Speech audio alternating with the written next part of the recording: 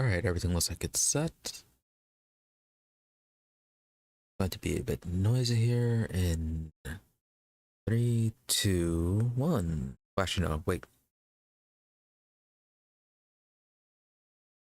To move something.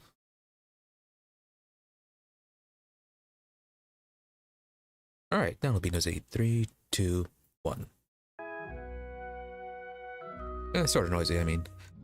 You had to click back into the window. So, anyways. Hey there, E here. We are back with more Pillars of Eternity. And we are getting into the DLC, the White March DLC. Well, got into it last time, just the main entrance. But we are going to be doing some full exploration of it this time. Last time, we did one part of the main quest, which was exploring a ruin near Deerford Village. Found a device that was similar to the one that we saw at the beginning of the game after the caravan attack. And we saw that the Linen Key was dealing with it, was activating those things, and that they appear to have something to do with all the Hollowborn children have been appearing in the area.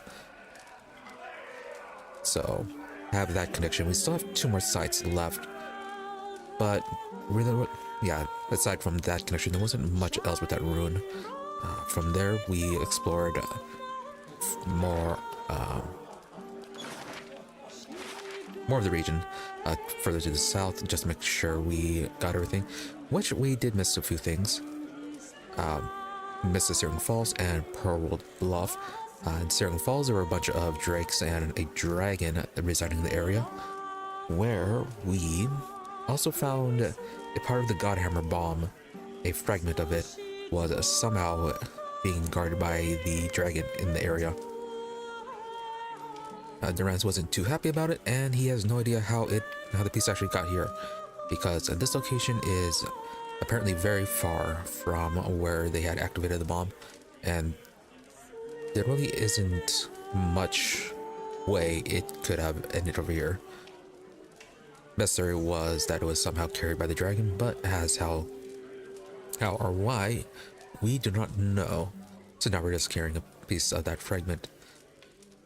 And then further west, after exploring that, we found Pearlwood Bluff here, where it was the location that we had saw for Sagani to find the reincarnated elder. Our elder wasn't there, but we did find another clue, and he is someone residing in the Twin Elms region. So we have a few quests dealing in this area for when we get back. But for now, we are dealing with the White March. I believe we were initially sent a letter to help recover this old fortress, the old Dwarven fortress. So that was a primary reason for being here. There's also something about a wizard being attacked by some mercenaries, and that could potentially threaten our own stronghold. So we might have to deal with that. When we arrived, we found this village being attacked by ogres, which they're kind of all over the place, but we were able to fairly easily deal with them because our party is a bit too strong for this. So yeah, we repelled the ogre attack, and yeah, we're just kind of exploring around a bit before we talk to our contact here, which don't believe there's too much to do here since everything was destroyed. Alright then. Yeah, we already talked to everyone here from last time. Oh, maybe not these people. Actually, no, we only talked to Halfrick here. Otherwise, nothing too much. So yeah, let's just finish talking to people here, and then we'll see if there's anyone else to talk to in the village before talking to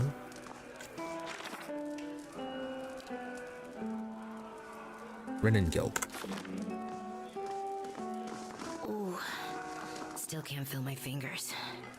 Right, so Endred. Hey there, good timing. You can watch me trounce Beerthwin. Alkaline sharp objects won't end well. Okay, fun bar fight. Once Endred, you once. You're playing games. What about the ogre attack? What? We won, didn't we? That is, you won, really. We just lived through it. Okay, so they survived the attack and they're just taking a break. Nothing wrong with that. We're not risking the roads yet with the ogre still out there. So we're stuck here. Oh, so they're not locals? Might as well play, right? Not like we lost anybody we know. Andred. Yeah, that was kind of rude. So what are you playing? Orland's Head. Andred grins sheepishly. That's what they call it anyhow. Well, good thing we left Habrius behind. Smooth. Andred, you pick a target C. Nose or ears. Nose work more, but you've got 2 ears to work with. You get less points the further out from the target you get. So for the mouth and eyes, no point is if you miss. Nice game. He throws each and whoever gets the most points by the end of it wins the wager. Put down 50 pounds, if you will.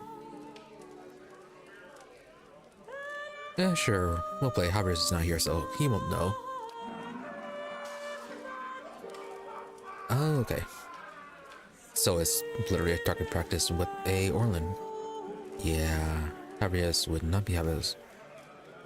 Habrian? Anyways, our little druid would not be happy. Andrew pulled a throwing knife from his belt, turning it over in his hands. Wagers 50 pounds. Sure. We'll give it a shot. Lovely, I'll go first. Just to show you how it's done. Andrew aims carefully and throws his blade. The knife hits his nose, scoring 10. Right, your turn. Yeah, so ears are worth less, so aim for the nose. It's the mouth, scoring 5. Aims carefully, throws a blade. Good aim.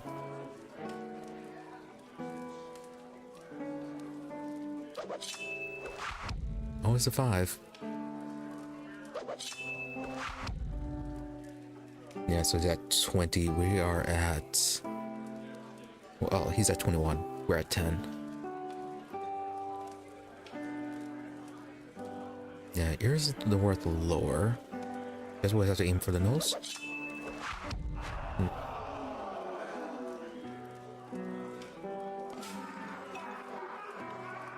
And we lost. Now let's try again.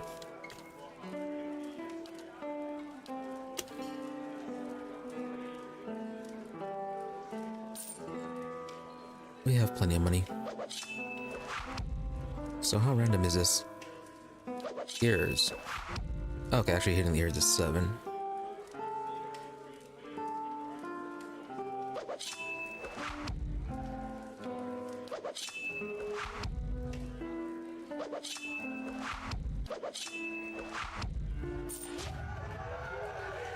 And then we win 50. Oh, is that it? Just some cheap gambling? Alright. Nothing too special then.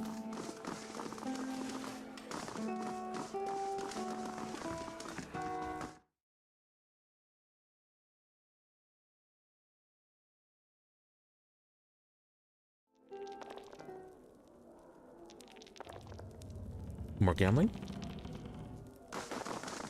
10 Pond says she trips them. You're awful. Light, flame, and sound. We'll keep to ourselves. Traps what? Are there traps on here? Yeah. Tells me something new. Shouldn't have said something. You might find this interesting. Oh, more traps. Those are a lot of traps.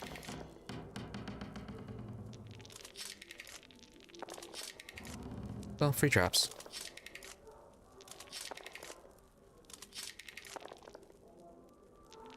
The work of a moment.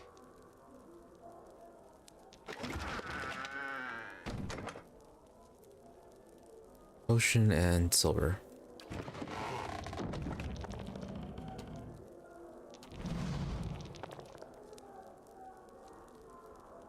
And that's an easy XP. So, hero of the hour, he laughs. Hereford, send you down to check on us? We aren't causing you trouble, on my word. Oh, right. We were supposed to check on an Orlin that was staying here. Yeah, that's something we were supposed to do. And then liquor. Why are we looking for liquor? Oh, right. Because the drunk guy that we encountered who was hiding, he wanted us to steal some from him. We said no, and we already warned him.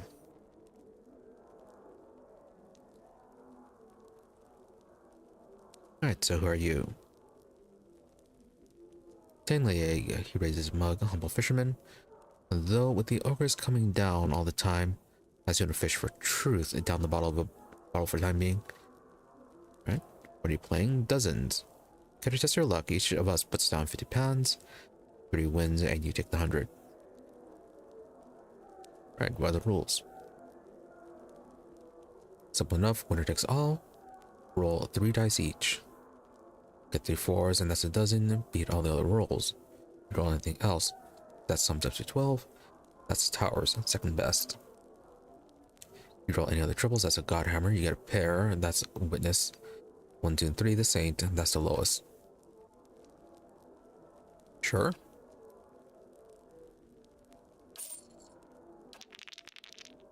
Alright, saint. Talkers for you. Tower. Tower beast or saint. Looks like you win. Witness, value 1. Wow.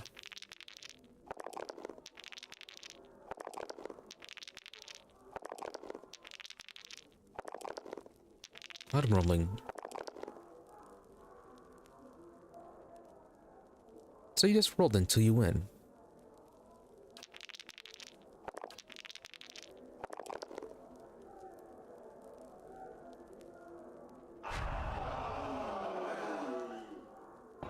Sure.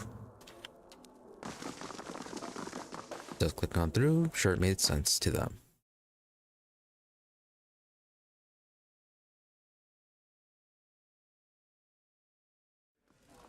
Gambling is weird.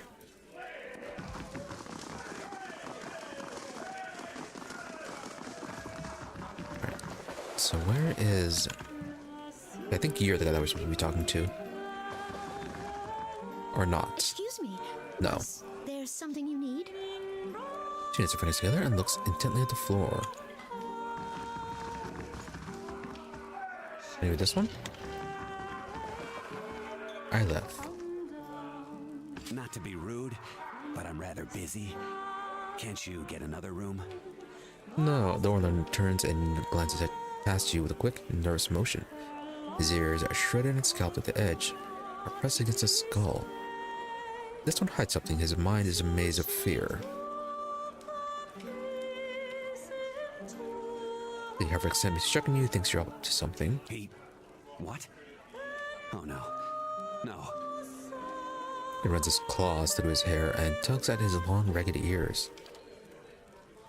Eloth can't imagine why he'd think a thing like that. Is she there? Did you see her? Yeah, he's only acting a little suspicious. He leans around you, peering at the doorway.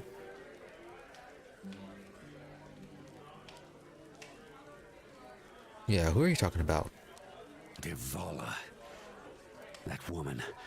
The slaver, she... We weren't even paying attention to the I names. was a slave in Raid Ceres. I ran away. Made it here. The mountains are usually the best place to lose slavers, but Devala's one of the best. His hands trouble as he picks at his worn tunic.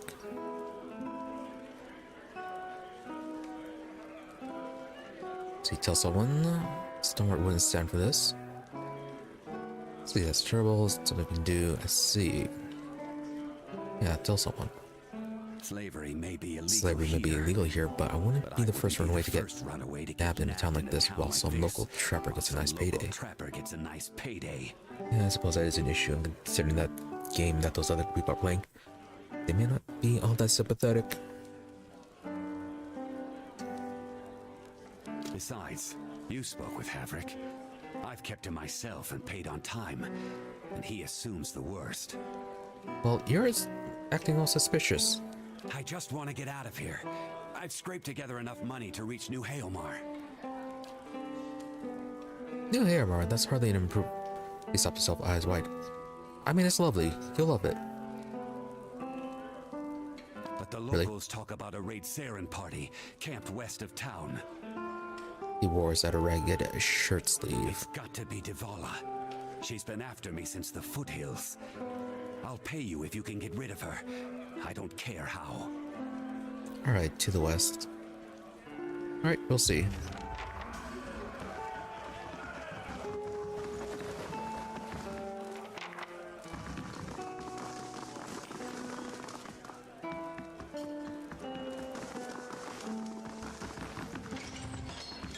And then nothing here.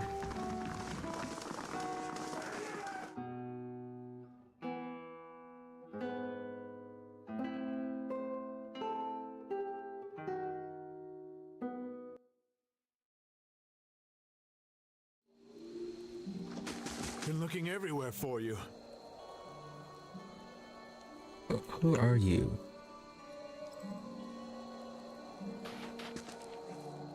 The man is sweating despite the cold. He opens his mouth to speak, but all that comes out is a loud hacking cough. He bends forward, bracing his hands on his thighs while he heaves and gasps after a lengthy duration. He raises a finger, still panting. All Afric's fault. Damn fool sent me to the other side of town looking for you.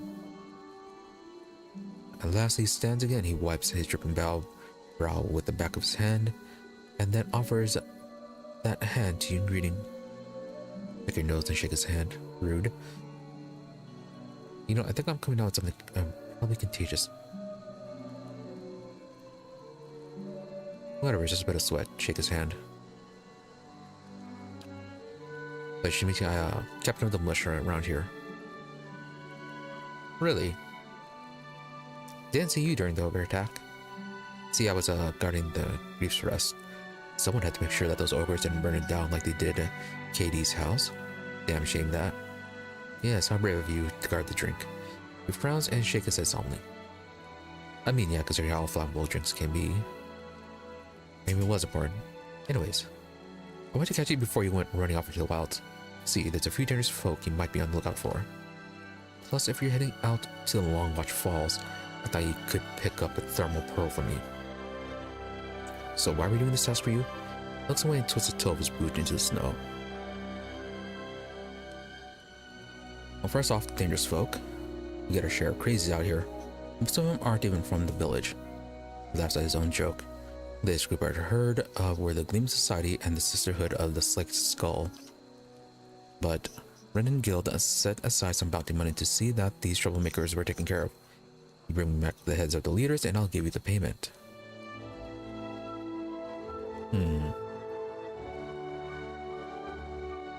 You're not going to turn it in for a much larger bounty, are you? You're not scamming us. You can always talk to Red Guild and ask her about them, I suppose. Anyways, about the Gleaming Society. Here's a pack of radicals that want to topple governments and kill the wealthy. Make the War of Defiance look like a good fight. Sounds like either a scan cultist or a bit like the dozen wannabes down near Divine Spay. Duke Avar and the regent of Raid Saren both declared them illegal, which is probably the only thing those two would agree on. Anyway, check Long Watch Falls to the east. That's where the last seen. As for the Sisterhood, that'll be Metzla. All of the members of the Sisterhood worship Bareth by sending as many folk back to the wheel as they can. Oh, that kind of worship? Worshipping death by making sure everyone else has died except for you.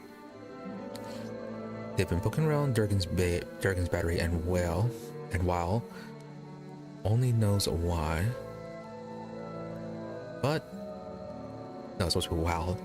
Weird. Wow. But you can understand no one around here was pleased to hear about it. Past the time recently didn't stay long, but stopped at the Temple of Ondra. You might see I've laughed, I know something. If they are so bent on sending people to the wheel, why didn't they do anything to the town? Unless they were outnumbered. Look at that. Come across them. Be careful, they are unpredictable. Alright, next order of business. The thermal pearl. What do you want that for? That's the thing, I already found it. I just need someone else to go out and get it. Saw in the hot springs up near Longwatch Falls. Again with that place. Would have grabbed it myself, but that's when I looked around and saw the Log of Faith. That must have been 50 of them. I would have fought, but I started to wonder what the rest of Star Wars would do without me. So I ran for the sake of the village, of course. Yeah, you're a coward. Well, live coward. So what was a thermal pearl anyways? From hot springs, something to do with all the minerals in the water. Smell kind of funny, but they're full of minerals. Just have to crumble them into a pint. Gridley knows that his gums are bleeding.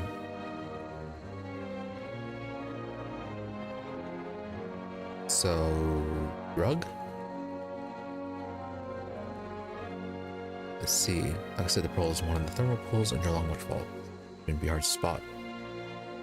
The more at Longwatch Falls. He's a stalwart. Got some nice views of the valley, but most folk avoid it these days. Plenty of water nearby. It takes only a few inches of snow to block the pass. If you're getting out the way, I suggest talking to Thirsk. He might have something to help you deal with the Log of Faith. Stop by Thirsk's place before you leave town. He is the house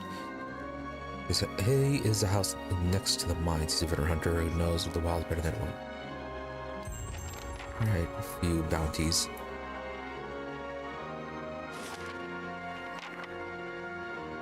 Okay, Bergen's Battery.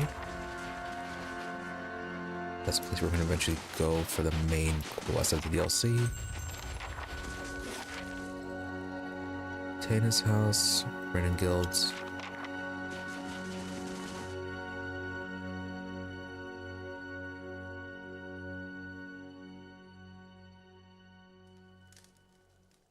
They gone? Have those nasty brutes finally left? What brutes and who are I you? heard the ogres outside, tearing down walls and murdering folk.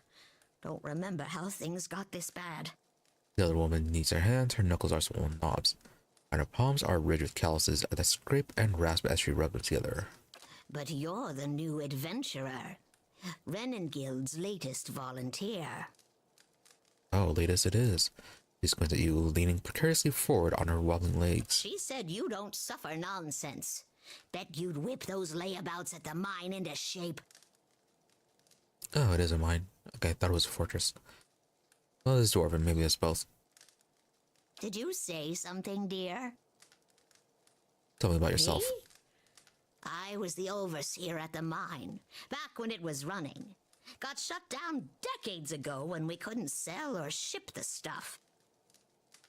Oh, you're the overseer. But I still remember plenty about the mining business. And I got as many folk as I can digging out the entrance. Taps her head. I spot a dome under a thinning thatch of hair. Been praying to the salty wench that I don't forget too much before they finish the job. Got to speak up? My hair. Alright, nothing too much with you. For now, anyways. When we actually start investing in that place, we'll probably have to go and talk to her, get information about it.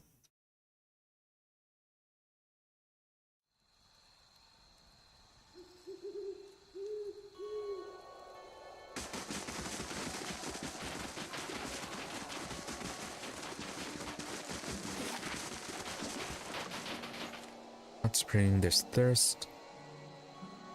Wagon, timber of Andra, and fishery.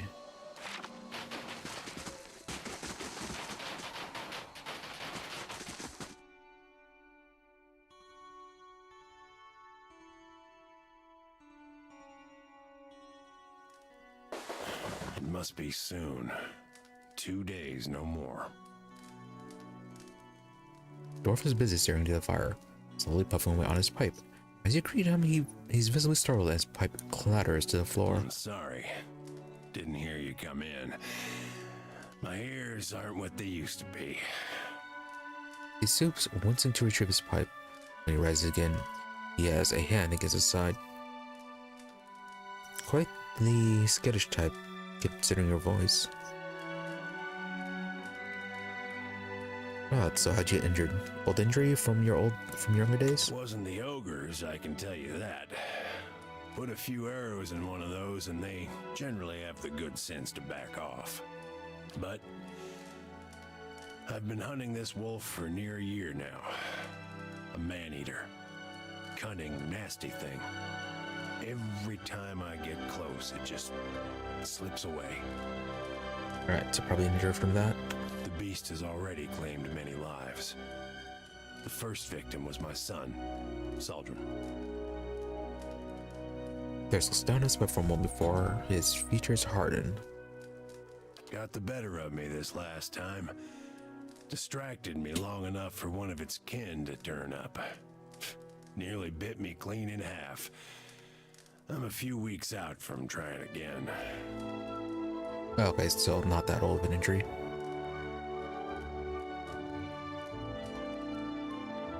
So, where is this beast? Roams the russet wood out to the west. Seems to have decided the lake is a good place to find prey. Alright, to the west this time. It's picked off some scattered ogres from time to time. But mostly it's been going after hunters, travelers. Oh, pretty impressive for a wolf if it can go after ogres. Those are pretty big. Yeah, you said it was a wolf. No ordinary wolf. A monster. This creature is big. And I see the signs it leaves behind. The mess it made to the last couple of hunters and the elk. Doesn't always finish its meals. Damn thing might be sick. Might have a bullet in its jaw. Something. In any case, it needs to be put down. Odd that it's hunting without killing. So tell him about your previous encounter. Nothing to tell. Near misses, all of them.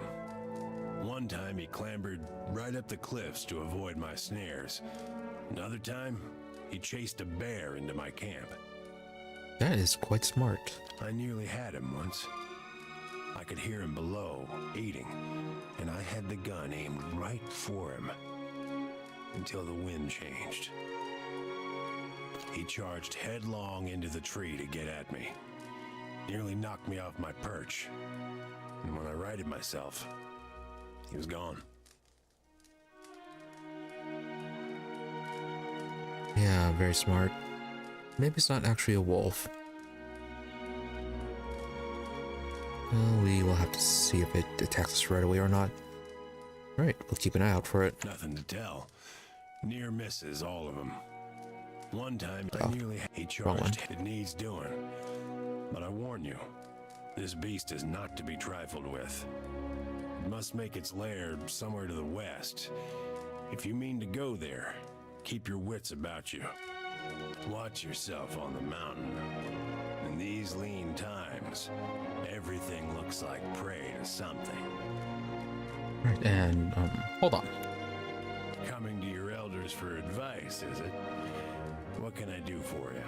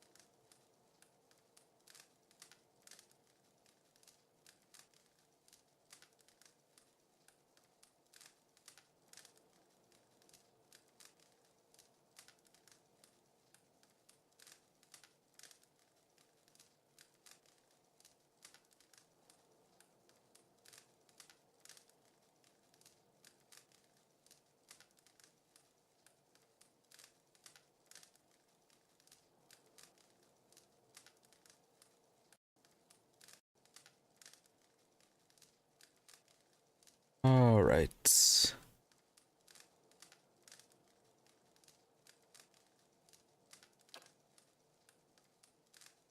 Right, we're continuing with questions. Taylor said I should talk to you before I head to the long watch. One moment.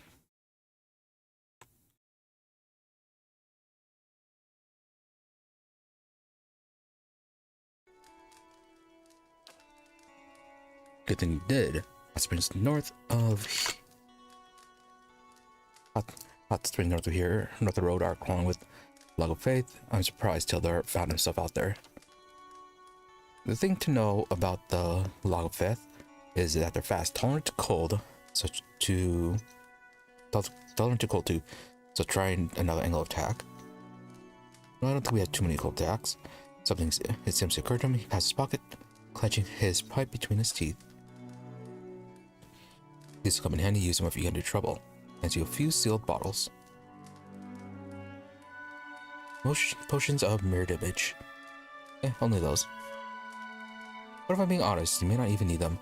You know those ogres well enough, and you look like you could hold your own against the Log of Faith too.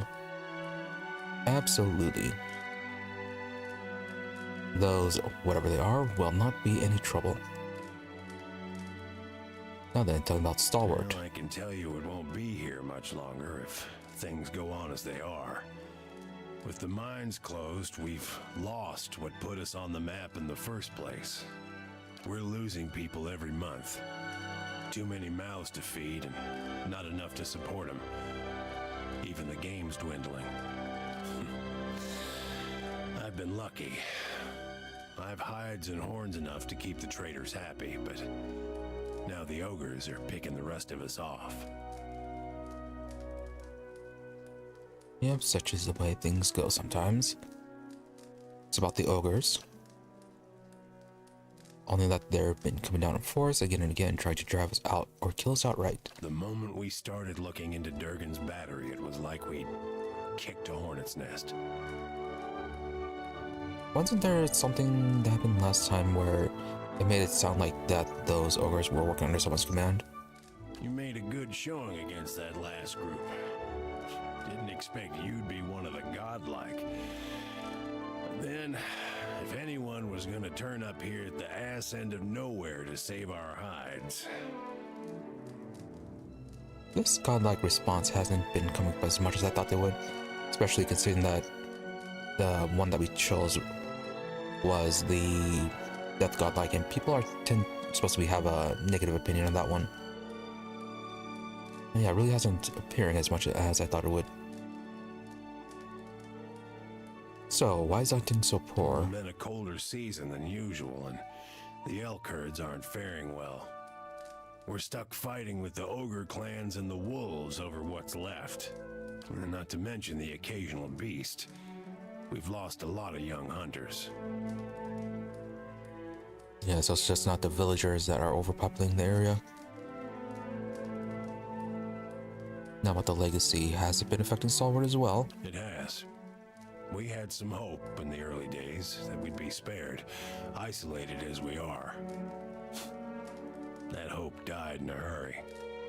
Not everyone's been so unlucky, of course. You'll see a few pampered sprats around. Treating them like precious stones won't see them grow up any faster, if at all. So his surroundings features belies his soft laughter. Yeah, that feels like the kind of thing we should be asking if he's seen any Glenfethin ruins around here. Well, not Glenfethins, the Engwithin ruins.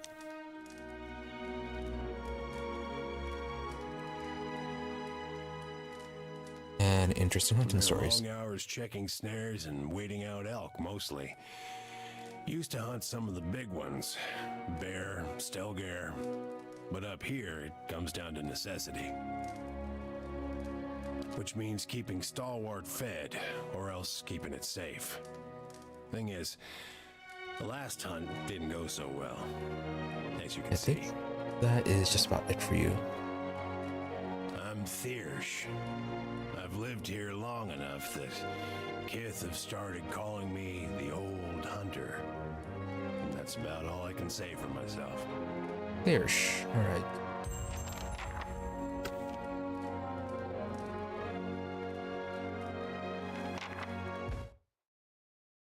Oh yeah, I looked up the gameplay link for this DLC. It shouldn't be that long. About 10 hours, unless it means only 10 hours for part 1. Yeah, I know there's 2 parts to this. Weren't exactly clear on if it was for both parts or not. Huh, that's what I get for asking directions in the middle of nowhere. I'll find it without your help. I'm not giving up, you hear me. Charlton's Isle, Madaha, and Okran. Alright, first you, lady. Say, I don't suppose you've seen any mysterious old buildings in the mountains lately, have you? Oh hey, you actually have a portrait. The Amawa wears an assortment of bangles, bands, cuffs, and chains as thick as armor. She watches you with a raised eyebrow and eyes gleaming with mirth. So, Durgan's Battery? No, but I've heard that name a lot around here. I'm looking for the Abbey of the Fallen Moon. It's an obscure temple dedicated to Andra. Again with Andra. Yeah, those sisters were also looking for Andra, or dealing with Andra. No, they went to the Temple of Andra. They're working for Bareth. They're doing something else.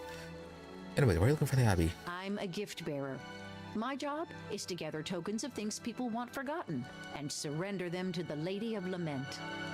Best place to do that is the Abbey of the Fallen Moon. Gift bearers usually dispose of tokens in the sea. Why are you going to the Abbey? Well, you throw some things into the sea and maybe they wash up on shore one day. But you want something really good and forgotten, you take it to the Abbey. See? Deer stares at Durance with a half-crazy look in his eyes, scratching his beard in contemplation. His smile broadens as he thinks. Yes, everyone would want to toss Durance to the sea. But it's best not to pollute.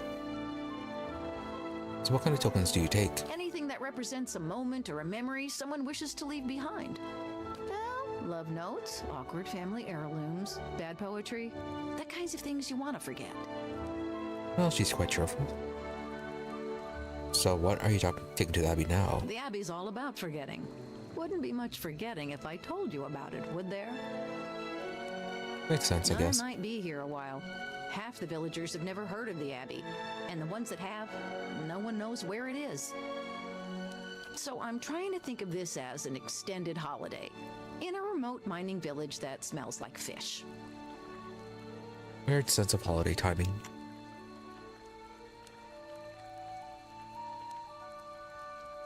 Alright, business in the region. We could travel together. You won't regret it. I've got a lovely singing voice.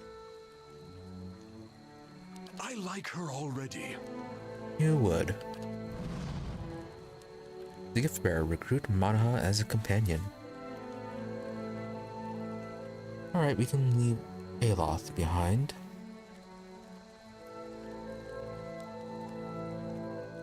Oh, you're a barbarian.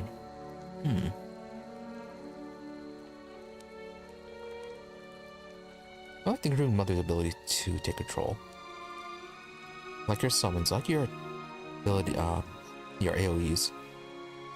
Like your tankiness. Well, for now, we'll send Aloth away.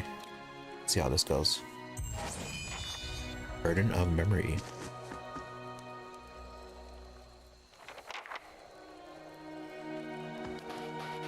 I'm here.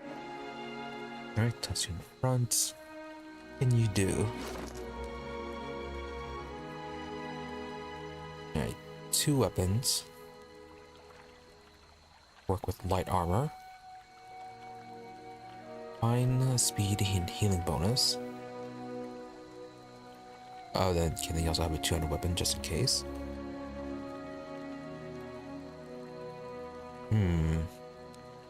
Keep on forgetting that Aloth, we have him for our mechanics and lockpicking.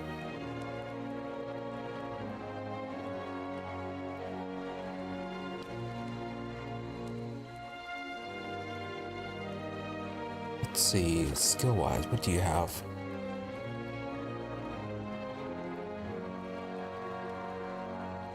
Shame you don't have mechanics up.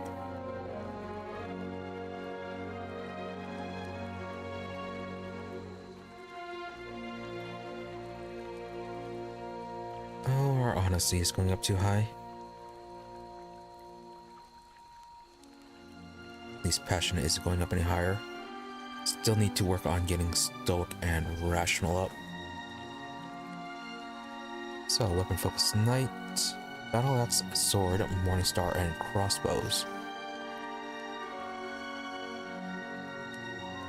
Let's see if we have any of those in storage. Remember, blow, 1 per encounter. Heavy slashing attack with a bit of an AoE on it. Stalwart Defiance, so better defense. So a bit of healing. Then Spirit Deflection, just bonus to +5 to that. Thick Skin, natural DR. Defense against stun and prone. Second Wind, Savage Defiance. Even another way to regenerate endurance. One stands alone. More enemies are needed to flank you. Plus more melee damage. Carnage.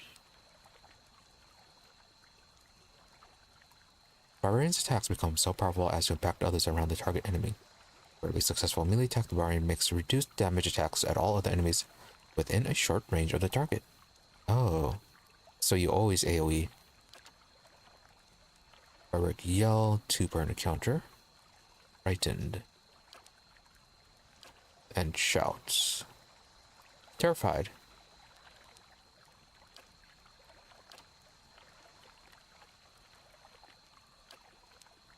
Alright, not bad.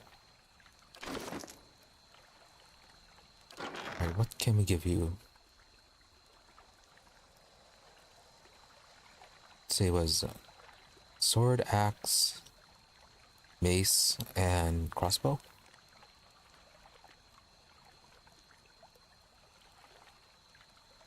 No uniques.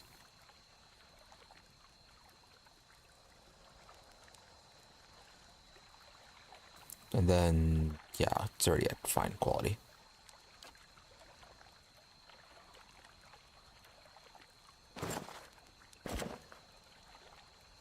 Crits. Skate rate bonus, max endurance.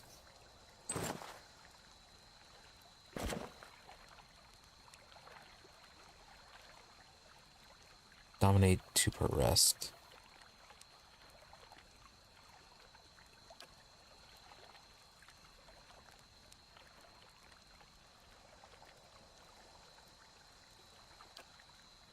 Yeah, nothing much with those. Could give the exceptional sword in exchange. Oh, right, armors.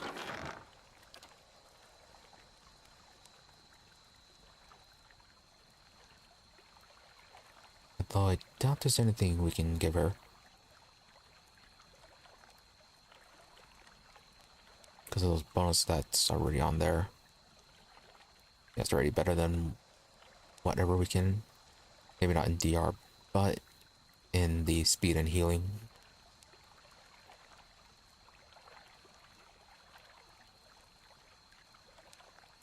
Okay, so no need to mess with that.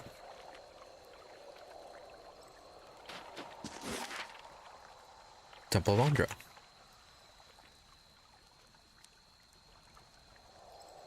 All right then. So this isn't the Temple of Andra you're looking for, or a different one? Before we go and we'll see what Oakland here has to say. Dwarf puts his head down and arms crossed, only stopping to hurl glances at the building behind him. His face is smeared dark with grime, and soot falls from his beard as he mumbles to himself. Work my hands into bloody stumps in his place, and for what? He kicks at a mountain of dirty snow. Start with nothing, leave with less. That was the words that hurt everyone, enjoying the taste of misery, grow a spine. Who were you yelling at? At idiots, and that's who.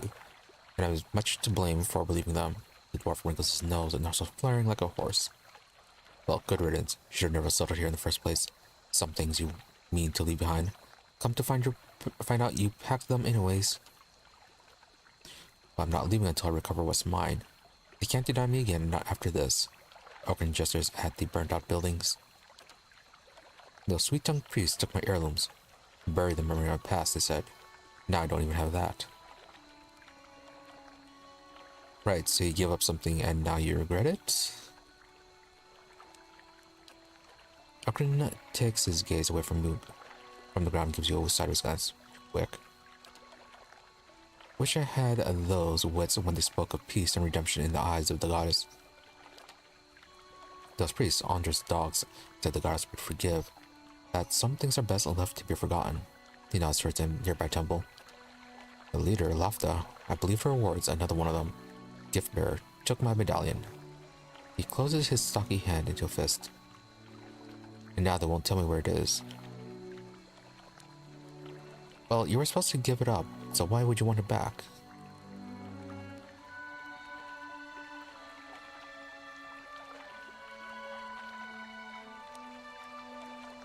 Yeah, what exactly did you want to forget about your past? That was a different life, better days until.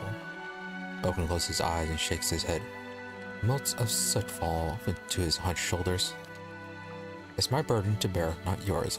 I thought to cast away, but the memories I lost were all the wrong ones.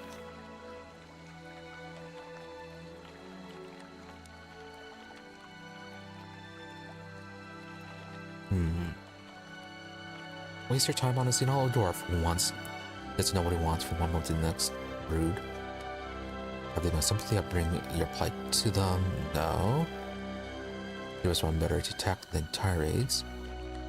Find anything, I'll let you know. Maybe something I can do. What else did you give the priest? The recast mission. Look at you. He quickly turns his head away and nods. You don't understand its value, my armor.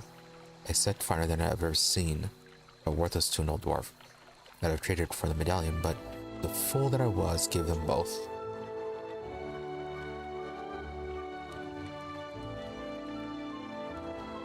Right, so for some reason you gave up something incredibly valuable, but you want them back.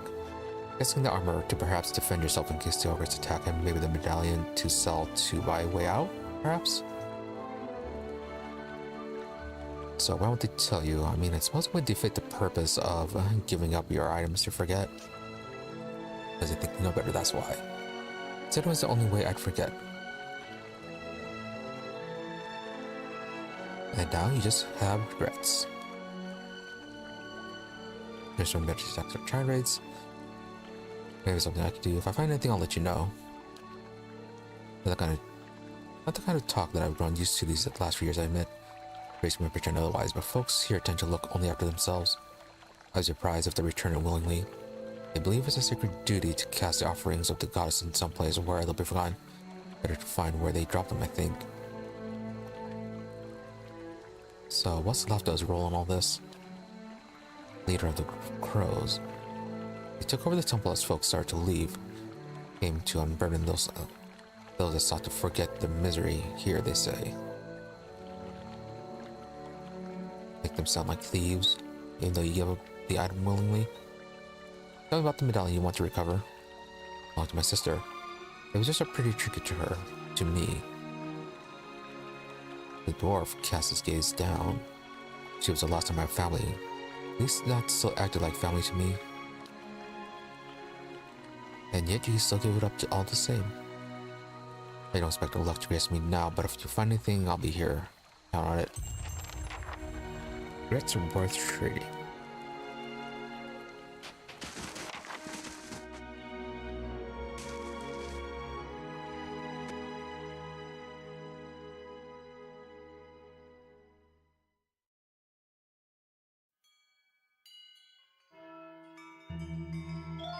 Right, so a few people we might have to fight if this goes wrong.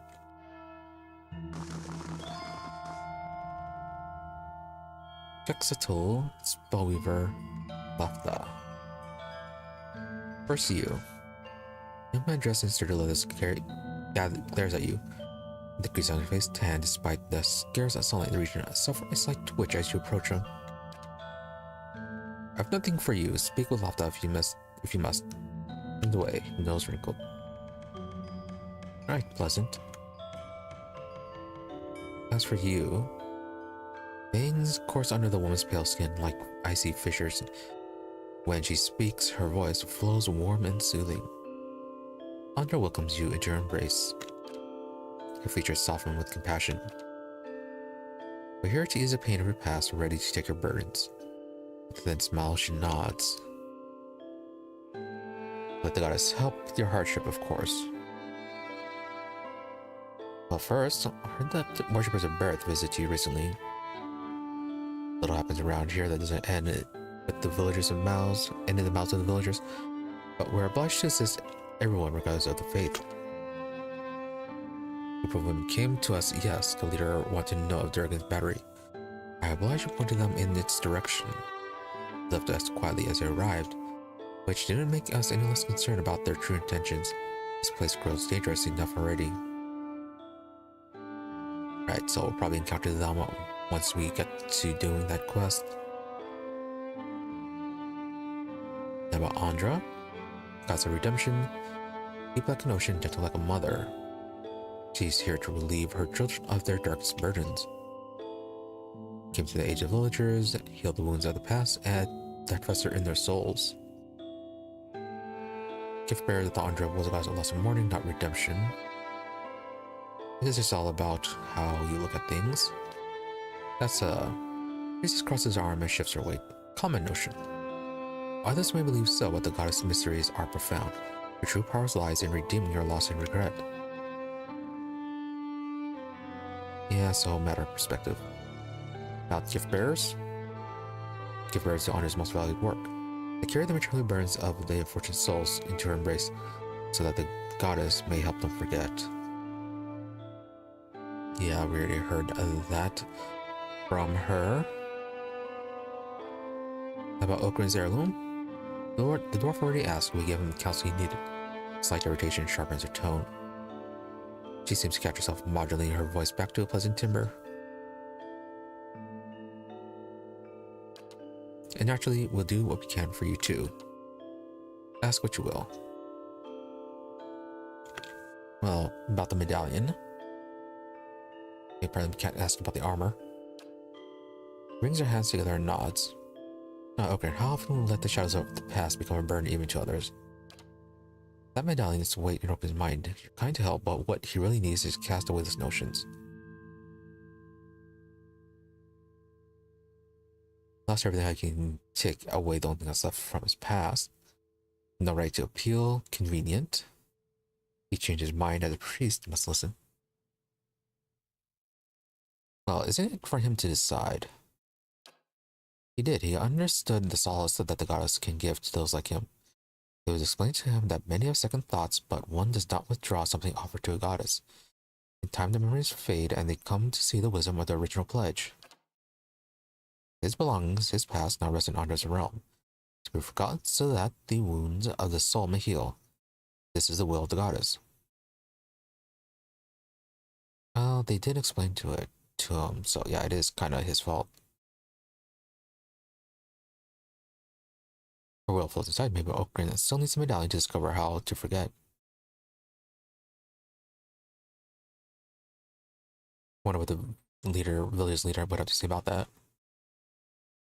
Probably side with the priestess under the idea that Okrin did basically consent to giving the item. Suppose Okrin has moved on. Tell me where the heirloom is.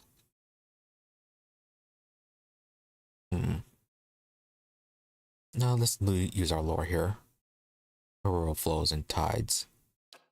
For a moment, the priestess scans the floor before her as if she's searching for an answer. She nods. You're well versed in the intricacies of our faith. No use in hiding anything from someone like you. He's going to quarrel over the mysteries of a goddess as well. I'll tell you what you wish to know. Okazarian was taken by Ixley, a chosen gift bearer among us. Cast away as an offering to Andra. Only he knows where. You could ask him yourself, but he's on a trek through the mountains of Durgan's Battery. Run into Ixley, tell him he has urgent duties to attend here. Okay, nice and simple. Oh yeah, it's hard to believe that the only gift bearers know where Andra's offerings are cast away. Is it? Our goddess is frees us from our earthly burdens. It's best if only one of us knows where they are taken, lest we all end up suffering under the weight. Sounds like an easy way to scam some free money.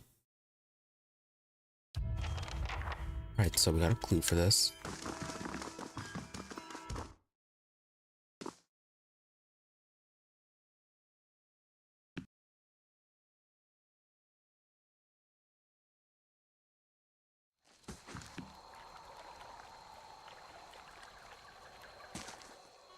Ooh.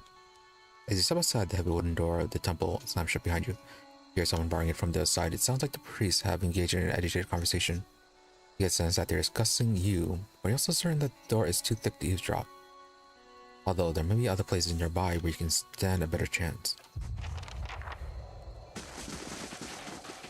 Can't believe this, how could you? The wooden shutter of the temple's windows closed tight, muffles a set of voice coming from within the building. You can't quite make sense of the murmur, but cracking a shutter open would likely help. Rusted iron latch holds the window shutters closed. With care, you should be able to unfasten it without being noticed. Fasten? You carefully begin to lift the latch from its metal hook. Halfway there, the rusted iron resists with a screech.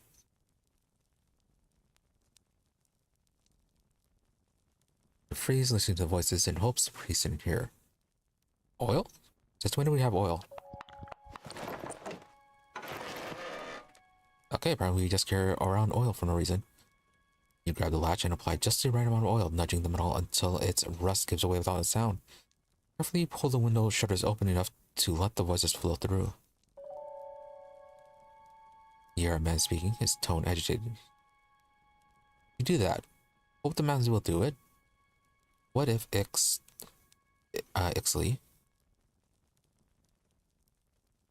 His sentence cuts, as if the man were speaking to all sides of the room. Suppose she tells them instead, what then?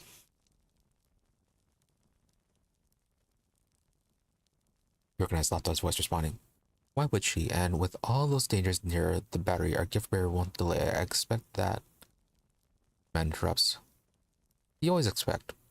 Look where that's taken us. A dying village, ogres at the walls. Ixley's not back yet, and now I have to do his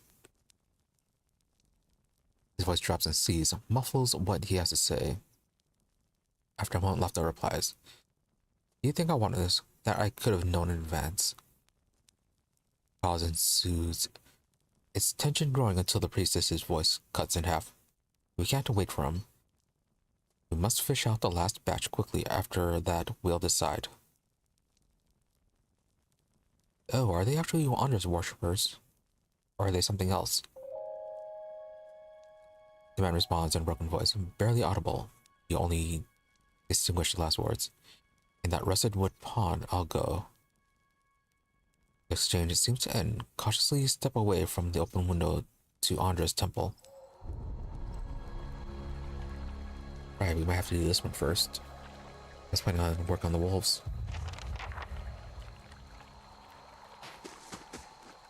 Find the gift bearer or search the waters of the rusted wood. Let's do both. As for opening, okay, cannot talk to you. Fresh fish, freshly caught. Effigy's eyes! It looks at me! Ah!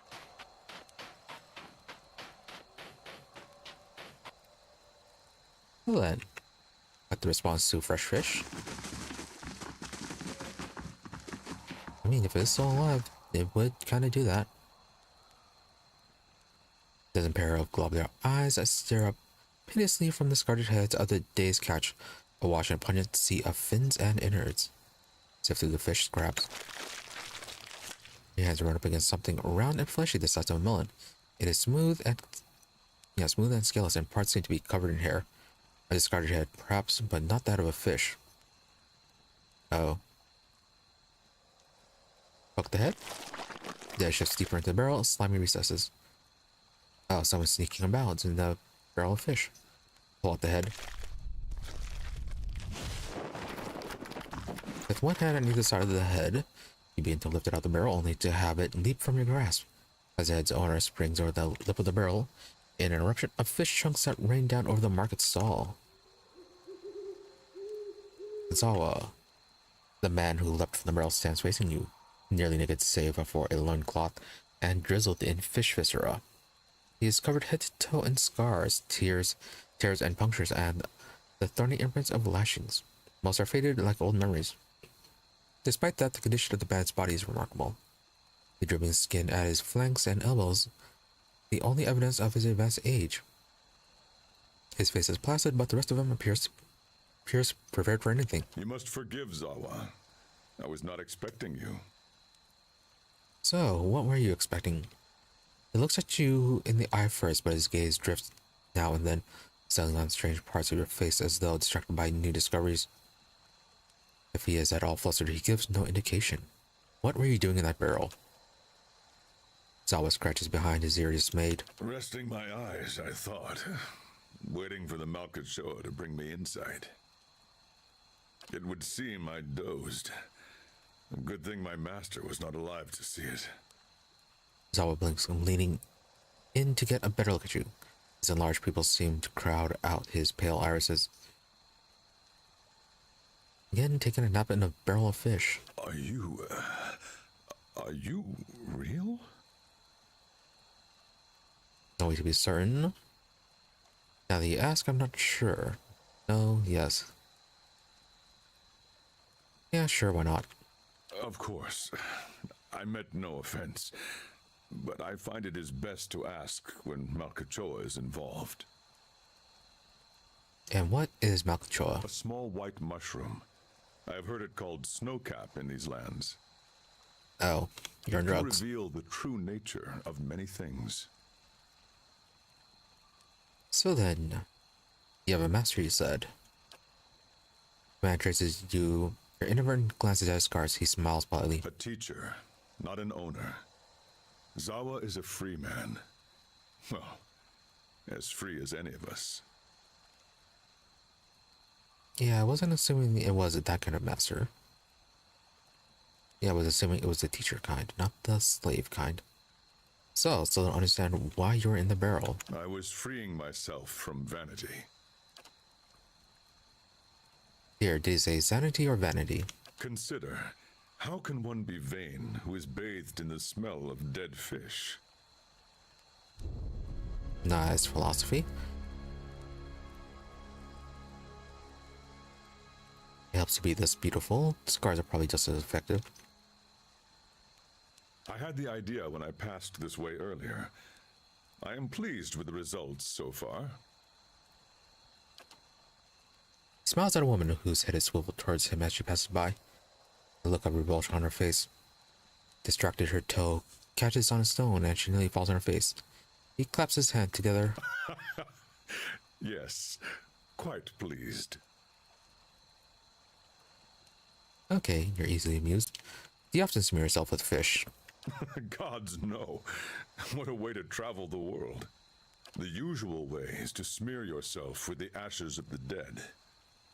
But they do not burn their dead here, so I have to make do with what the land provides. The cold seems to conquer the smell. Even now, the scent hides itself. Disappointing. What a thing to be disappointed about. So, the scars are from battle? Zell glances down at his body. From battle, yes. I left them upon my enemies. He points to various patches of crisscrossing scars. These were struck against fear. These against pleasure. These against hatred. Those down there against greed and doubt. And these... He points to his face. It's all self-flagellation. These were for vanity. Yep, so you made those scars, obviously. I cannot take credit for all of them, but I did most of the good ones. His mouth perks. Let's take I part put in your them work. there in battle to remind myself what is real and what is not. Our worst enemies are inventions of the mind, pleasure, fear. When we see them for what they are, we become unstoppable. And have you achieved this? I feel I have been close, but never for more than an instant. In the moment when the pain is sharpest, the world becomes clear. In that moment, I am a match for anyone. He gives a slow, assured nod. Well, it sounds like you have quite the battle experience. It was caused you to suffer greatly. Of course, I am fortunate to have suffered so much. If I did not suffer, I would not aspire to free myself from it. I would wander from one unfulfilling goal to the next. More wealth, a better station. My soul would wither. Oh, if only we could all not worry about the attainment of wealth and bettering, well, physical betterments. But to search for a place beyond suffering's reach is to nurture the soul, to harden it against the elements. Suffering is the greatest gift the gods have given us, their most beautiful, perfect creation. It is the hand that turns the wheel. What about that way to look at things? His eyes gleam as though looking upon an old and beloved friend. Yeah, I'm certain then that there is another person who has kind of the opposite view of things. I wish to inflict suffering on the world, teaching them a lesson. Zealotry is quite dangerous. So you don't seem like you're from around I here. was visiting a monastery not far from here. I found it empty, but I met a messenger as I left. Is it going to be that old abandoned Temple of Andra that we were supposed to be looking for? He carried a call for aid. Seeing that he would find no monks at the monastery, I chose to go in their place. Zawa is no longer young, but in combat he is still the greatest of the Takan people. It seemed only right that he should go. Stalwart hired me as well. I would not say I am hired. I seek no wage, and I promise no result. I have chosen a path, and my spoils come from walking it. As he frown, an uneasy frown settles on his face, almost a wince. And this fortress, this Durgan's battery, its people are gone. Zawa would know why. Now, why exactly are you seeking this mystery?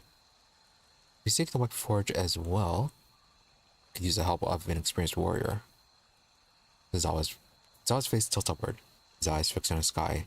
He remains motionless, a trance at length, blinks as if wakening, and looks back at you. He shrugs cheerfully. One wishes to swim. It is no time to argue with the current. We are here together in this moment because a perfect force has willed it. Who is Zawa to argue? Yep, no need to argue with the game devs. He looks at you squarely in the eyes, and for once they do not drift. I will walk with you so long as the gods wish it so.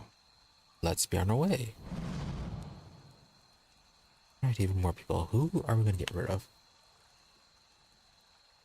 Guess we can get rid of Durant's. It's gonna kinda hurt not to have the double priest when we come across undead. You walk your path, I'll walk mine. Alright, that's quite loud.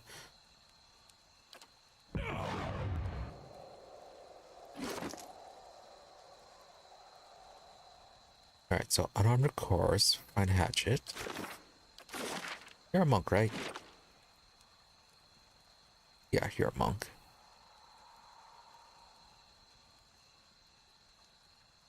And again, no mechanics. We have nobody with mechanics. Alright, we're gonna have to switch somebody out. Probably a deer then. Might bring Aloth back.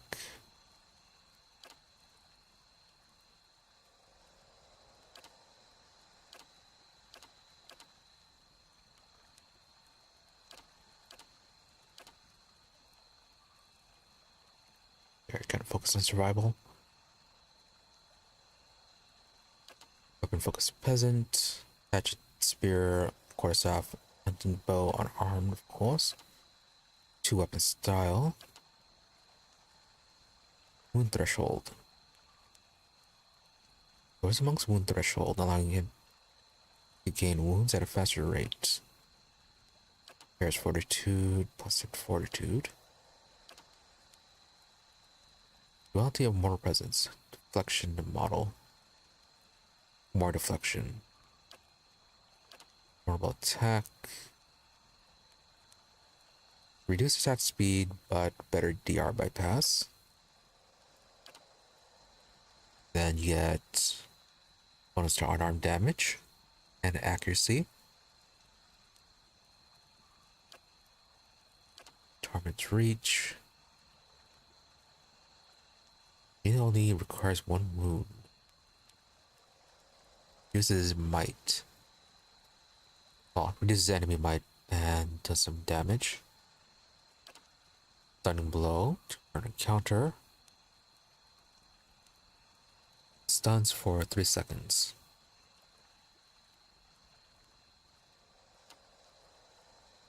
Then you get second wind. Then ridding pain. AoE damage. AoE crushing damage. Oh, it's a passive. Shockwave each time they gain a wound. Okay. Force of Anguish requires 2 wounds. Acts as a push and can cause prone. Then Fighting Spirit. Under 50% HP, more accuracy, more damage. Yeah, if your stuff is giving bonus to be under HP, might, yeah, swap out a deer then.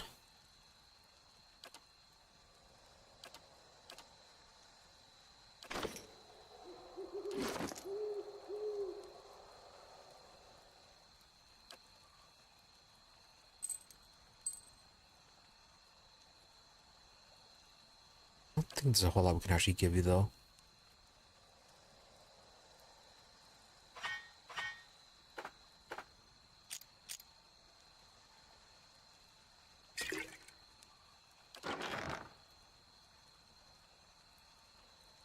You are in very light armor, as you should be, I guess.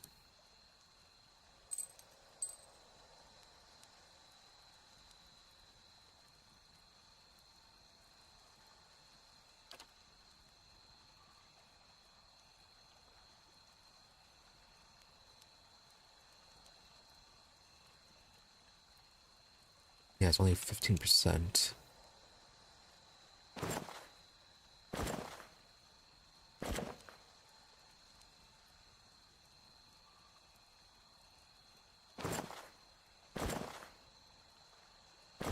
I'll give you the cultist armor.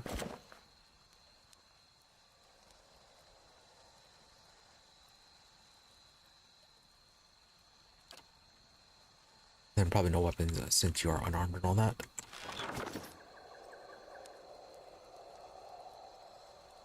Yeah, we should probably talk to them too.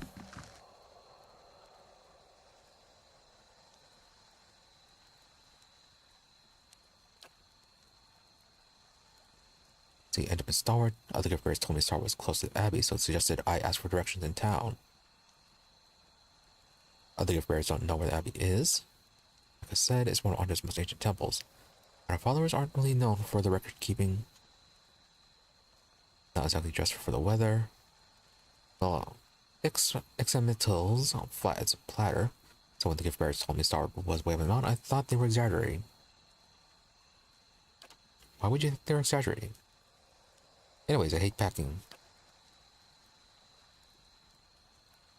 See, how'd you become a gift bearer? Wandering around meeting folks. Never been good at staying in one place for long. Alright. Got the job you love. Have questions about the Abbey of the Fallen Moon. We're looking for the Abbey. I'm a gift bearer. My job is to gather tokens of things people want forgotten and surrender them to the Lady of Lament. Best place to do that is the Abbey of the Fallen Moon.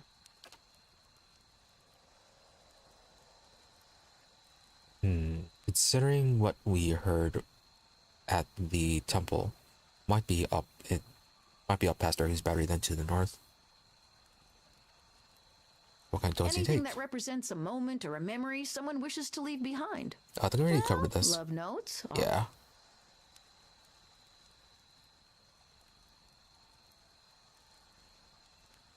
Yeah, it's supposed at the Abbey because it's tossing to sea, sometimes it wash up.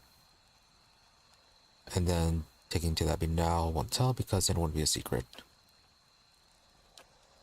About yourself. Where to begin? I spent almost 10 years as a mercenary in Old Vila. I did work there. After that, I fought with pirates in the Deadfire, or for them, depending on who was paying. Did a short stint in the White, that Wens, that roamed around the Living Lands, and finally joined the Gift Bearers in Ixamital. And here I am. Give up piracy for becoming Audra's gift bearer. Why so much travel? All part of the job. And she also said she loves traveling. Yeah, looks like nothing too specific or quest related. Grew up in Rautai, left when I was super young and haven't been back. Why not? Oh, you know, it's been almost 20 years there. Change of scenery is good, right? It gives you a reason to smile, but it looks forced.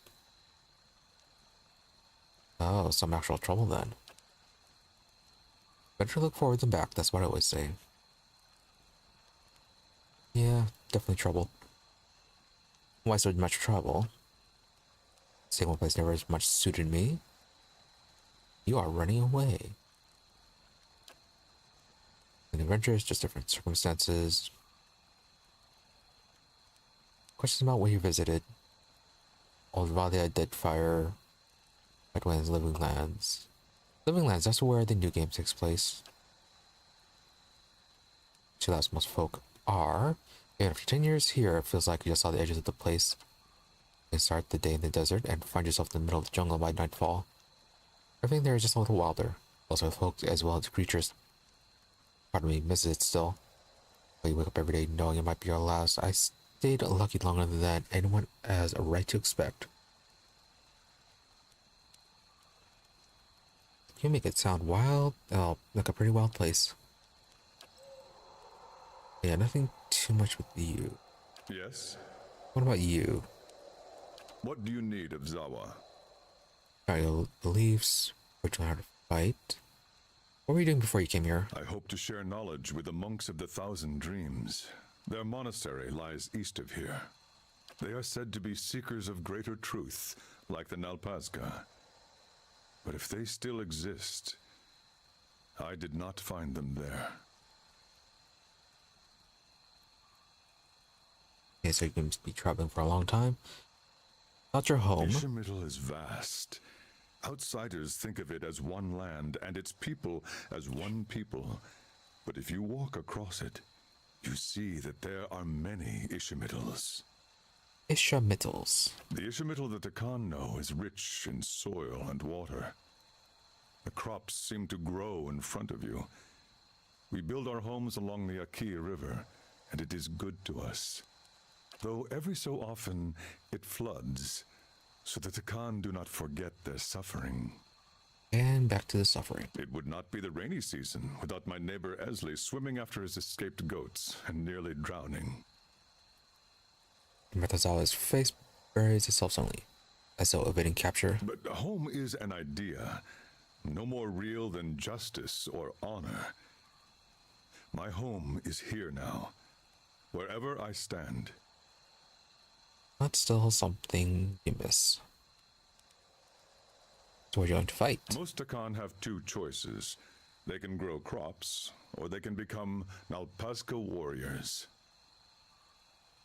I was the youngest of 5, a dreamer. The Nalpazka were always in my thoughts. They did not feel the same about me.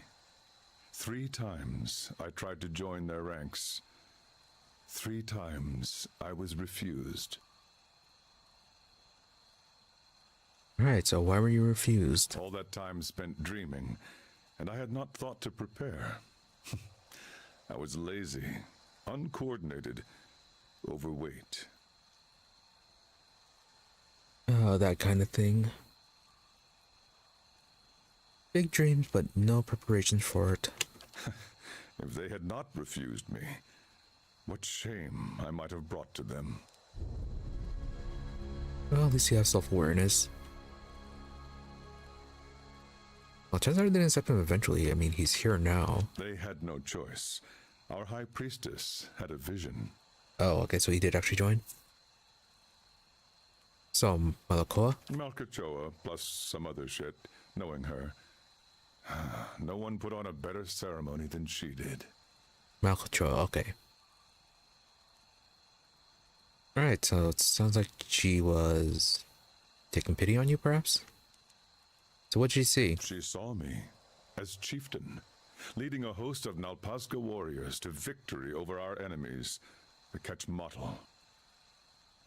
The last word twisted his mouth as though he'd eaten something spoiled. Our last chieftain had died over the winter.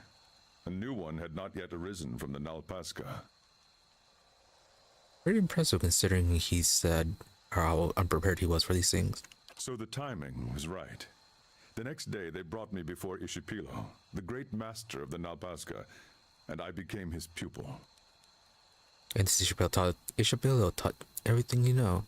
I still trained with the other instructors, sparred and meditated with my Nalpazka brothers and sisters. I learned from all of them. But learning from Ishipilo was a chieftain's privilege. He knew the secrets that could grant mastery over reality, invincibility in combat. When an Nalpazka was deemed a worthy successor to a chieftain, greater than all his peers, Ishipilo would take him in, prepare him for the future. I would not be as I am now without his lessons. Yep, sounds like it definitely did change you. The teacher knew how to master reality. Did you learn his secrets? Zawa opens his mouth to speak, but only a slow exhalation escapes. He looks at you, frowning, and tries again. Not all of them. What was your master never taught you? A story for another time, perhaps. One thing he did teach me was that the more you talk, the less you hear.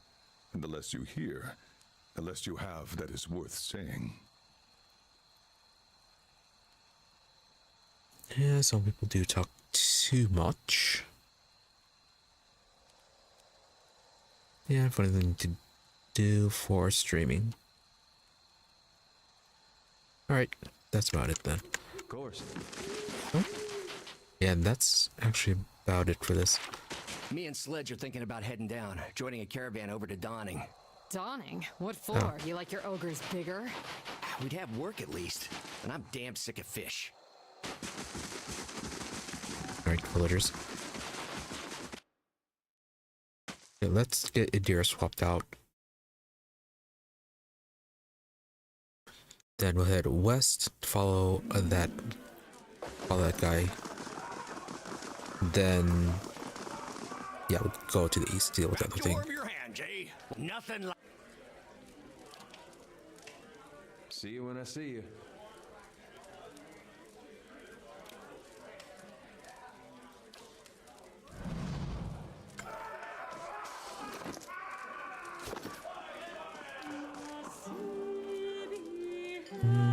We're not that far up.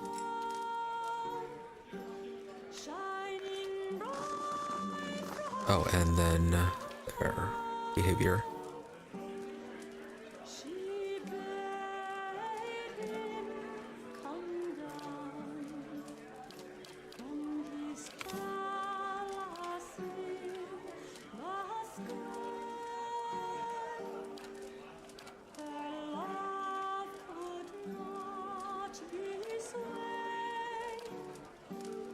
Okay, break deflection. We should get you then something to help out with that.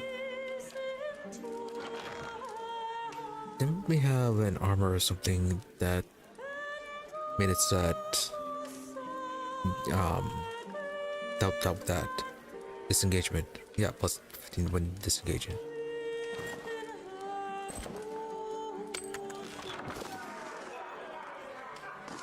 Got it. And then there's also another ability we can get them once we level up, assuming that's just nothing else we'd want.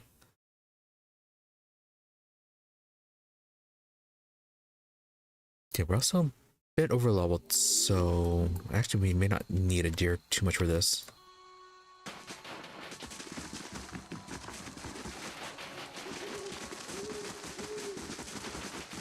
No idea where that person went. The one that we saved.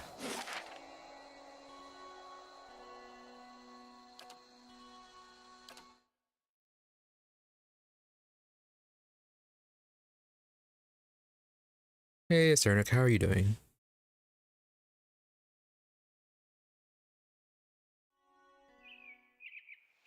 All that time fighting upon the sea. Oh, you must have some great stories. The rot gut and cannon blasts knocked most of them out of my head. Those were good days. You ought to meet my sister. Where in Rawatai are you from, anyway? Little coastal town. Definitely no cannons or rot gut there. I am doing fine. Week has been pretty good.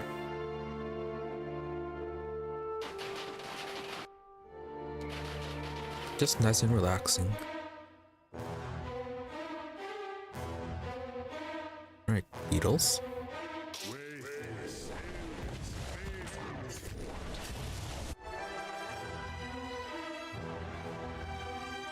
See exactly how overleveled for this are we going to be.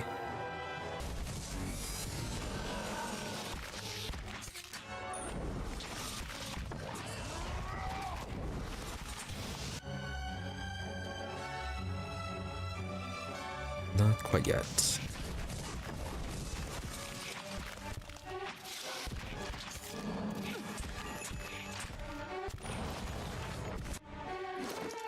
Oh, we switch around the party. Yeah, I gotta switch back to aggressive. Yes?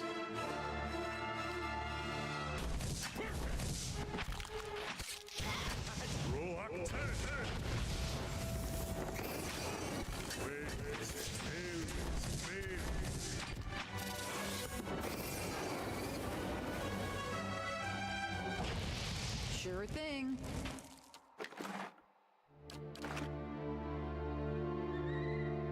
Alright, nice easy encounter to start with.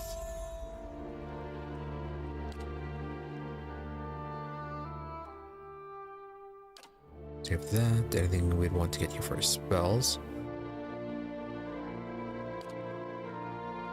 Get you a polymorph.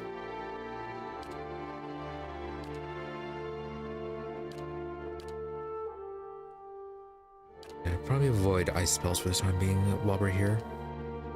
Maybe get Torn of Flame then.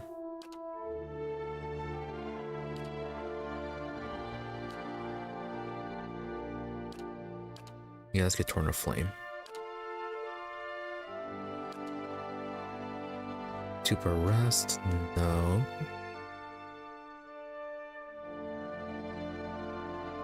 Let's go to get the bonus spell then.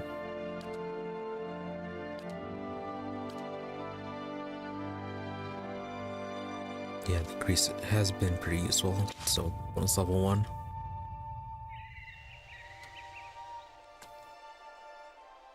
I will walk unseen. Oh?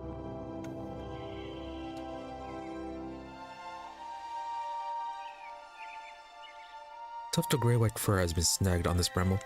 Oh yeah, there's that giant wolf that we're supposed to be hunting too. Pale elves. Alright, ogre. Of elves stand in a scattered ring around an ogre, but they do not appear to be engaged in battle. The ogre is bound with a rope, and one of the elves tugs harshly on the line tied around the ogre's neck. Were we told about these elves or not? Don't remember. Vermal, this is pointless beast. You won't get anywhere being stubborn.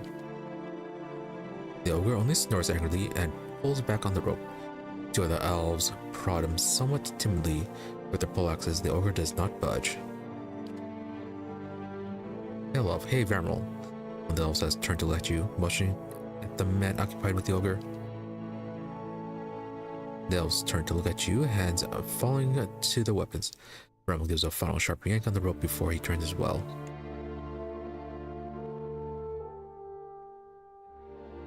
But then, well, the ogres were our enemies, so don't know if there's any reason why we should be helping the ogre. Though it could be from a different group of ogres. Yeah, we don't know. Yeah, we know that some of the ogres, instead of actively killing the villagers, have just been working to drive them off.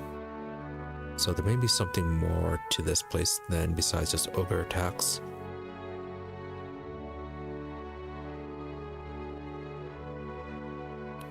First off, long way from home. I will be further from it till tomorrow, just picking up some help along the way. Looks up at the ogre.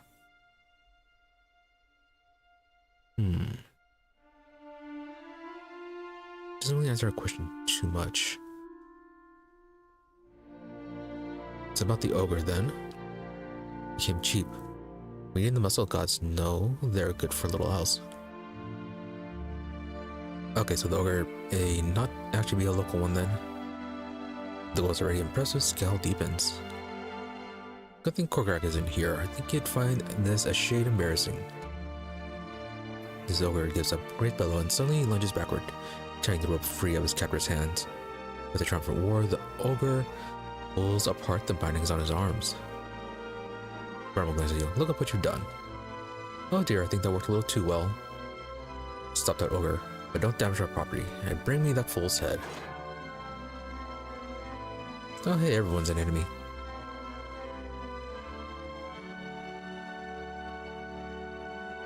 Alright, more loot for us. Your thoughts must flow deeply indeed.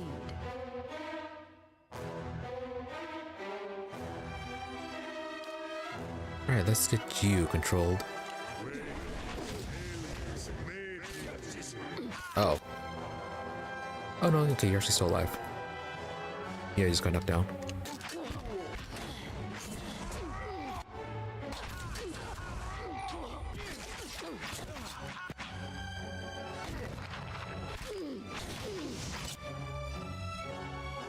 Alright, you did a pretty good job of surviving that.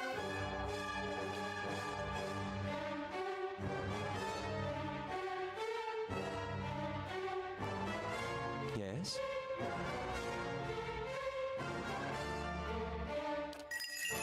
Alright, let's try that again.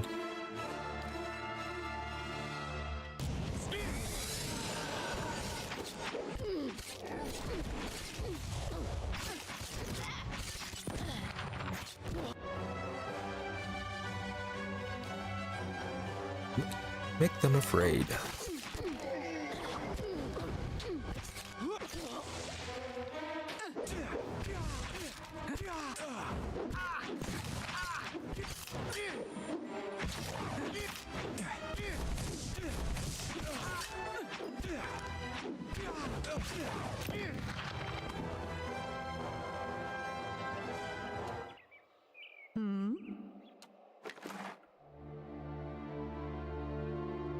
No way to solve them peacefully. So, bitter cut.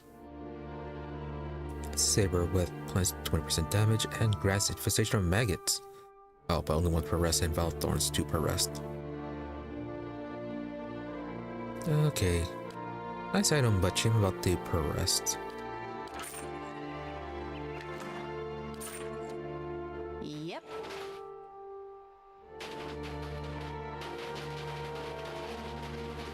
My thoughts will be as silent as my feet.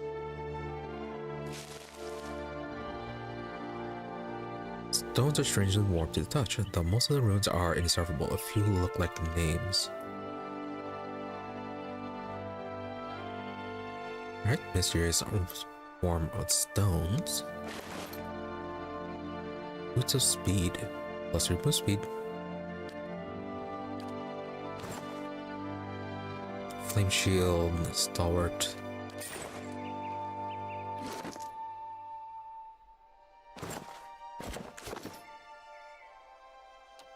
Sure thing.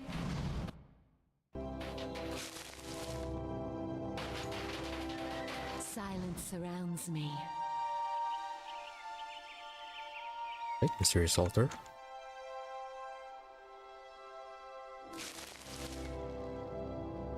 That we can't even interact with. Okay.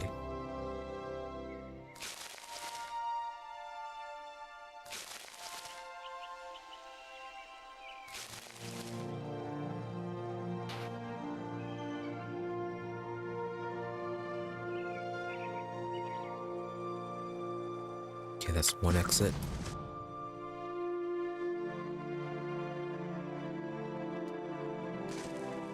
If secrets whisper here, I shall listen for. Bunch of spirits. Just like old times. Oh, another one of these.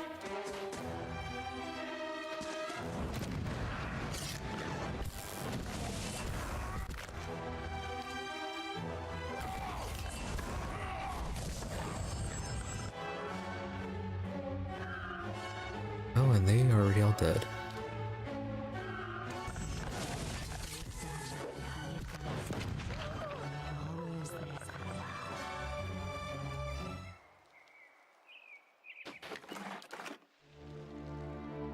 I shall be discreet.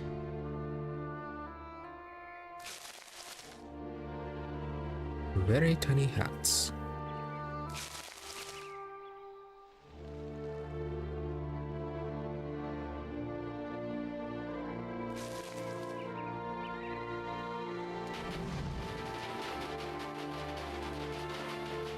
Oh yeah, how big is this region? Not super large. I shall be quiet as a calm sea. Oh, the winter Which wolf. is not very quiet. The great old Taro that was terrorizing this village. Wolf lies in snow, panting with exhaustion and pain. An arrow has pierced his foreleg, jetting gruesomely from the animal's flank. Wolf growls softly as he approached, tail between his legs. Examine the wound. Wolf appears to have crossed the hunter's path. A silver arrow has pierced the wolf's leg. The state of the flesh suggests that the wolf tried to nod off. Well, the wolf, we were told it was quite intelligent. So it might be able to help it out then. With the arrow. Wolf goes solid first, but the moment you lay your hands on the inner leg, it's a thrash in a panic. Yelping in pain, it snaps on your hands and then lunges towards you. Okay, bad answer then.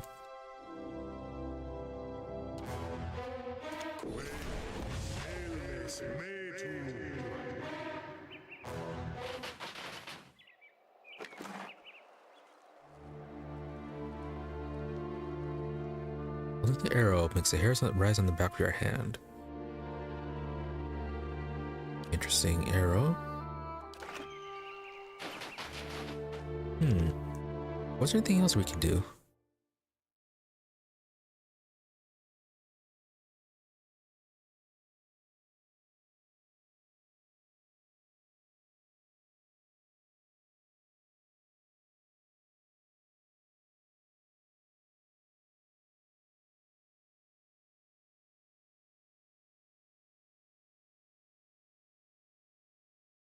Yeah, or maybe not. The other interactions were either put out of its misery.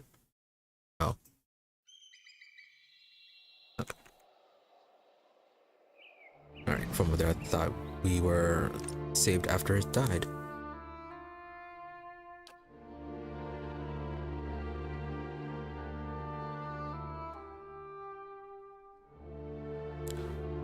Might actually just not have the stat then to remove it. Sure thing. Well, let's see if we can talk to someone else in their area. It's not going anywhere. Not a sound.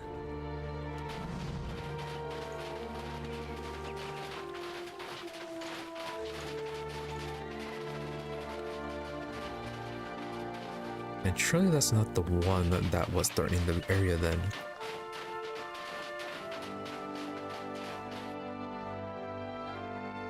Yeah, another winter wolf here. We'll see what's ahead. Feral druid. Okay.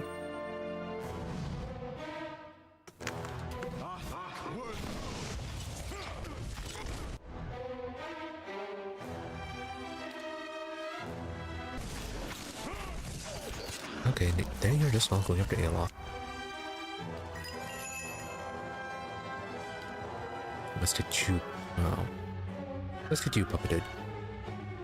You are less dead.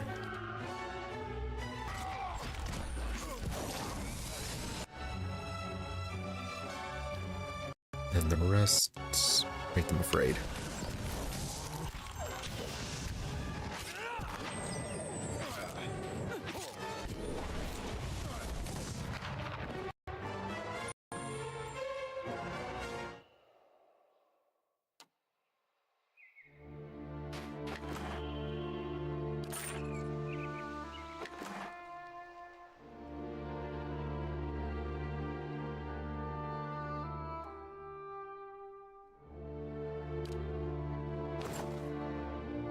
Right, that'll be good for you. The rest of it's just basics.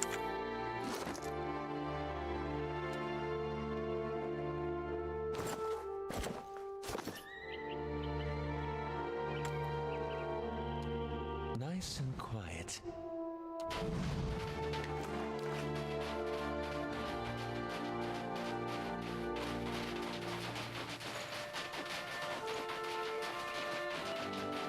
Right, Saren mercenaries, slave trackers. Oh yeah, the people supposed to be looking for that one Orlin. Don't see many on these roads, and the few we do are hunters, woodcutters, or smugglers. She cocks an eyebrow at you and gives you a half smile. She holds herself with a confident grace, a conspicuous holster slung over one hip. Yonder is a wagon loaded with supplies, manacles dangled from one end. Right, so to follow. Slavery's after I left. Well, so much for the subtle approach. And here I was thinking we'd found the last pleasant company on the road. I'm after him, all right. Her hand drops to her gun. He's going to answer for his crimes in Raid Ceres, and one way or another, you're going to stay out of my way. Right, and what crimes would that be? Didn't tell you that part, did he? First off, he chose his indentureship. Had to make up for some bad luck at cards, I hear. She waves her associates down, but her hand remains on her gun. More importantly, he murdered his master's son, 13-year-old boy. Killed him as he fled. Right, so... bit of a criminal then.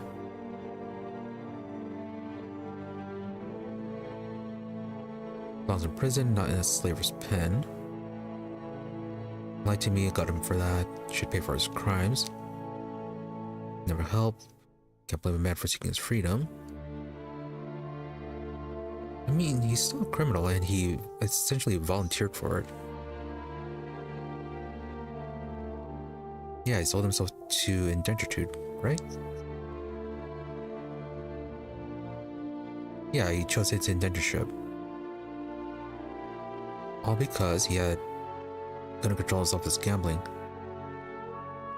Yeah, so he essentially brought this on himself.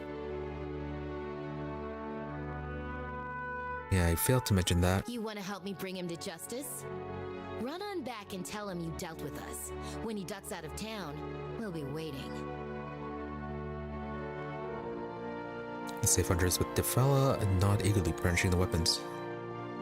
To end a young life for any reason is unforgivable. Cannot go free after this. His master's paying well for his return, and I'll see that you're given a fair cut. Yeah, safe to assume it's not going to have a good end for him. Hurry along. Don't want him getting skittish and doing something foolish. Besides, we're eager to return to a more hospitable climate.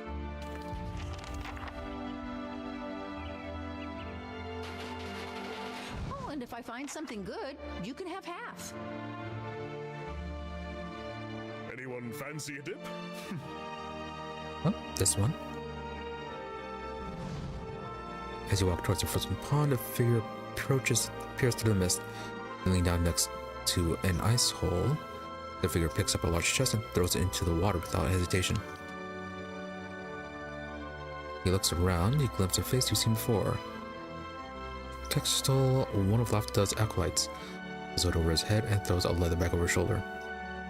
Not looking back, he walks away in the direction of the village. Walking in the direction of the slavers.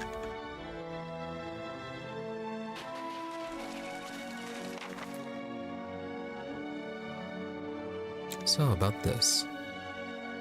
Clouded water is visible through a large hole, cut through with the thick ice. It is larger than a fishing hole, wider than a broadside alabama. Stirred the surface of the water laps. Stirred, the surface of the water laps against the layered ice. You reach out to test the water. It nips at your fingers with every ripple, quickly numbing your hand after a few seconds. First look around. Inspect your surroundings. Animal tracks are plenty, but what appear to be the footprints of kids are also present near the hole. Looking closer, you notice a jagged ring of frost adhering to its walls. It has been rebroken, perhaps more than once. Yeah, don't dive into it. Look to the water to the bottom of the pond. The water swirls, silty and nearly opaque. You attempt to see through the murk, but cannot make out anything particular. Yeah, leave for now.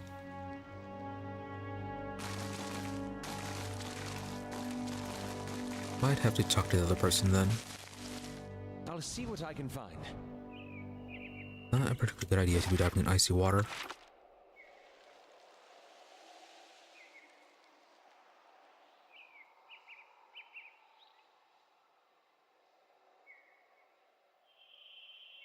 Oh, is this where that giant wolf is going to be? Nope. Something else.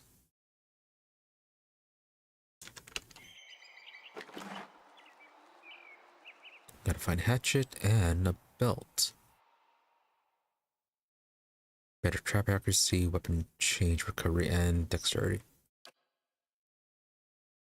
Journal page. Day 4 took down on the stack day. Still not enough hides to make the trip worth it.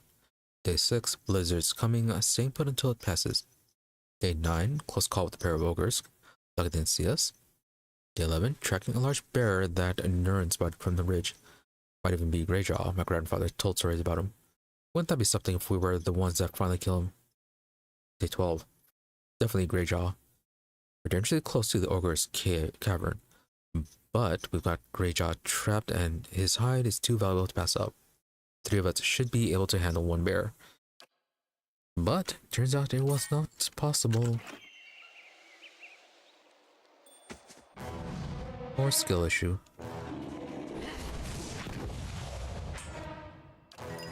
Right, so what can we toss into you? Recall of Agony.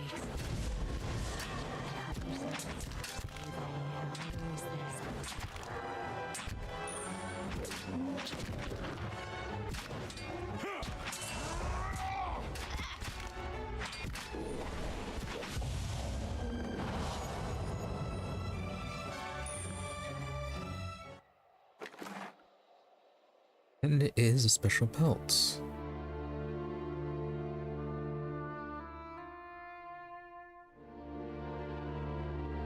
It's a high price wherever it's sold. Only 500, not that high. Okay. Oh yeah, was there something we're supposed to do back here? Oh yeah, this thing, 2 hours in.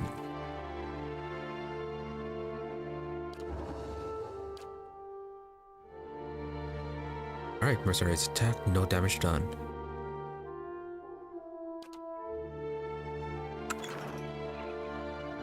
I'm glad all those mercenaries we hired actually worked out.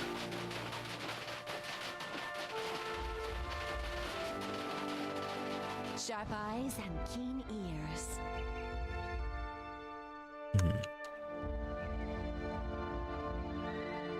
Maybe the ogre encampment?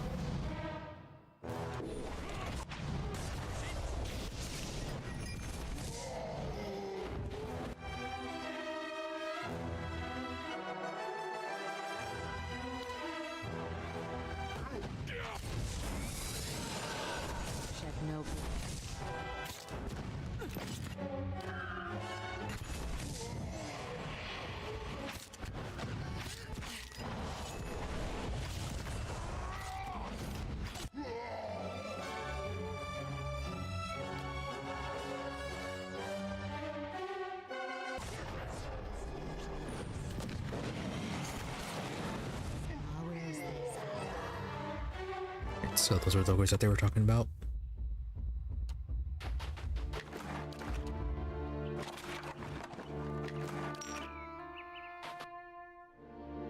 One more. Also, before we do that, which sword do you have? Okay, the one that can potentially inflict prone.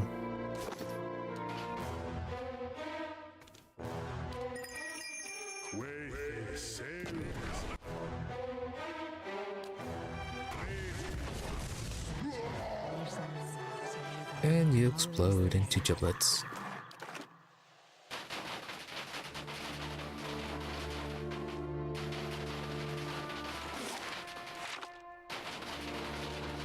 I'll see what I can find.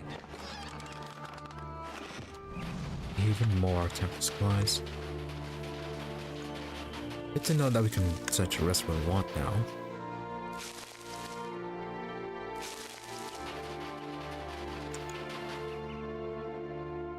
Which we might have to be doing soon.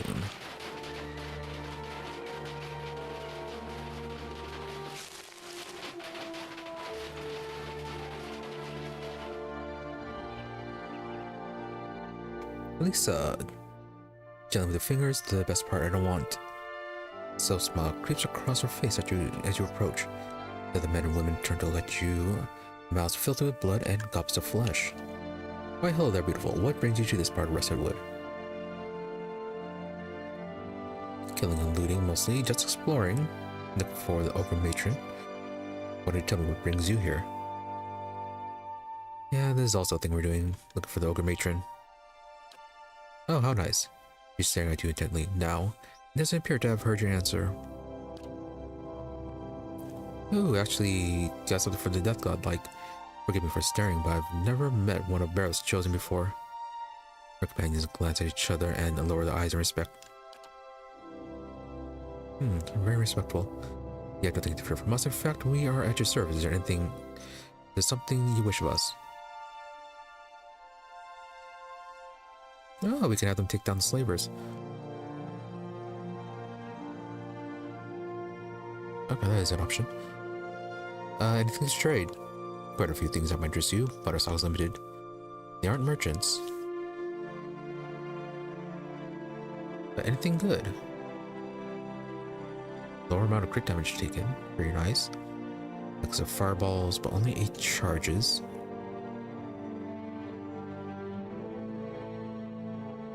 Yeah, let's at least get this one.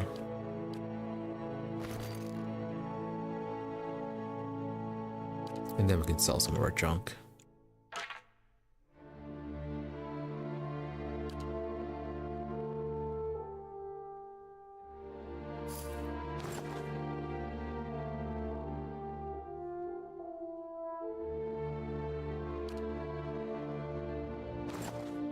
Not too much, apparently.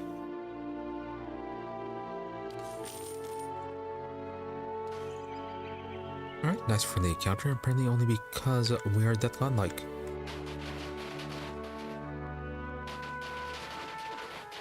To whispers and shadows.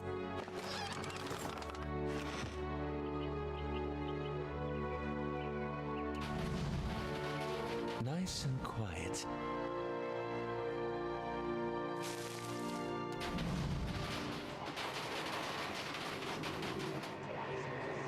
Another lingering soul. Cracked wooden staff is nearly buried beneath the frost and snow. To your senses, again, that essence shines like a beacon. First, examine the area. Staff is long abandoned, and what remains is buried beneath a layer of ice snow. Staff seems to be the sole item of note. Alright then. You reach out with their watcher's senses and feel this drifting soul surge forward as if eager to be heard. A feeling of fear and urgency ripples through you. Here, across the distance spanned by time and identity, you know only that you are out of time.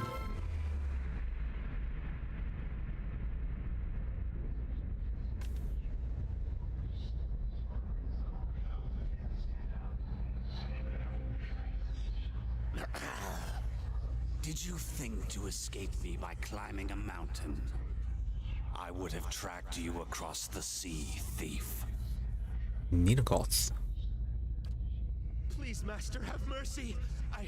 I kept the grimoire hidden safely away, and I can take you to it. The book is nothing. If you had studied a little longer, you might have learned that. But no apprentice of mine will steal from me and live. Yeah, what were you thinking, stealing from your master? Wait, no!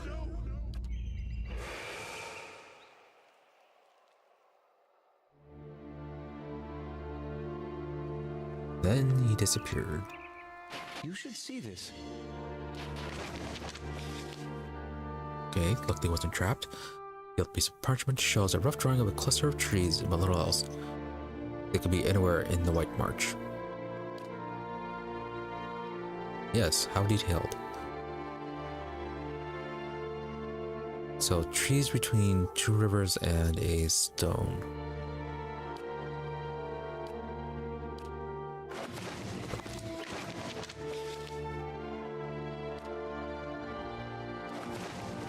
Okay, it's in the stash. Step lightly.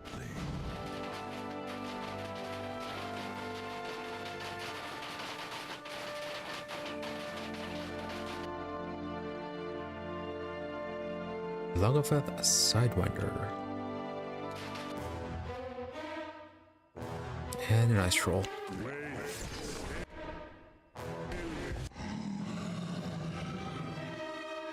Alright, not sure what I was expecting, but wasn't expecting some sort of weird fish man with, what's it, forearms? And then Broodmother.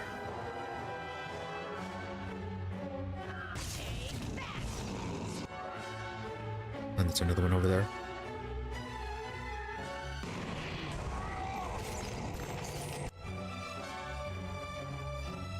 Hi?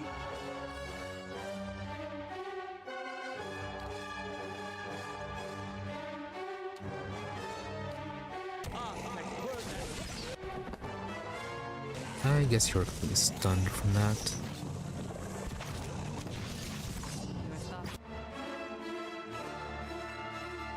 Try this again. Oh, that's only 20% effectiveness.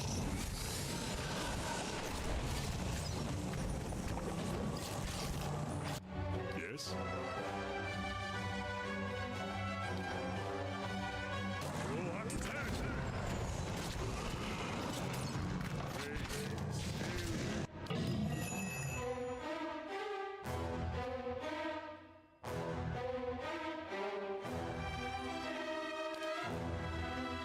Or I get detonated.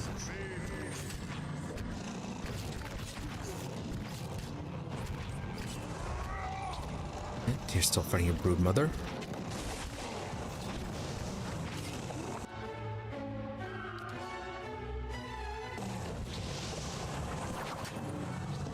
They both.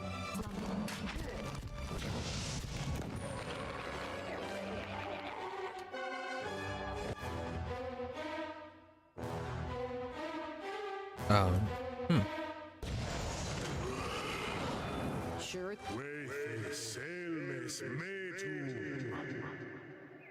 That's a bit odd.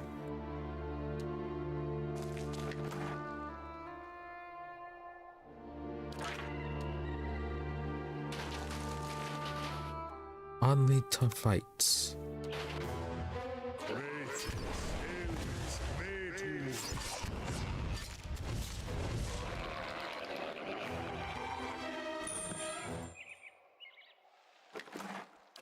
Yep. Oh, I wonder if it was a detonation that did that. I'll see what I can find.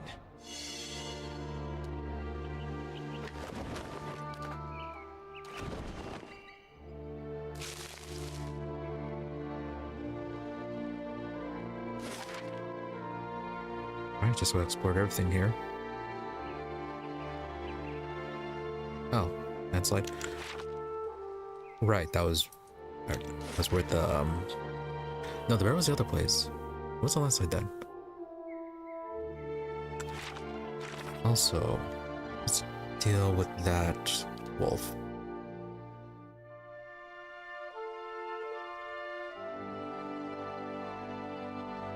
Alright, layer should be in the area.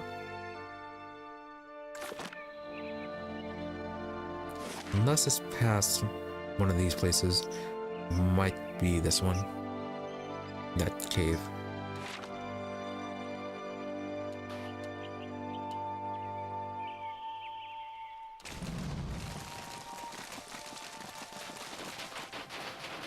To whispers and shadows. Darkest Tomb, there was no still recent kill.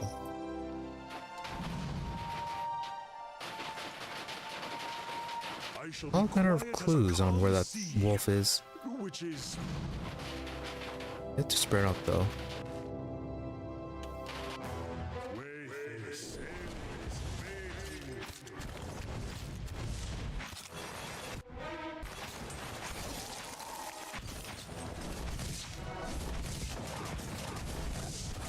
Oh, me do that.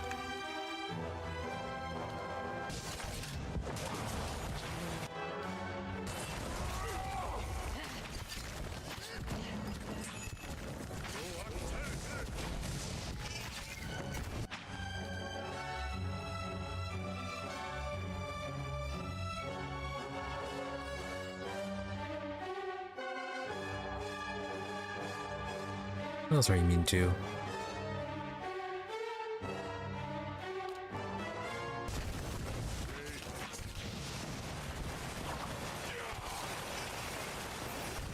And I mean to being punched as well.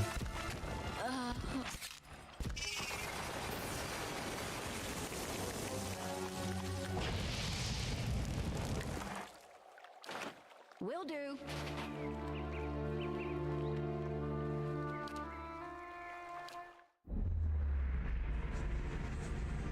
You awaken and hear someone stirring, growling. Looking over, you see Mana twitching and muttering in her sleep. You can't make out what she's saying, but from her bared teeth and the sheen of sweat on her brow, this seems to be a very bad dream. Yeah, sure, wake her up. She sits bolt upright, roaring and reaching for a weapon. Punch her? Calm down, you're safe. Step back. Yeah, just step back. She swings her weapon in a broad sweeping stroke, just missing you. The effort, however, seems to have jolted her awake. What? Oh. Her gaze darts around, but slowly focuses on you. She grimaces and looks away, wiping her face. Oh, sorry. I must have been dreaming. She lies back down and turns away from you. Really, you're just ignoring that? No, it's nothing. Sorry, I shouldn't have bothered you. Pulls a blanket over her shoulders. You're bothering me, but so I'm just clearly bothering you. Like to help. Spit it out. We're both awake now. Might as well talk it out. As we sleep, we'll talk quietly. Go to sleep.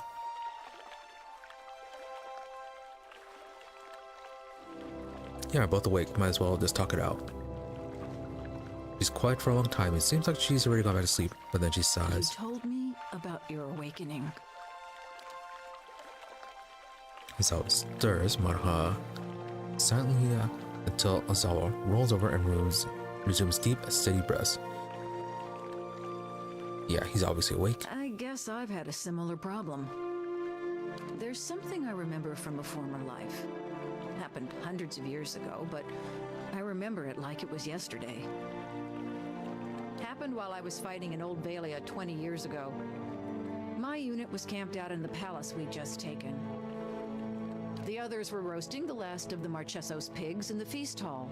So I went to the wine cellars to fetch a few bottles. I don't know how long she'd been hiding there, but there was this old woman. Must have been one of the servants.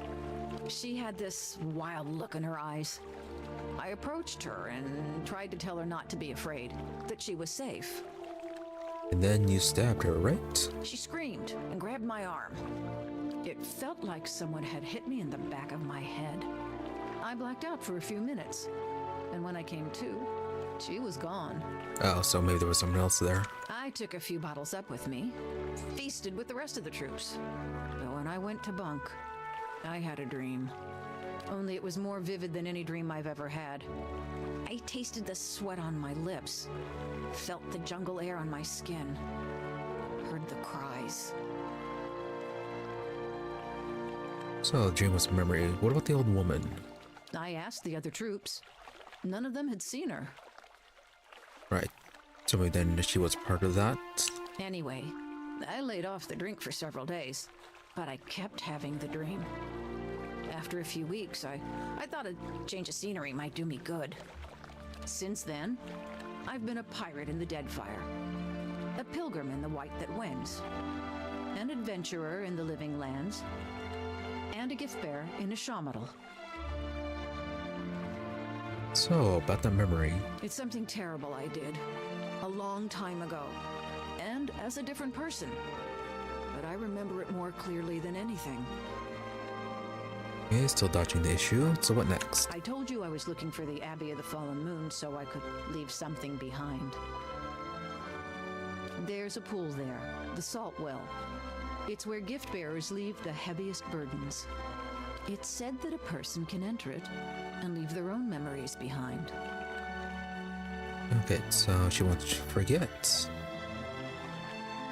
What if you lose more than you intend, and you leave this haunting memory in the Salt Well? That's the plan. What if you lose more than you intend? At this point, I'd gladly give up all my memories if that's what it takes for peace in this life and the next. Well, you might regret it, but your choice.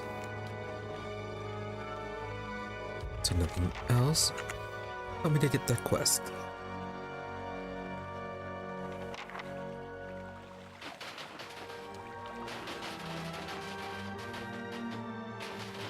I'll see what's ahead. More of these. What else do we have left in search? Not much.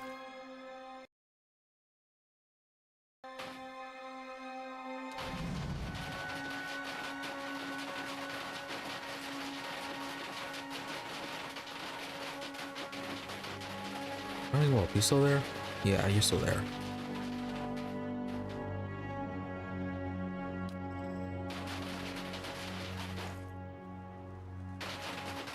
Don't let him along with that. Unless putting out the mercenary is the correct answer.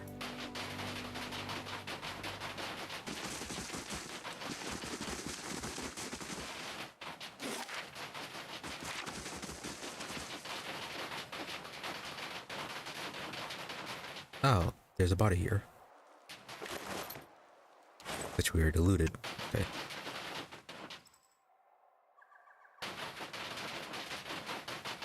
Thought we missed that. Yeah, the warm stones. Oh, did we not explore this part?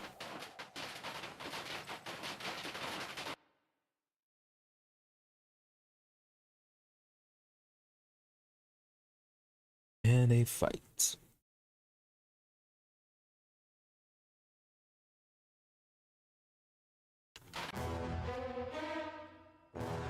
More winter wolves.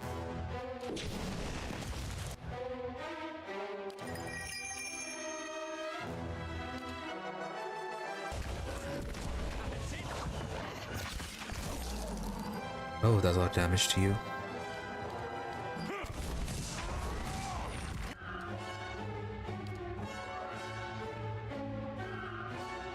Oh, it's an Earthblade, that's why.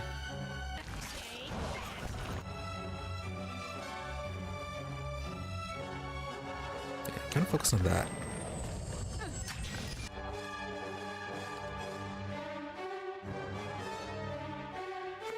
Nothing we can do to really help you with this.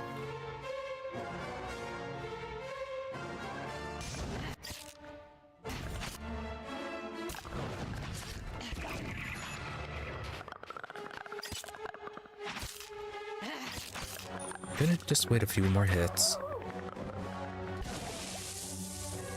Okay.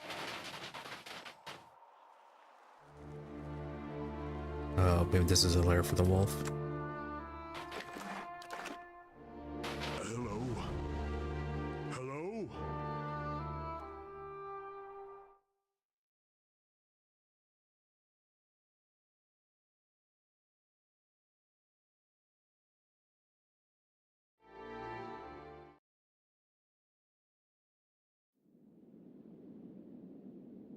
Wounded Hunter, Winter Wolf, and nobody's attacking.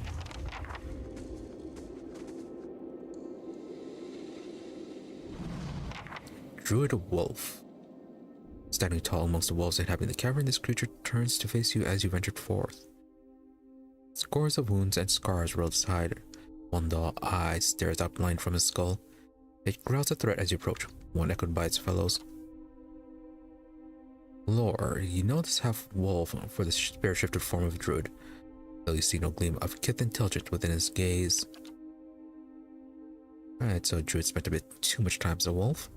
At the creature's feet lies two villagers, one heavily wounded. The other holds an arm across his stomach and looks up at you with pleading in his eyes. Help! Please help us! Shush. As the beast turns his head back towards the hunter, he senses a strange aura emanating from it. It's as if its hide were holding in a tempest of soul essence, fierce and all-consuming as a flame. Right, reach out for the beast's soul. It takes a little effort before the beast's soul threatens to overwhelm you with its intensity. Wrath and hunger buffet you on all sides, so you reach through the storm to find a smaller, dimmer pulse of light, and are swept headlong into a memory. The chill bites into your cheeks, and your lungs burn a little from the run. You look down at the little wooden carving in your hand, and you run your thumb along the edge of the carved bear spine. The totem has already brought you luck. You found 2 rabbits in as many snares, and that's rare enough feat for these days. You're certain now this was a gift from Galloween, that you are meant to find it on that lonely shrine and take it. Right, we saw that shrine. Soldrun. Oh. Your father's voice snaps you out your reflection, and you rush forward to rejoin him beside the campfire. You brandish the hairs and catch a glimpse of a rare smile under his graying beard. But the smile disappears almost immediately as a shadow falls over you both. You feel the rush of wind a moment before a log comes crashing down and rolls out of the way just in time. You hear your father cry in pain. Somewhere nearby, both the hairs and the totem slip from your grasp. You feel power surging within you. Your heart thunders in your chest, but instinct pulls your senses into order, and you feel the familiar stretch of limbs, the sudden dizzying shift in height. But something is wrong. Your senses are fading rather than growing stronger. There's a howling in your head, like a screaming chorus, and everything in you shrieks for you to bite, to tear, to eat. The memory slips from you, and when you come back to yourself, the beast is shaking his head as if to clear an itch clawing at his ears. Soldrun. The creature snaps and snarls, evidently uncomprehending. It edges towards the nurse hunter, even as it watches you balefully with a single eye.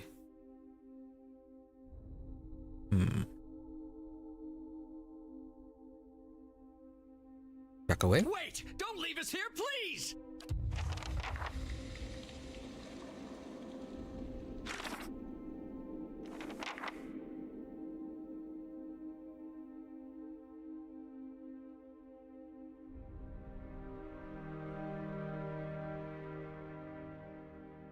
So we have to find that. Find what he took.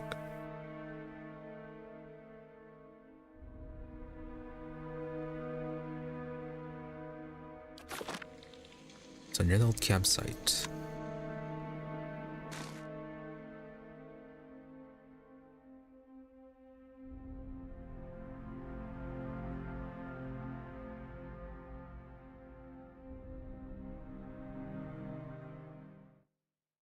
So, Maneha, I just...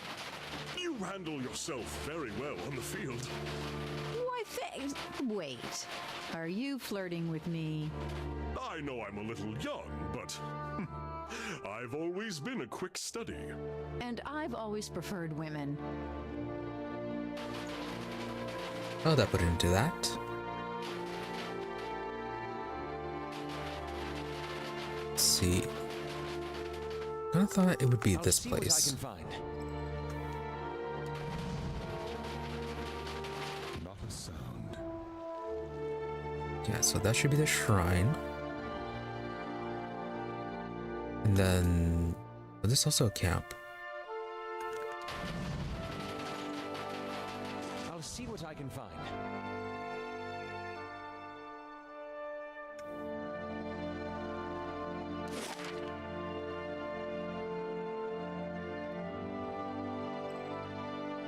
Yeah, there's a man camp there, but that's for something else.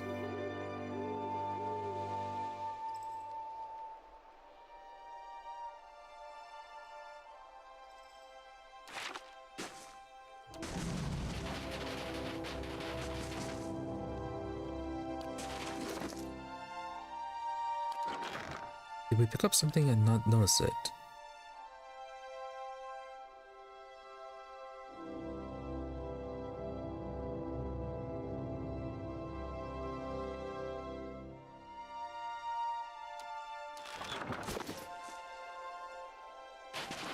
My thoughts will be as silent as my feet. Oh, now this can be interacted with. Examine the shrine. Shrine doesn't appear to be frequented very often. The traces of old candlebacks line the edge of the stone. Under the surface, you notice a rectangular section of the altar surface. It seems to be cleaner than the rest, as if something once rested there. Touch the altar. Hear the sudden low growl, joined by more. Vision strikes you like a sudden memory. As you see darkness, you see a great beast, formless save for its gleaming fangs. It growls and snaps with increasing desperation and savagery, and for a moment you feel its rage as your own. It possesses a fury that tears at you. Something has been taken. Your territory threatened. The price will be blood.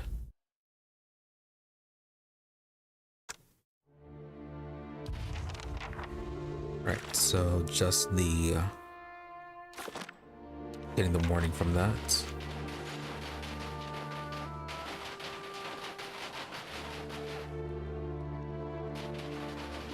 It should be in this area somewhere. I shall be quiet as a calm sea, which is not very quiet. If secrets whisper here, I shall listen for them. Nothing popping up from searching. I'll see what I can find.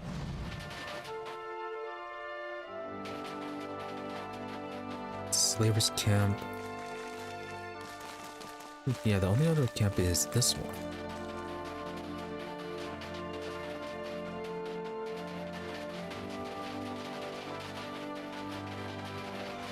I will walk unseen. Yeah, then we already saw that one.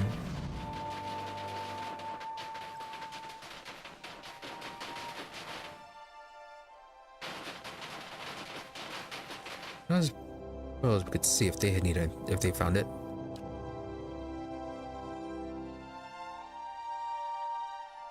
No.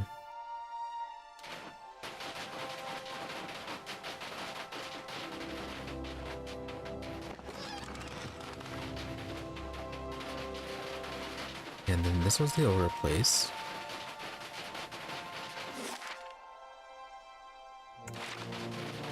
It's the world map. They shall see nothing. Oh, is it while this I one? see much. No. My thoughts will be as silent as my feet.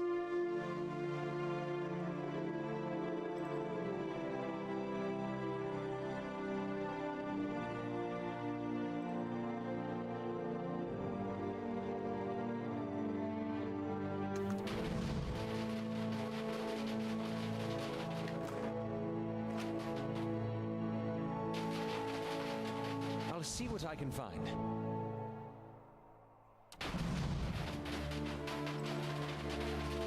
Odd.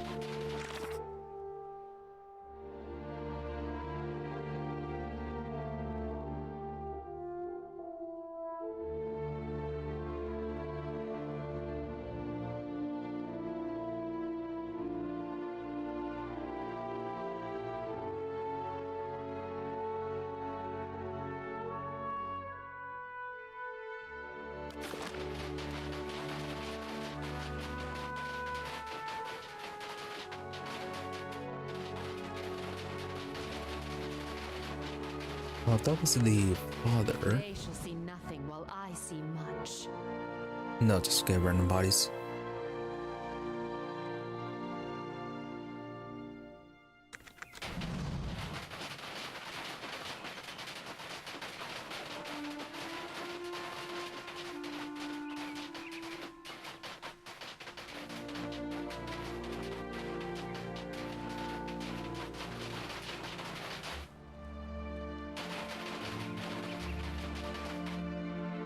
Do you know where it is?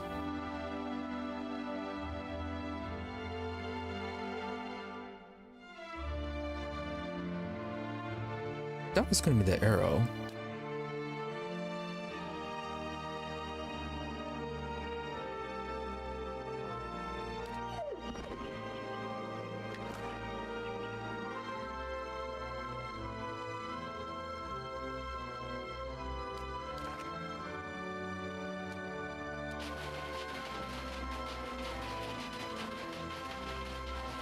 Yeah, that is a quest item apparently.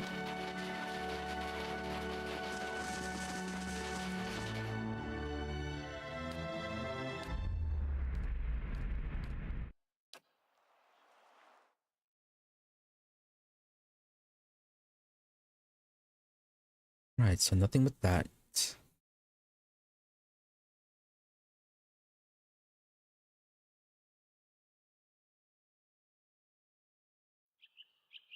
Sure thing. Yeah, there are no more sites in the area.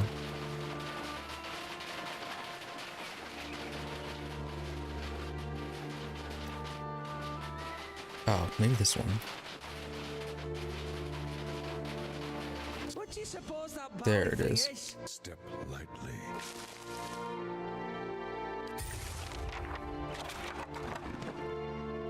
Alright, so we didn't actually explore everything.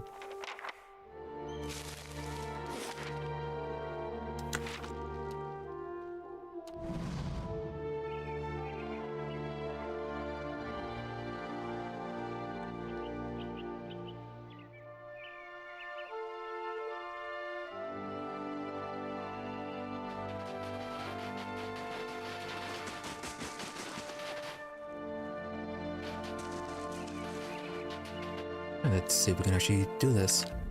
Place the totem down. Is it the totem back down the shrine? The wind suddenly picks up, lifting powdery snow and leaps into the air. Hear the distant bang of hounds upon the breeze, and the air grows thick with the scent and taste of copper and gunpowder. Bear carving's eyes seem to gleam. Pinpoints of crimson against a sudden and growing darkness.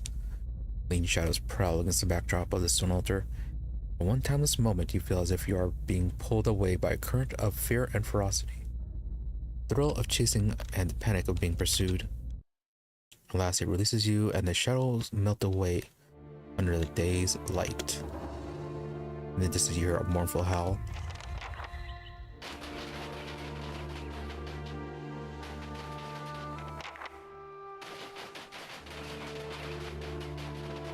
So cold, completed. Pelagina is back.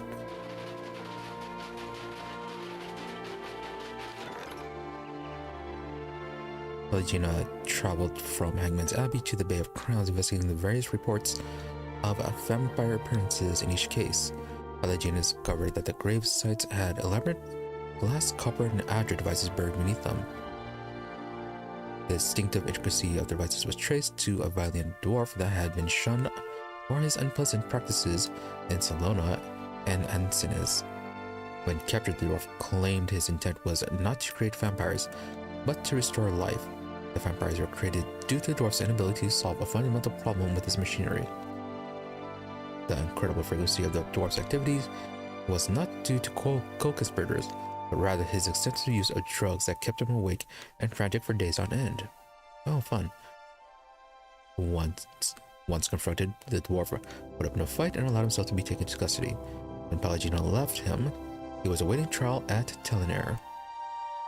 The withdrawal is going to be amazing on this. 3 uses. Plus 20 endurance. Friendly AoE. Plus 20 endurance, plus 20 endurance, okay. Cast the Druid spell Garden of Life. But only for 3 uses.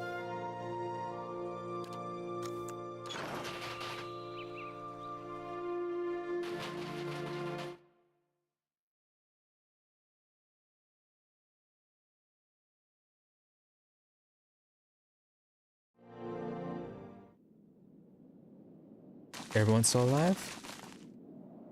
Oh, you're probably dead.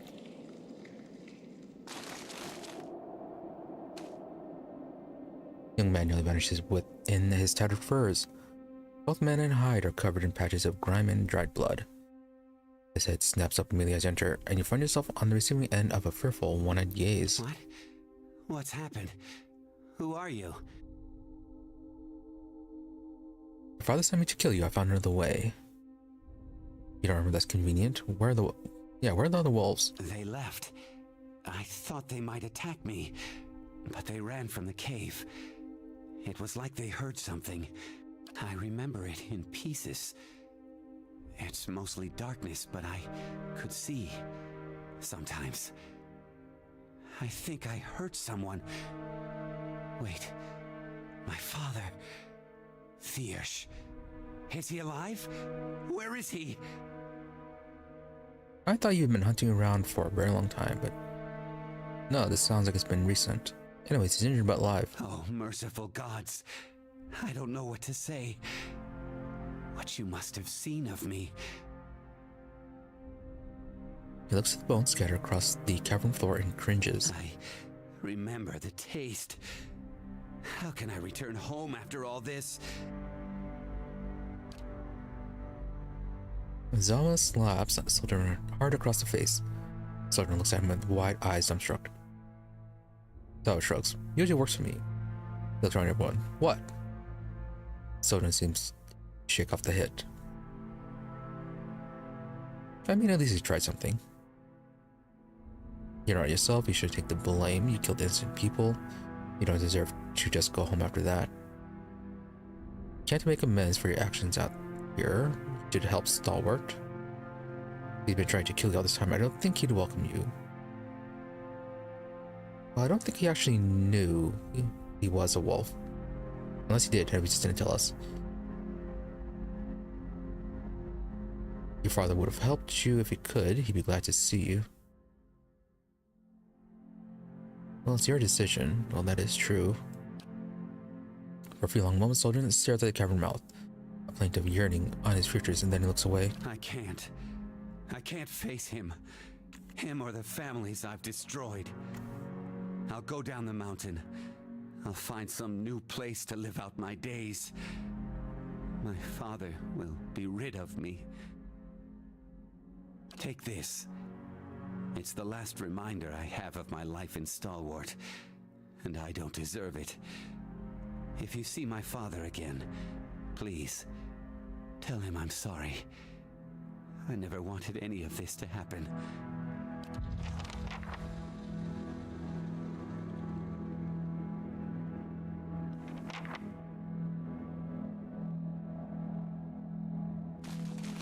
Alright, so we weren't able to save them. I shall be quiet as a calm sea. Well, we did abandon them, so. Which is not very quiet. Still, I was kind of expecting them to be still alive.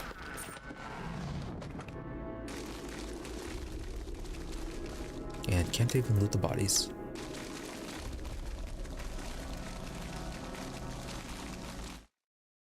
So last part would be the Ogre Cave.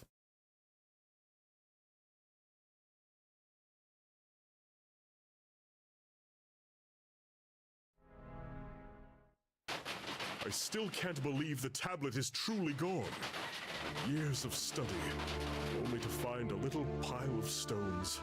There is no greater suffering of the soul than failure. Every piece of evidence pointed to that tablet, and now it is out of reach forever.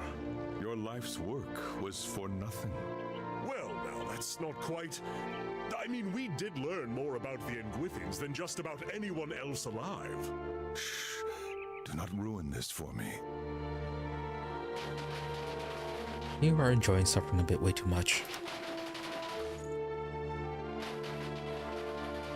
Whew, good thing I sold most of my jewelry.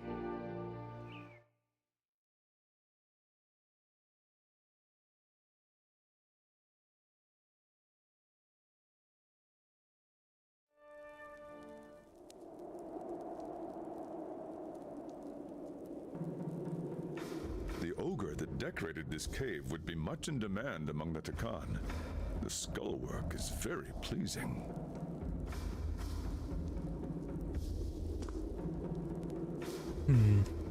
I suppose, if you say so.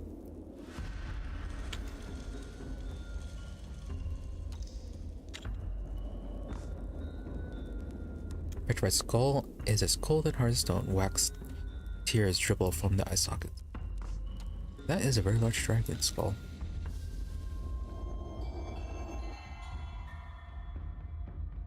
Ogre up there. I wonder what this is.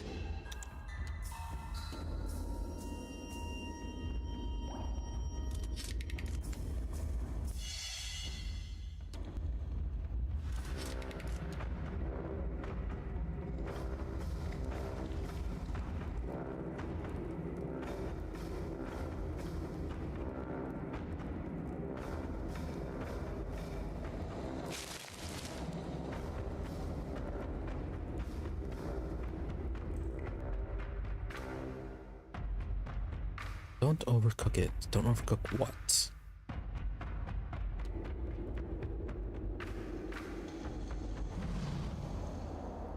Alright. A hole in the ground. White shaft snakes deep in the ground. Lip is surrounded by scattered refuse and half-gnawed carcasses. Bubbles of light wink along the walls below. Right at the garbage pit. Yet the chute disappears to the darkness, peering into the depths. I see are shattered bones and streaks of frozen sludge stuck to the ice. Rancid odor of rotten meat wafts from the chute. Inspect the surroundings.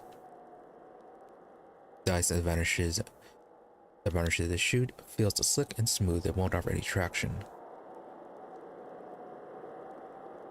However, you notice a thick stalagmite nearby. It looks sturdy enough to hold a rope and a grappling hook. Yeah, go ahead and secure it from now.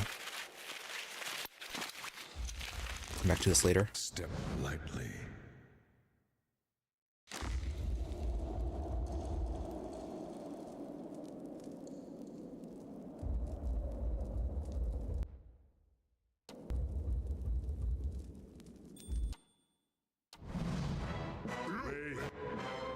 Hi? Oh, Elf, you're in the middle. Your thoughts must flow deeply indeed.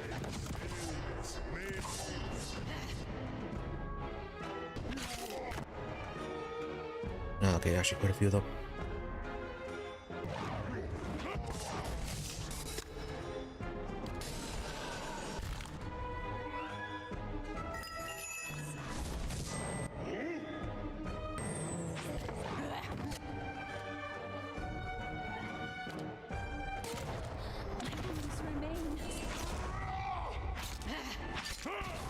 Yeah, kind of difficult to do without a proper tank.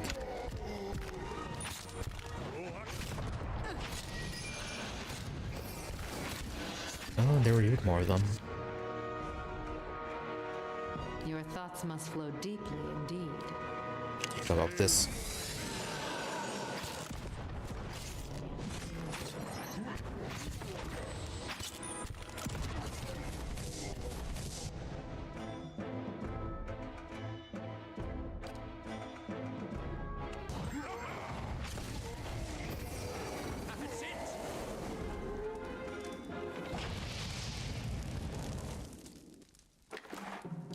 Got it. And then typical ogre items.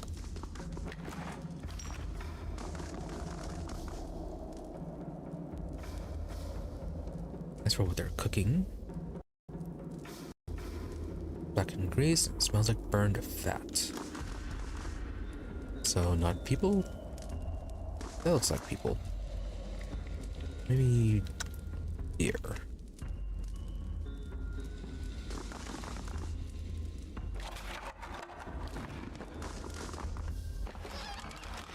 Huh, this is ceiling. Maybe we could have gone through this peacefully. Well, too late for that now. Even more of them. And a enchanter. Let's get you taken over.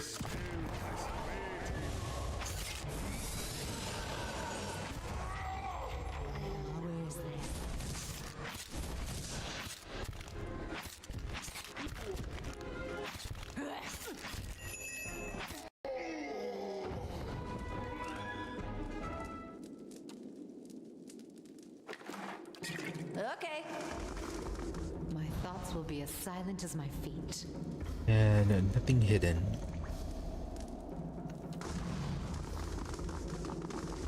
I shall be discreet.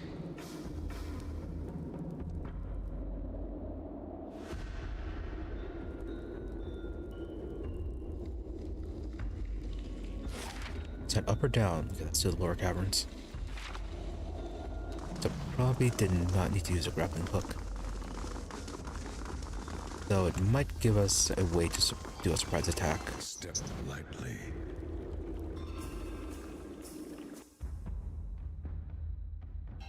Oh, Interwolf.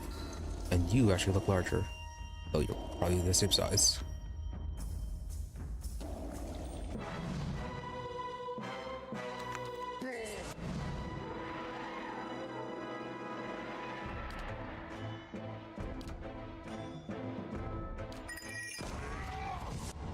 Oh, that's a lot of them.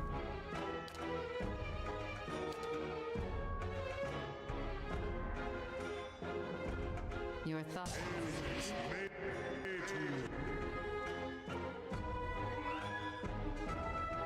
And in here, nothing we can take over.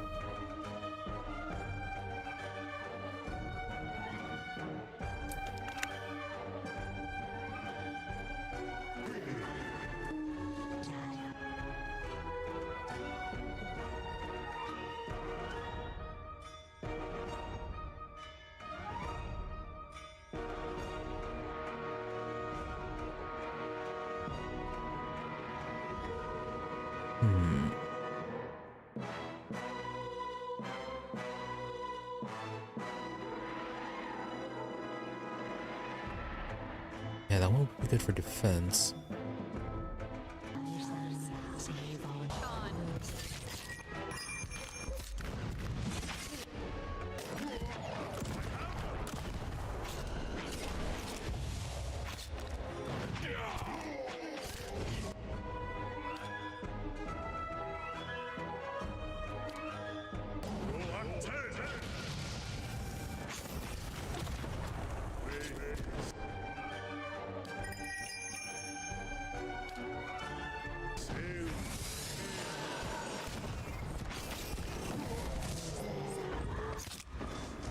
Where are you going?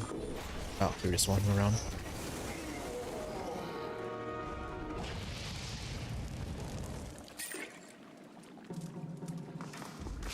Will do.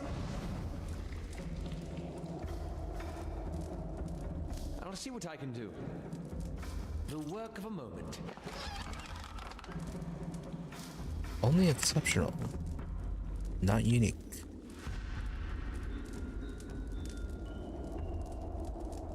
Nice trophy. I'll have it in no time. The work of a moment.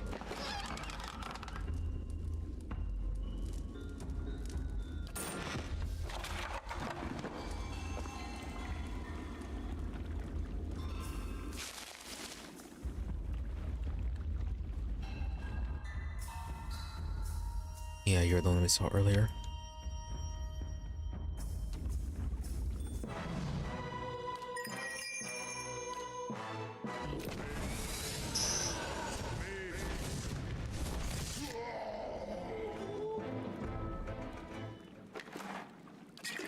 Yep. Whew, good thing I sold most of my jewelry. Oh, okay, we actually need a cue for that. which we did not find. Alright, down into the garbage hole.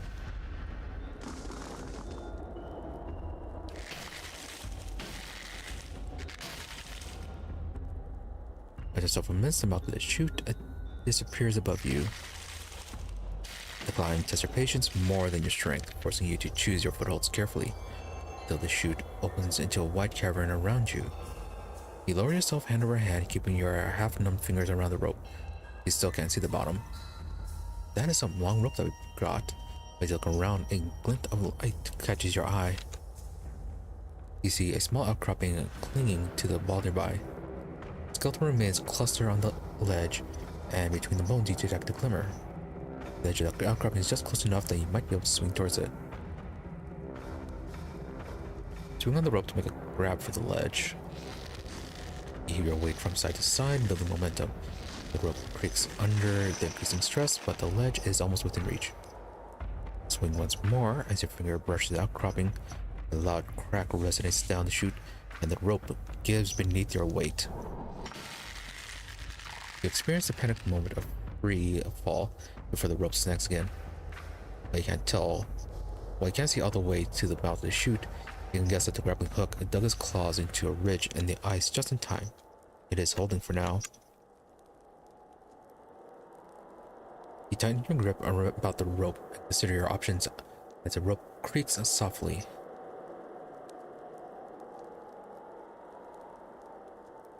And let's be greedy, try to get the item. Despite the risk, you decide to make another attempt at the ledge. Quickly picking up speed, you prepare to reach for the outcropping. A metallic clang echoes above you. The hook tumbles from its anchor above you. Pick up speed, wind whistling past your ears, and a scream tearing from your throat. You slam against a jagged rock and hard ice, tumbling down the narrow tunnel as the world spins around you. The final crash, the chute spits you out into an open cavern. Oh, surprised we actually survived that.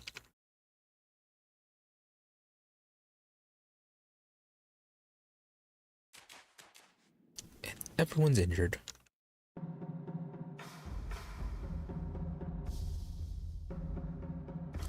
Logofeth and Redred. Your thoughts must flow deeply and deep.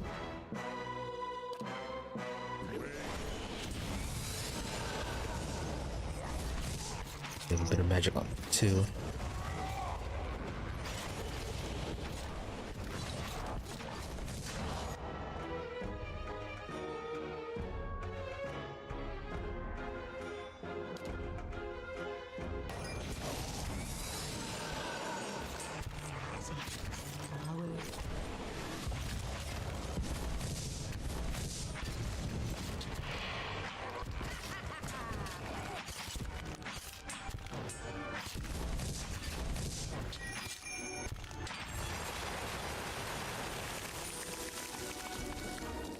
Got it.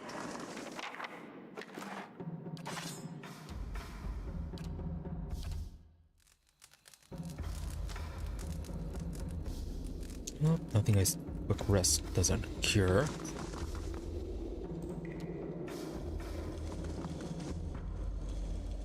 And no way out. Because we broke the rope.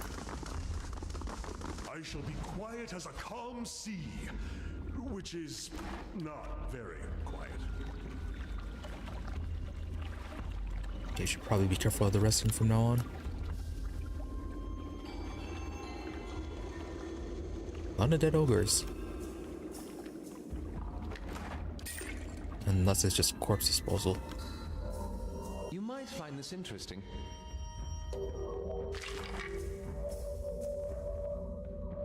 Oh, pretty good light armor. Superb quality. Defense against hobbled, stuck, paralyzed. And grants nature's vigor once per rest.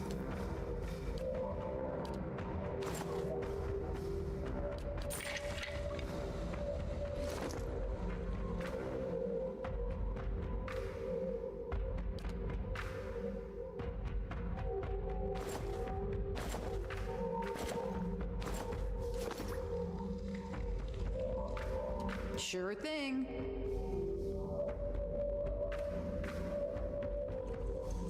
Weird glowing stones. Looks like these things were living down here. I have a full-on settlement. Yes?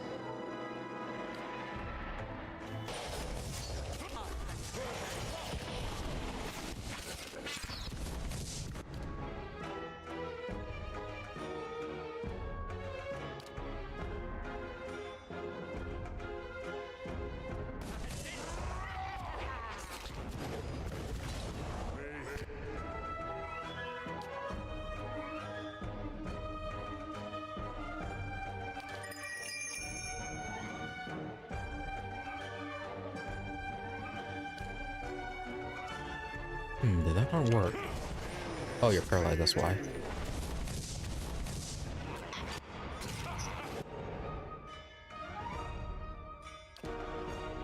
Let's try it on you.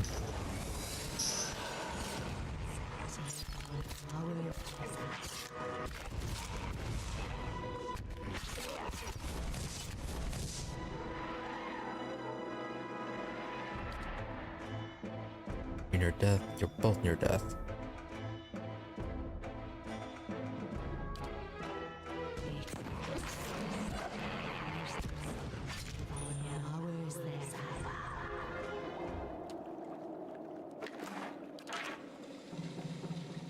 Okay. And we already got that back.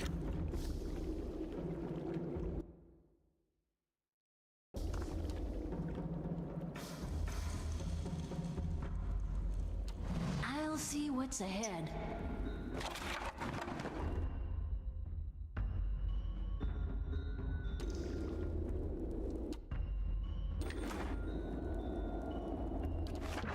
Oh, there's a key.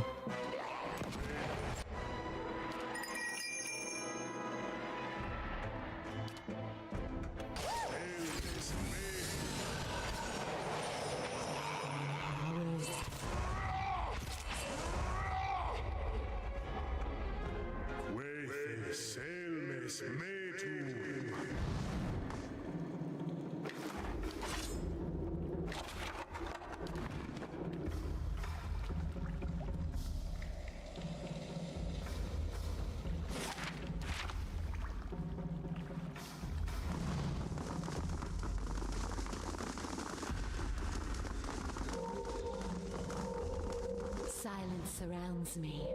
So, traps? Just glowing, humming crystals? Or not crystals, but obelisks?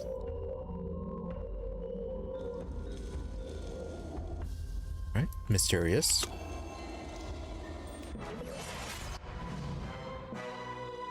Your thoughts must flow deeply indeed.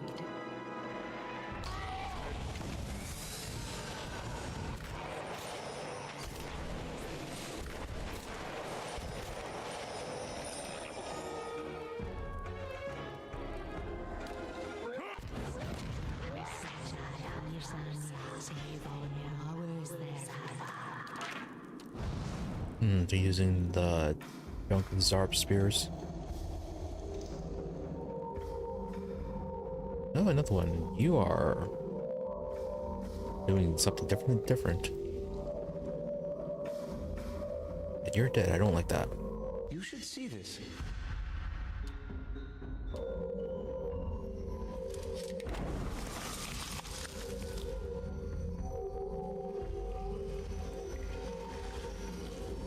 Okay, so plenty of traps.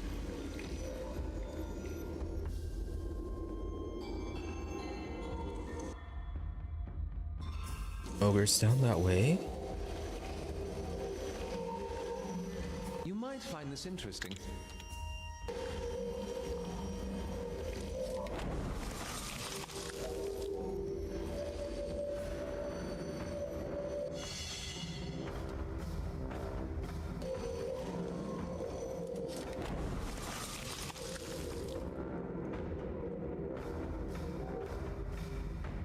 And ice blights this way.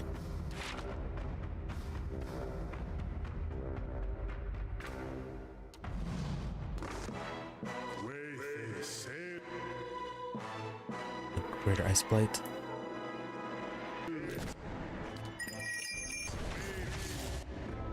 Oh, and you just have to run in and get yourself surrounded.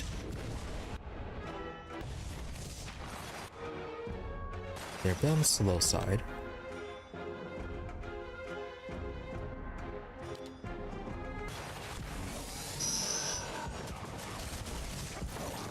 Oh wow.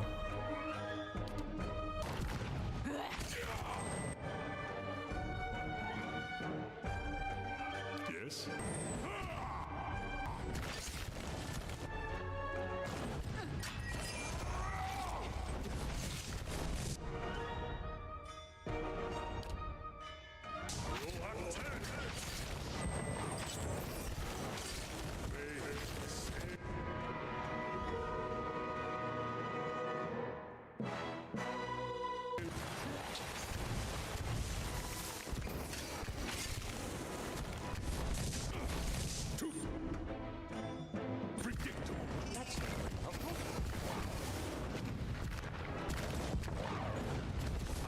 And that is not working out.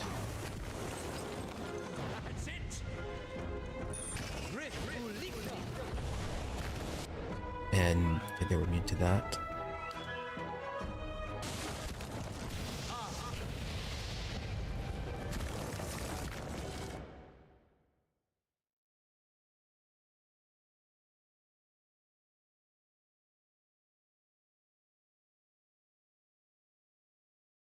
I would have thought they would have been vulnerable to crush damage.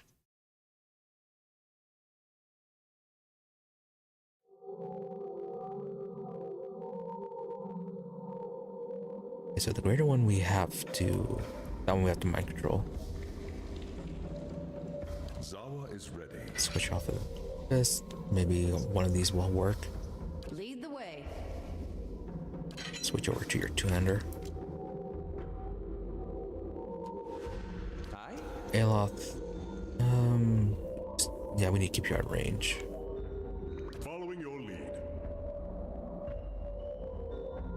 Yeah, I don't think that was doing too much damage either. Yep.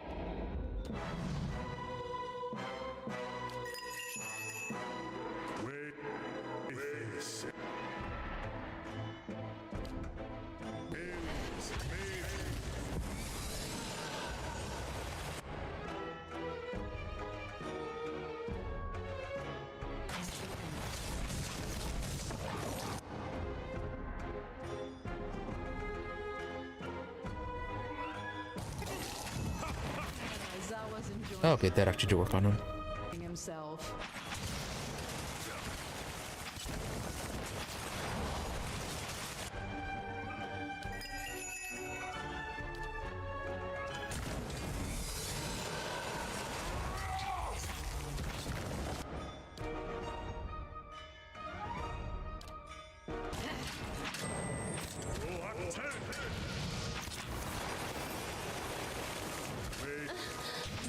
Remain.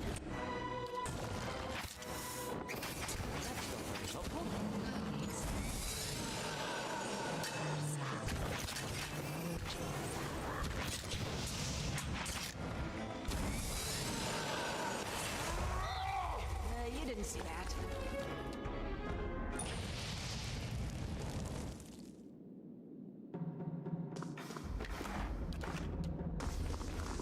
Alright, so I have to be careful of those to make sure we switch out our weapons when we see them. Yes. Following your lead. Silence surrounds me. Alright, back to the upper level.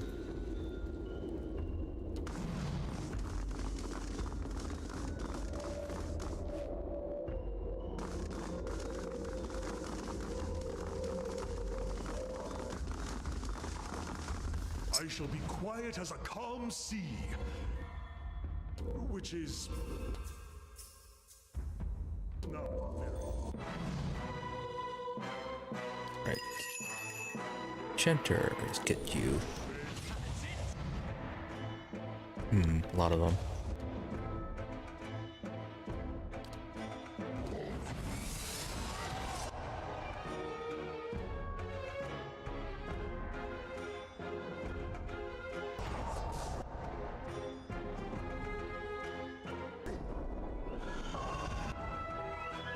Lost you.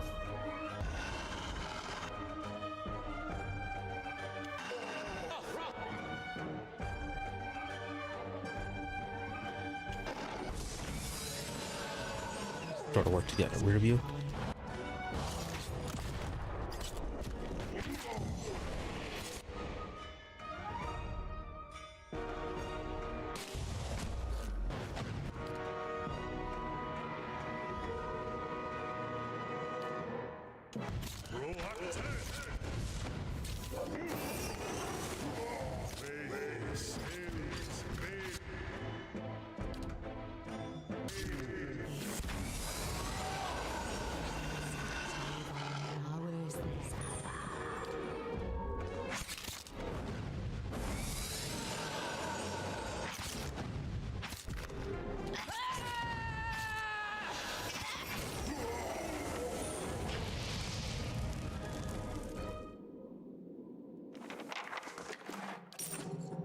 Sure thing.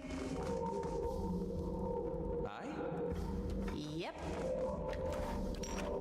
I will walk unseen.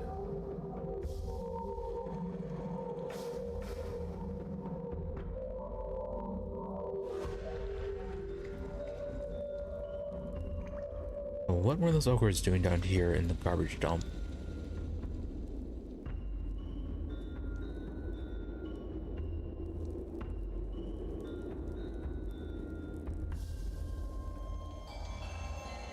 Another set of stairs. Both leading up a cavern. Maybe this area is behind the doors, and then this one is to the initial set of stairs that we found.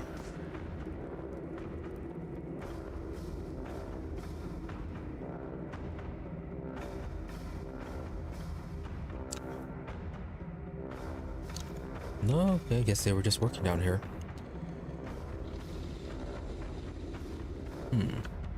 Out of view.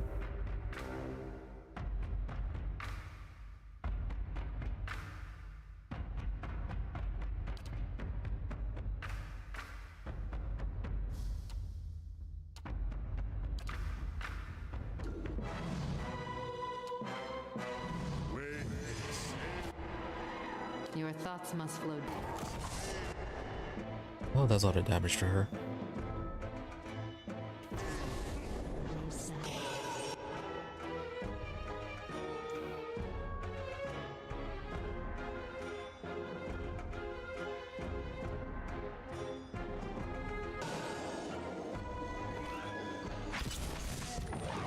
Alright, well, you're down for the fight.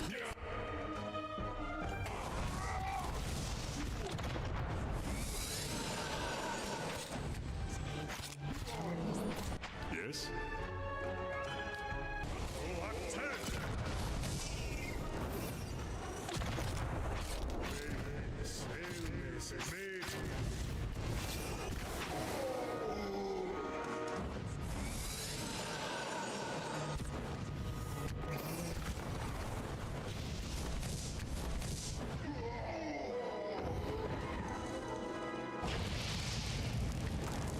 Yep.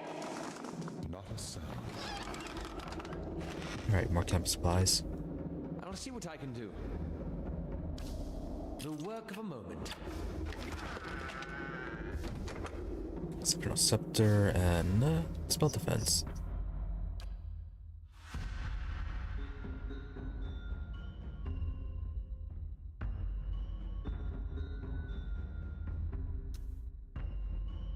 Not currency in the traditional sense. Oh, stuff for Glenfathens. Nice and quiet.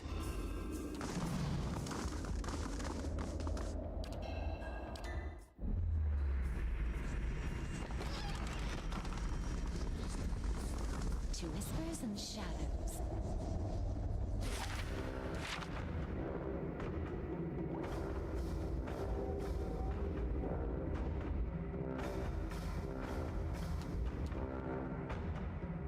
Is it Kragober? Oh, you're down there.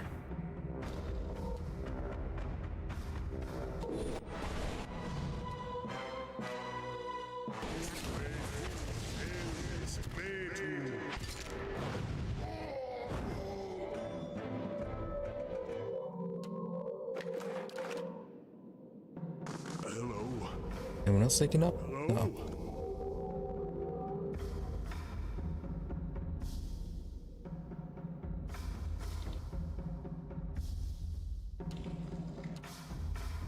Right, so basic ones.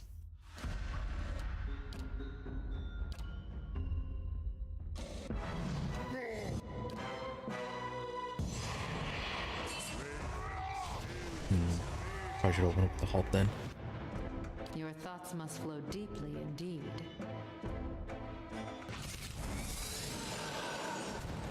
Feel, seek.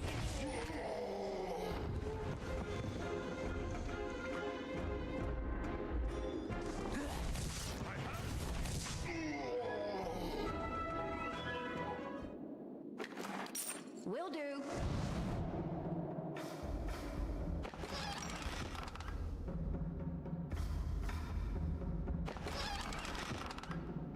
Oh.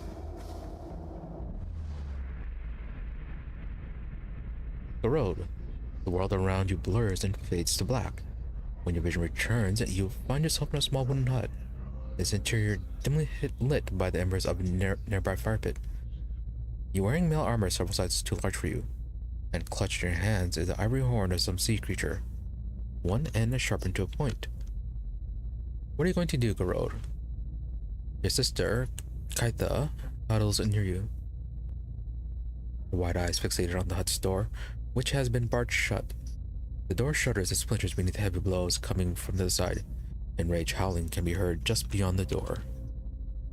All at once, the world halts around you. The pounding stops. Wooden splinters from the door hang suspended in the air. Kaitha no longer trembles, no longer breathes, her eyes fixed in place like a doll's. The wisp of essence you had followed to this point in the memory has dwindled to little more than a faint trail. However, you find by concentrating on what might have happened next, be able to sense whether it truly did. Oh, a bit of a choose your own adventure here. Take cover beside the door, wait, unbar the door, and fling it wide open. Take cover take cover beside the door. No sooner does your mind touch on the possibility than the world lurches back into motion and a thunderous impact strikes the door. The door crashes inward as the young girl screams. A large creature resembling a bear and taller than any man in your tribe steps into the hut with a triumphant roar. Stab the creature from behind, dodge past the creature and escape. No, stab it from behind. Although, not sure how well that will work. You plunge the horn deep into the creature's back and it howls and thrashes in agony. Kaitha dodges past the creature and flees the hut, and you're not far behind. The roar of the creature fades. Is that how it happened? It's been so long, hard to remember. I had the vision when I picked up a horn, part of a helm apparently. A helm, yes, my helm, I remember it. But who was I? Why haven't I returned to the wheel? If you knew who you were, you would know whether it was time to move on. That helm is all that remains of my old life. You have found some of me within one piece. Perhaps my memories are scattered with the rest of it. Perhaps there is peace to be found in its reassembly. Alright, treasure hunt. Track down the other parts of your helm.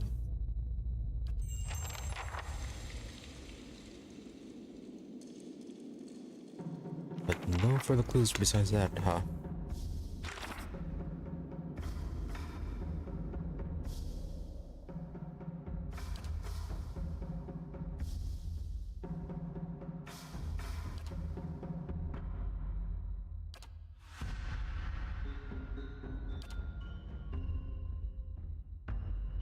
Just somewhere in the region. My thoughts will be as silent as my feet. Gemstones in the wall.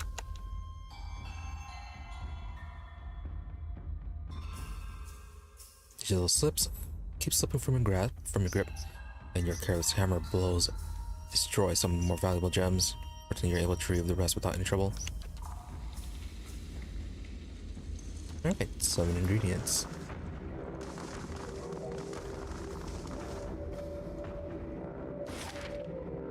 And okay, looks like that's about it.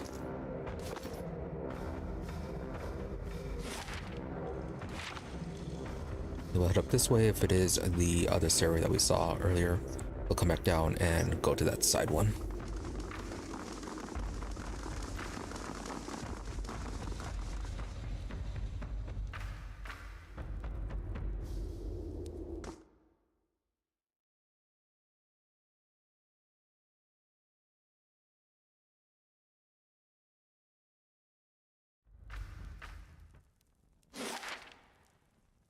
Yeah, okay, it was this one.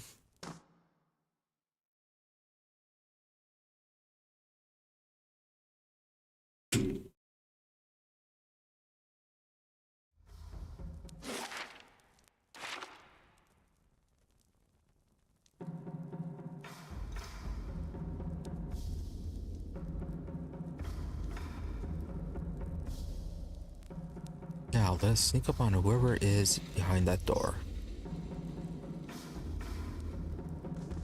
I'm sure they'll be happy about that.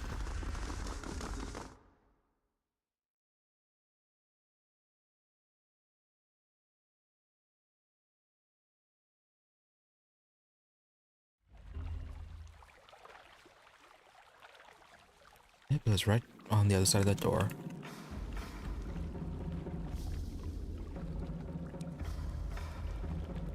A lot of ogres.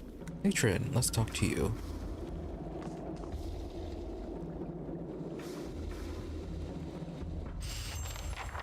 Fish, sweat, sulfur. The ogre matron sniffs at the air, her nostrils as wide and dark as two pistol barrels. Driven by the blue air, her temper burns hot within her. Oh, I'm sure she'll be absolutely happy considering that we killed every other ogre in this place. You approach the flames that whisper clan with the stink of stalwart heavy upon you. You fill our halls with dreams of battle and bloodshed. We certainly did. A feral grimace parts the matron's teeth. Yet, even while her fingers clamp into fists, she watches you carefully. Well, we were just exploring. Exploring? The only kith who come exploring are slavers, smugglers, and fools intent on the old dwarven fortress. Yes, I make certain you stay out of my way. Well, Durgan's battery unsettles you. Why? Of course it does. Hot breath hisses between bared teeth. The other ogres growl and glare at you. Her mind boils with fear. It's the diseased carcass of a ruined civilization. It festers with restless spirits and rotten magics. I see. Ugh. She roars and clutches her head with wide, long-fingered hands. Dreams. Hailstones falling like cannonballs from the ramparts. A frozen gale screeching through the tower door. Her nails plow trenches through her ropey hair and raise a spot of crimson from her scalp. Finally, her growls subside and her breathing slows. She looks back at you with bloodshot eyes. She have an awakening. Is that what she's remembering? Zawa, most dreams are fears given a face. But that does not mean those fears are unfounded. My dreams drove me to found this clan. Now my dreams tell me that Stalwart's ambition will destroy us. Dreams ought to communicate something of the truth. Don't place much stock in dreams. Perhaps Stalwart means to drive you out with the weapons of the Durgan battery. The historians indicate that the Pargrinan dwarves battle amongst themselves in Durgan's battery. Then let their spirits lie there among the dreams that infected them. And now you'll tell me why you're here. I heard in the adventuring company, members of the Linen Key crossed our path. Did we?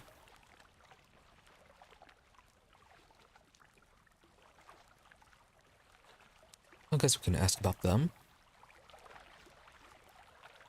The Night Winds whispered this name to me. They found us clubs and cannons ready. As for what we found on them... You may go in peace, but you will give up on Durgan's battery for good. Unlikely. You lower your chin and looks you in the eye. The cave is silent, but for the rumbling breaths of the other ogres. Until you know what lies in Dragon's Battery, your clan will live in fear of a mystery.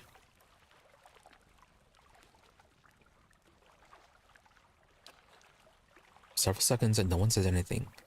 Berrigan watches you while the other ogres watch her. Their hands tense around the clubs and their lips pulled back into the grimaces.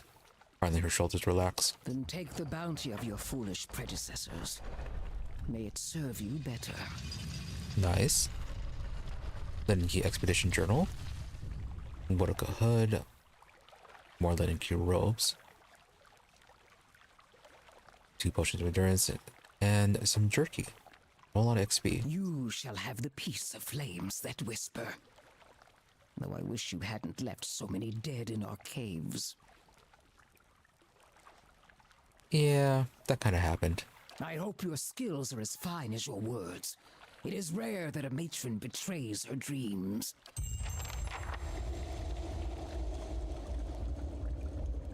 Well, I guess that answers why everything was counted as stealing.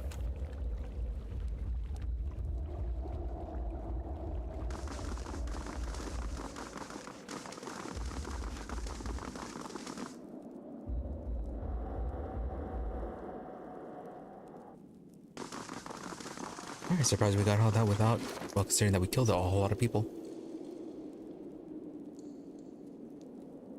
Grants Guardian Spirit unconscious once per encounter. Oh, per encounter. Summon a phantom.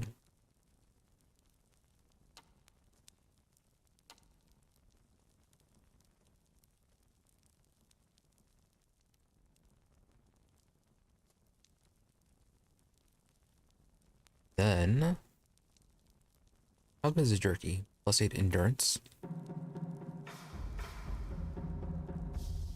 Then bonus to perception and intellect.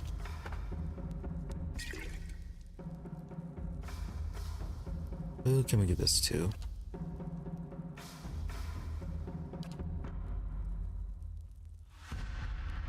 Yeah, it's 15 to your max endurance. Let's give it to you.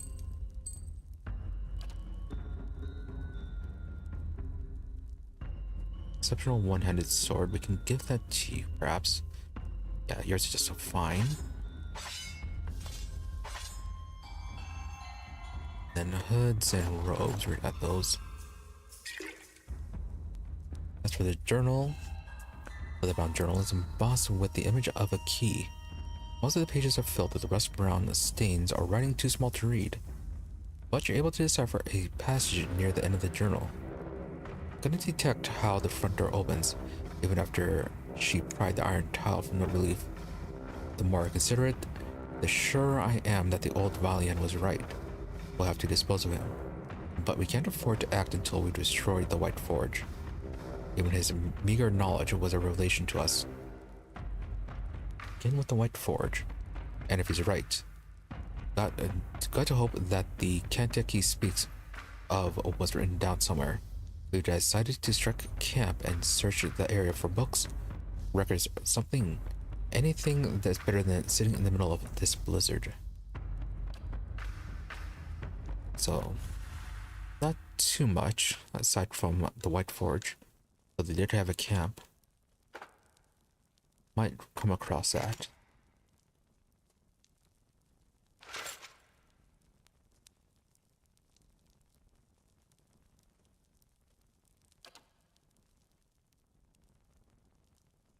We can bounce your soul whip. Then dexterity means stuff. That's fine.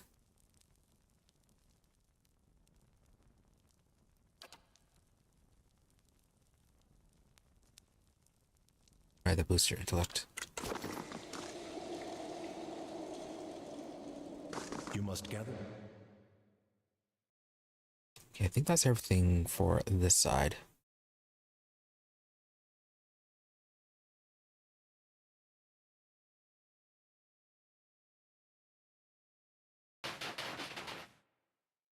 Did you see that dwarven woman?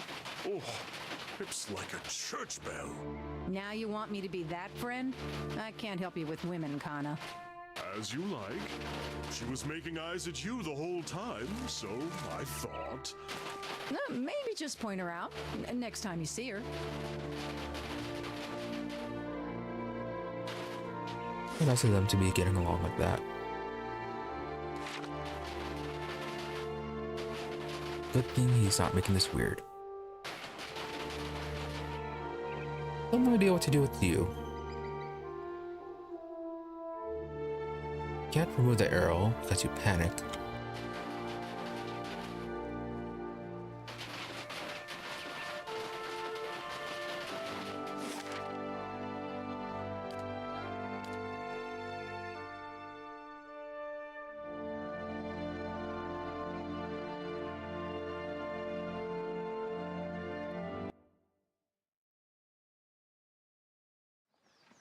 Alright, we're going to send the Orlin to them.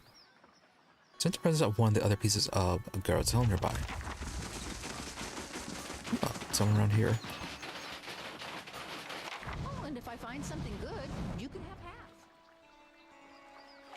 Now, is this going to be the kind of thing where we have to be actively searching for it? Feels like it's hardly. Oh, and if I find something good, you can have half. Better than standing out here shivering.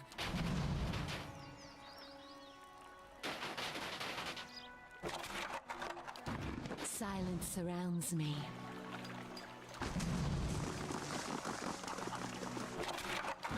Silence surrounds me. Hope it's actually out in this part and not inside one of the houses. Oh, we didn't talk to you. Oh, it's working! Yes! I can't believe it! It's really... Oh. The woman looks at you, disappointed expression on her face, and enters a large rectangular box covered in strange dials and symbols. Yeah, I get that reaction a lot. I'm sorry. I didn't mean to be so rude. I'm Ista. I heard we have you to thank for clearing out the ogres. I'm glad Stalwart survived. It would have been a disappointing trip up here otherwise. So what's the device you're holding? My ore locating divination tool. Well, that's what it will be. I have to calibrate it. Right now it seems to think you're a copper deposit. Only copper? My Animancer contacts did suggest that a particular strong soul essence might interfere. I'm more interested in minerals in any case. Well, we do have a strong soul. I suppose that's possible. It's not exactly what I'm looking for, unfortunately. So what exactly are you looking for? I'm trying to recreate the instruments that first led the Pargrim dwarves to this mountain. This is my latest prototype. Centuries ago, dwarves carrying tools just like this one followed their readings to what is now the battery. If I can recreate their work, then I may be able to find ore deposits elsewhere. That would be useful. I was hoping to test it, but my arrival was delayed by word of the ogre attack.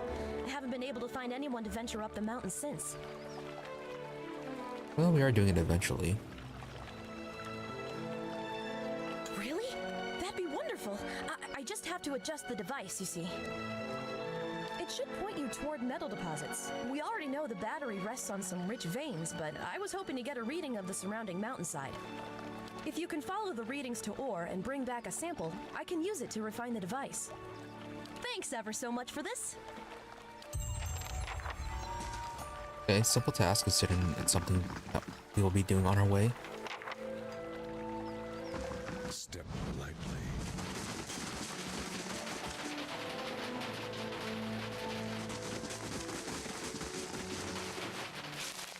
I will walk unseen.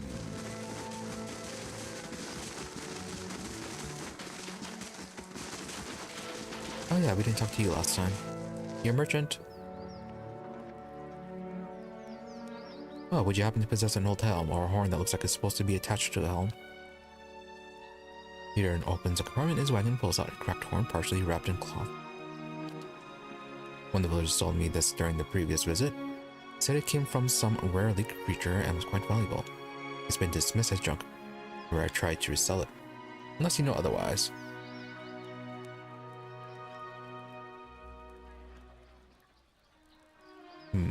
Part of an artifact.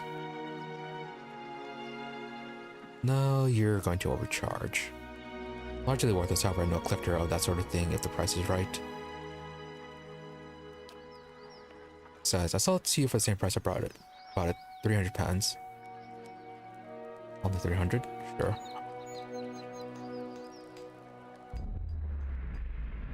The world fades and your vision blurs. When it returns, you find yourself in this icy waters of a bay, your body numb from the cold and your lungs burning from exertion. Nearby are Ardell and Badrin. Both of them are swimming madly in an effort to pass you. On the distant shore await the other members of your tribe, and with them Alara, daughter of the chieftain. It is for her hand that the three of you are competing today. Give up, Gorod. Ardell passes you, and despite your best effort, you can't quite catch up. You look around to see where Badrin is, and by sheer chance that you catch sight of the sea serpent's head surging towards your group. As before, the world stops, the memories trail lost without your guidance. Yeah, attack the serpent. Your fatigue falls away as you turn to face the serpent. It charges you, its jaws wide, its foot-long teeth flashing in the sunlight. At the last moment, you dodge aside as its jaws snap shut. You're a hair too slow, and one of the serpent's horns tears open your forearm to the bone. You grit your teeth against the sudden pain and wrap your arms around the serpent's neck before it can turn around. It thrashes and rolls wildly, trying to throw you off. You hang on for dear life, weaker with every breath as your blood drains. You do the only thing you can think of and jam your fist straight through the serpent's eye, burying your arm as far as it can go. And the serpent whips around in agony as your grip slips. You tumble through the air as your consciousness fades. The race, how could I have forgotten the events of that day? Gorod looks at his hand. I remember it now, but I feel no different yet. Please, you must find the last part of my helm. I like these ones. Definitely different than the ones where it's just relaying a story. The interaction and the ability to change things makes it a bit more interesting.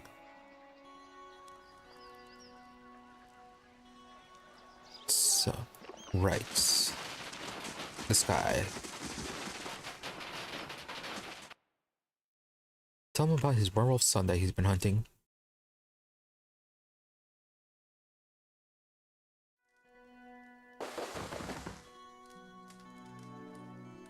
Watch yourself on the mountain. In these lean times, everything looks like prey to something. Yeah, I found this wolf of yours. I see. Is it done? Is he dead? He's gone. He's no longer trapped in his spirit-shift form. What? How can that be? You saw him changed? But I thought him mad, an animal. He took a totem from the Shrine of Galloway and was cursed for it. The totem, all this over a piece of wood? I think I'd given up hope when I might have helped him sooner. All that death. But where is he gone? He was ashamed of what he's done. He asked me to tell you he was sorry. Foolish boy. What does he have to apologize for when I am the one who failed him? Perhaps it's for the best. There will be questions in the village. Too many bad memories. He can make a decent life for himself, far away from all this. Yeah, it was a mess. Kind of thing where it'd be nice if he was able to find some bit of peace. Here, I set this aside for you. It will never match the gift you've given me, but I hope it will help you on your journeys. Cloak of the Frozen Hunt. And what's going on with Stronghold? Taxes. Good amount. Oh yeah, we're supposed to be building more stuff.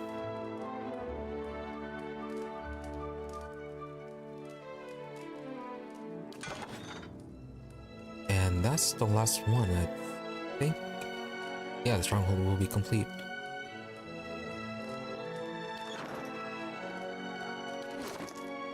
As for the reward, 10% range damage, accuracy against beasts, and damage reduction against freeze.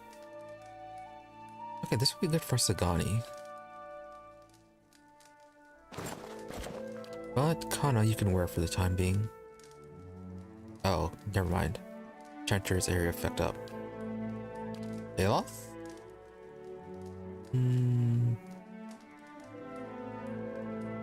No, we like the boost your intellect. All these traps.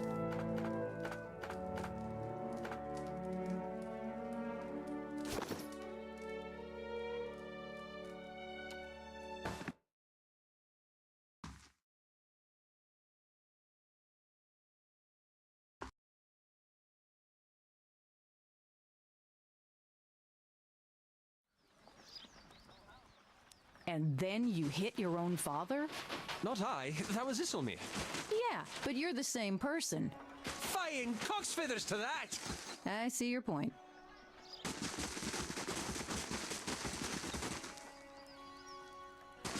Different person, same body.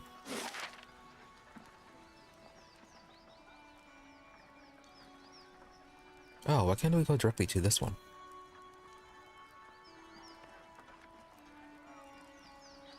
Alright, a bit odd.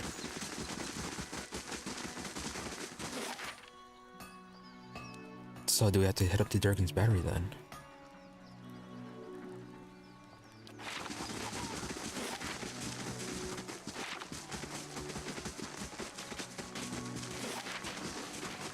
Oh, never mind. I have to go this path.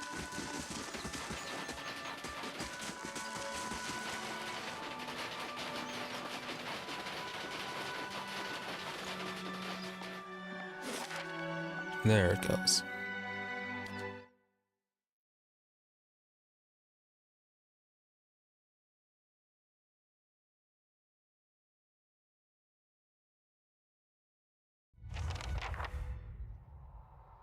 Thermal pearl. About the same size as the other place. They shall see nothing while I see much.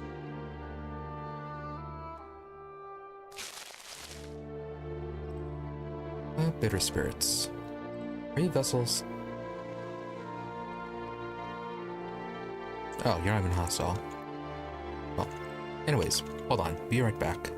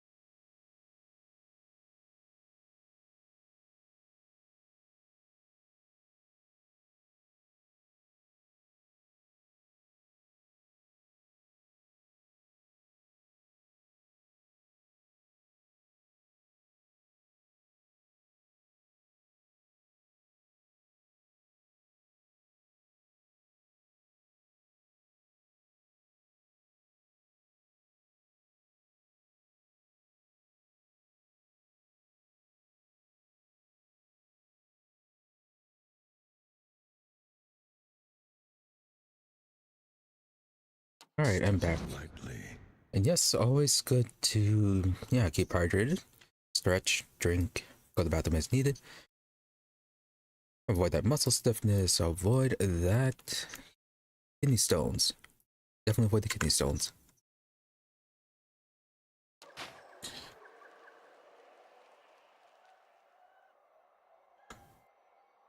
Being our slow creep through this place. So why are these not hostile? Can't even talk to them.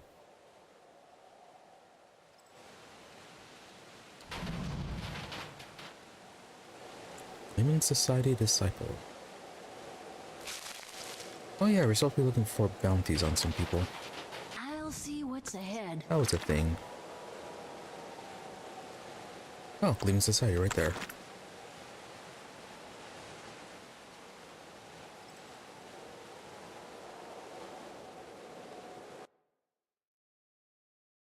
And more the Log of Fight.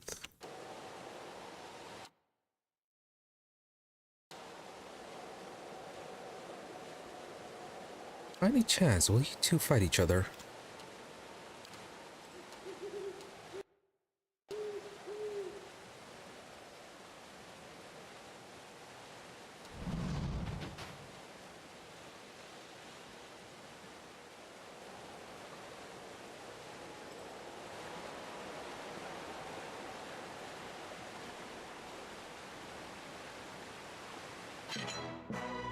Oops, turn you there.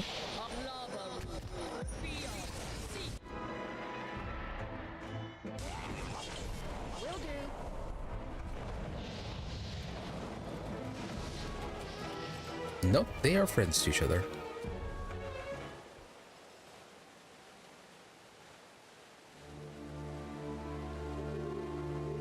Oh, time to revive her.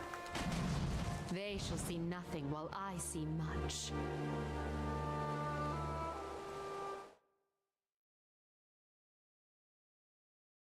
Well, anyways, good to know that they are friendly to each other.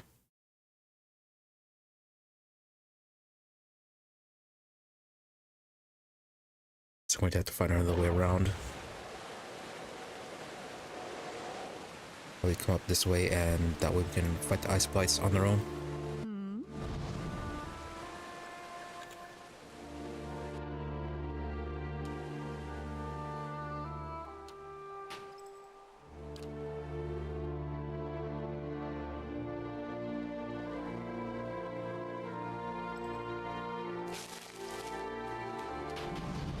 Not a sound.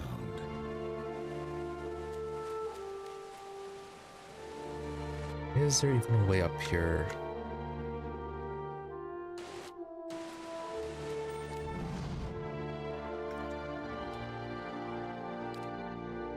Alright, you stay still.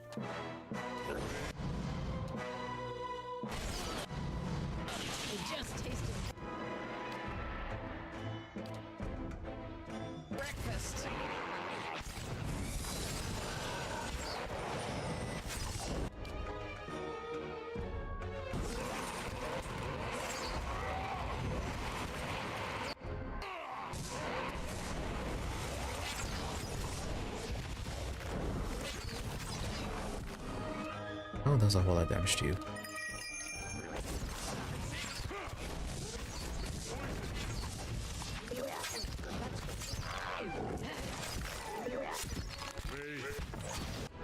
Summon spirits now.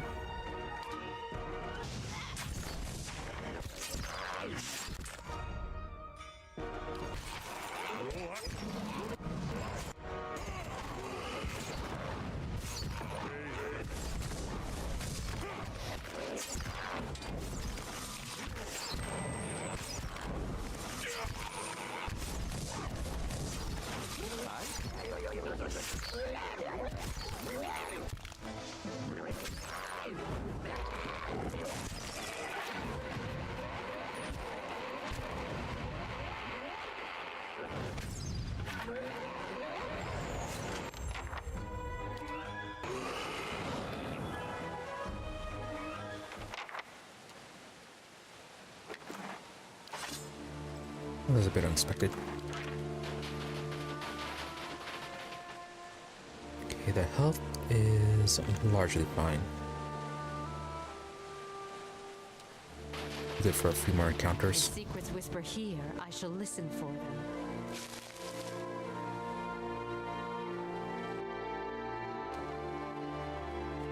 Oh, and that's actually the top of the map. Alright, so no way to bypass them. We'd have to sneak.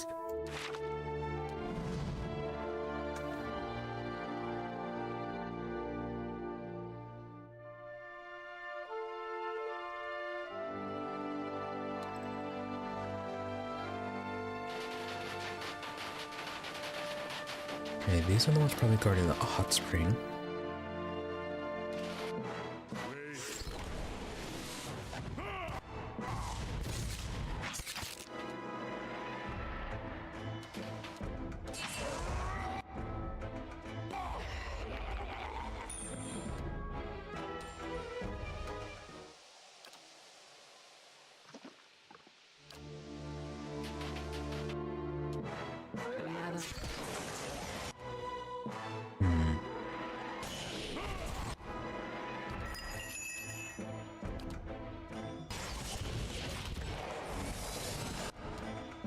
You're about to die again, aren't you?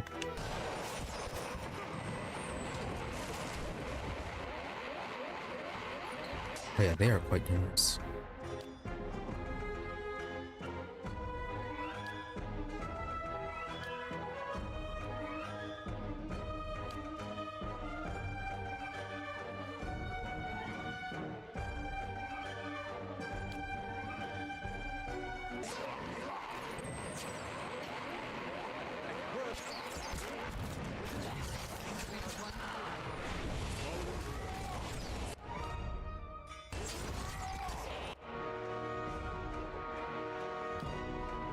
Where are you at right now? Right there. Oh, and you're paralyzed.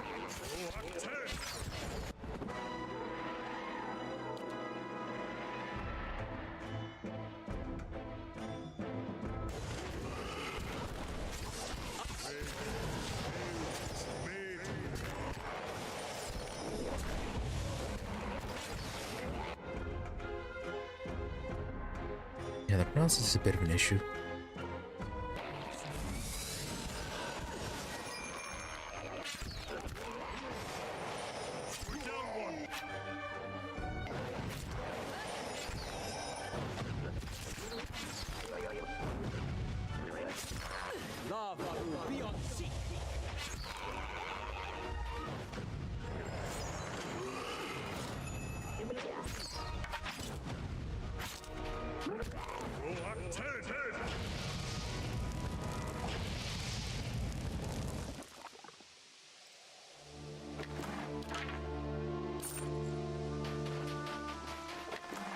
As you say.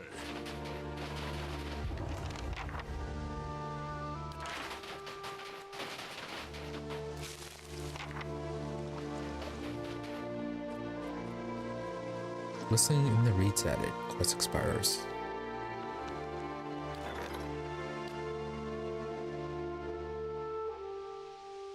Okay, special one and some copper.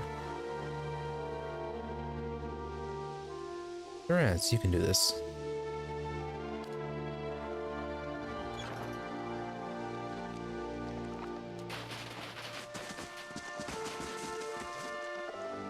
Turn to the pool, the water is perfectly clear, but you don't see anything of note. Alright, someone took it. More spells. Aye? And you're a bit out of range. Oh, that's not all of them.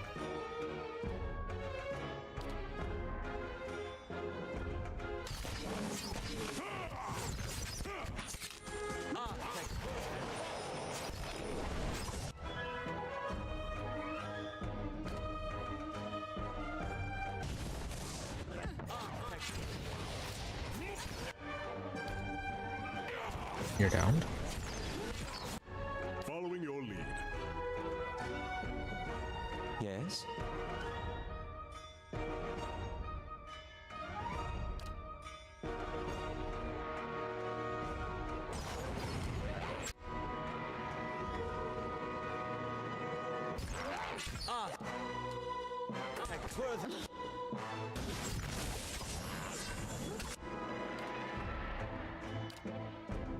Alright, try not to explode. Never mind.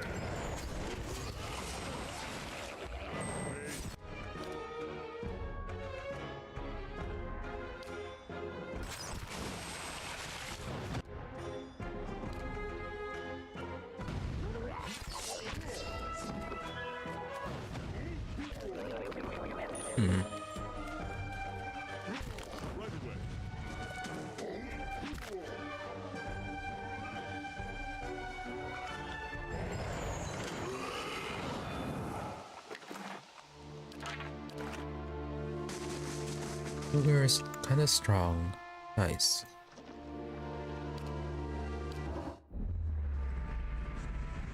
And payday for the hirelings. Oh, okay.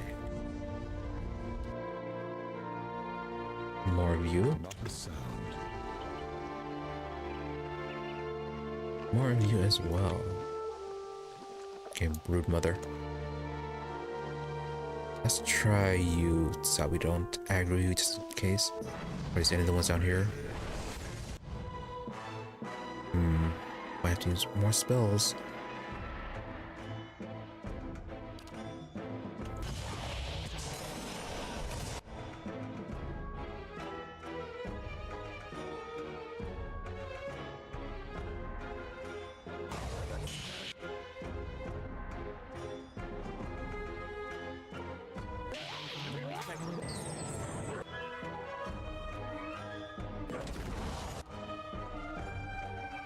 Yes? Your thoughts must flow deeply indeed. Oh, Broodmother's right there.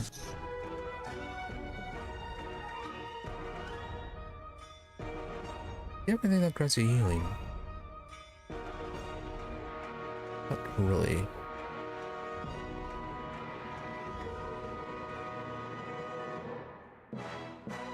Okay, you're right there.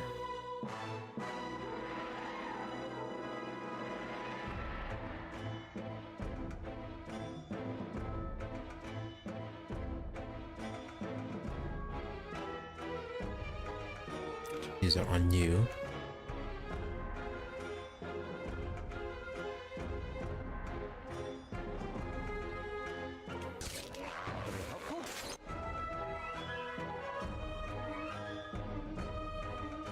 You are probably not going to survive this.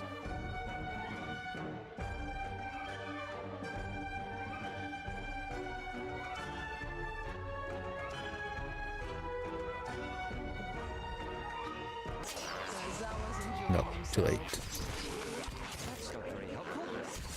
Following your... Yes?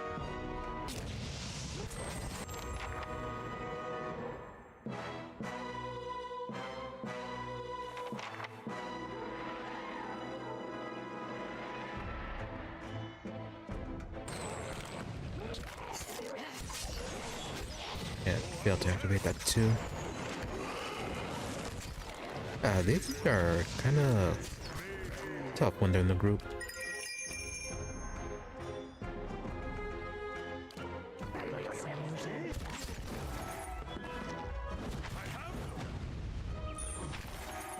That's it!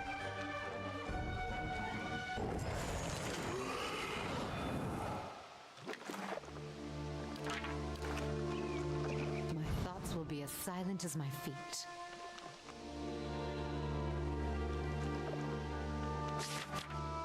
Journal. God ears.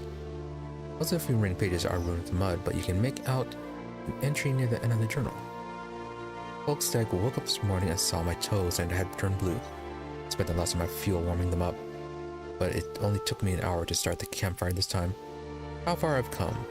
I passed the village yesterday and thought about stopping. A warm bed and a proper meal would have been a treat after almost a week in these mountains. But I don't want to lose track of my soul twin. Not when I'm so close. I dreamed of the cave behind the waterfall last night. I think that's where I'll find him. I'm not sure what else it could mean, but I'd better. Next page is missing, the rest are unreadable. Okay, someone looking for the Soul Twin.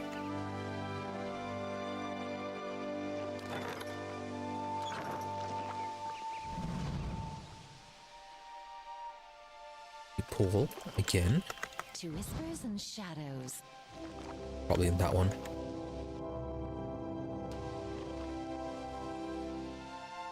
Though there shouldn't be that many nearby, it's only those 3.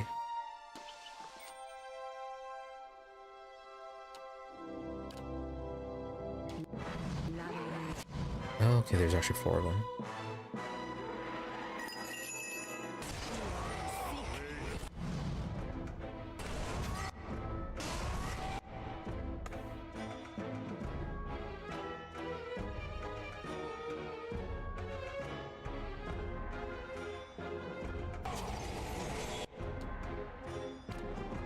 Your thoughts must flow deeply indeed. Minor Avatar. Yes. 8%.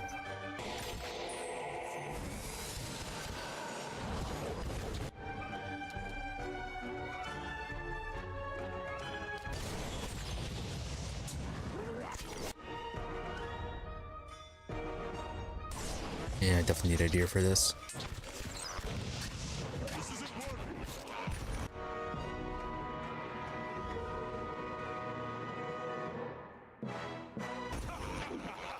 How may I help?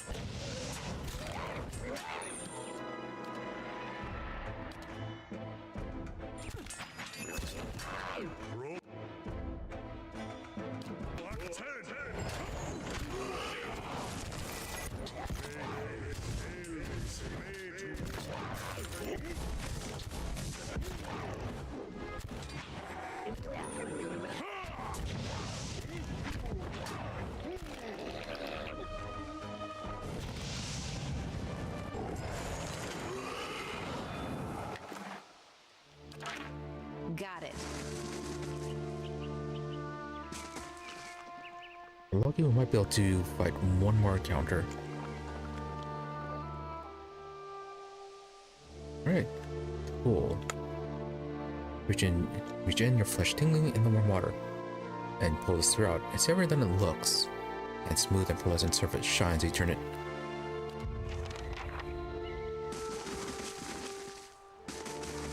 Well, we do have to head back anyways. Let's try one more encounter before we head back to turn this in.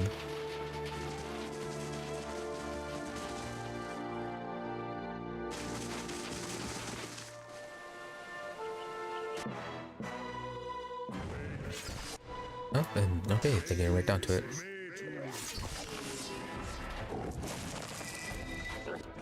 Oh, so that's what that thing was.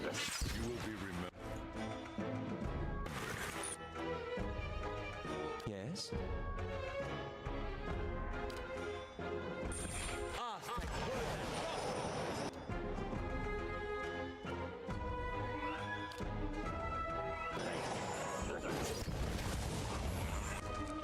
Somewhere.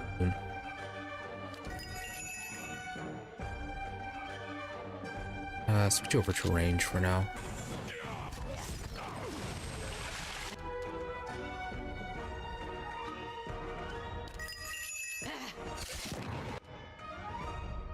One of these.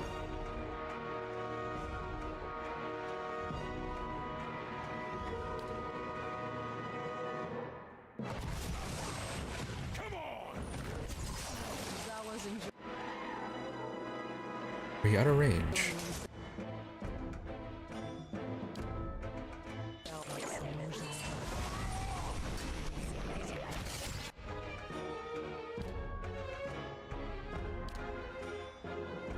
You're into that one.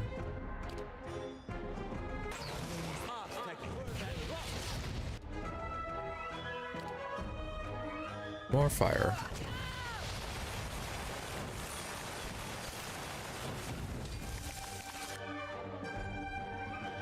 Following your lead.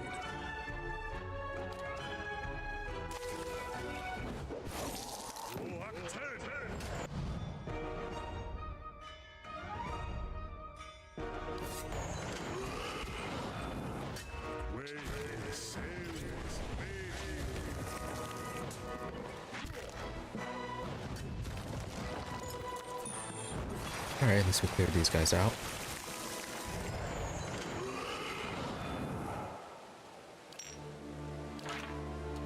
Yep.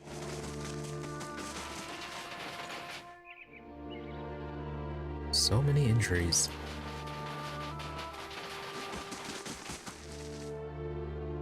Feel someone nudge at the small of your back. Turn around, no one's standing there, but you feel it again. Something is moving your pack. You open your pack and hear a soft burbling sound. As you rummage through your belongings, something slick brushes your hand. It's a baby log of faith. It watches you with benign curiosity, eggshell fragments still stuck to its body. Right, so the pearl was an egg.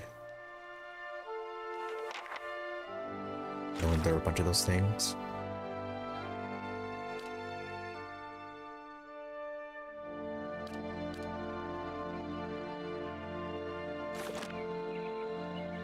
New pet?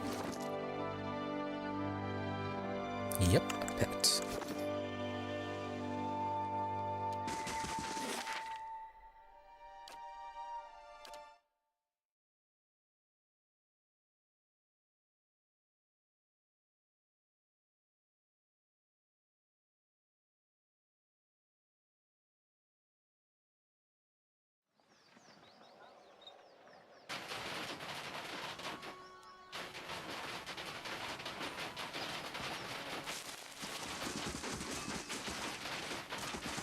Oh yeah, we never did see what you were selling.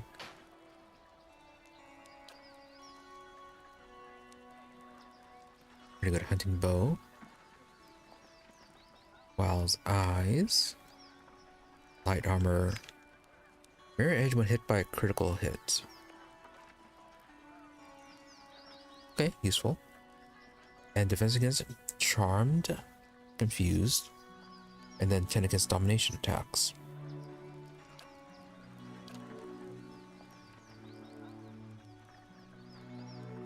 Versus the Wayfarer's Hide. I think I like that one better.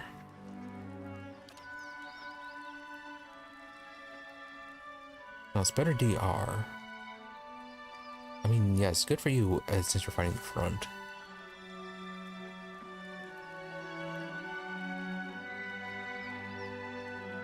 Though this one still could be useful if you come up against an enemy that uses a lot of charm, confuse, and domination attacks.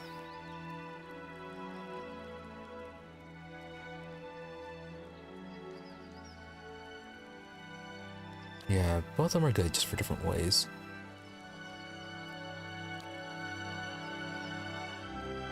Ultimate Hat of Alluring Perfection. +2 might, +2 con. But lowers intellect and resolve. And then Reflex Watchful Cloak, Mark 2. More enemies needed to flank. Though I do believe everyone is wearing something that they need in that slot. +9 deflection. Rona's buckle. Defense against disease and poison. Gauntlets of accuracy, +5 only.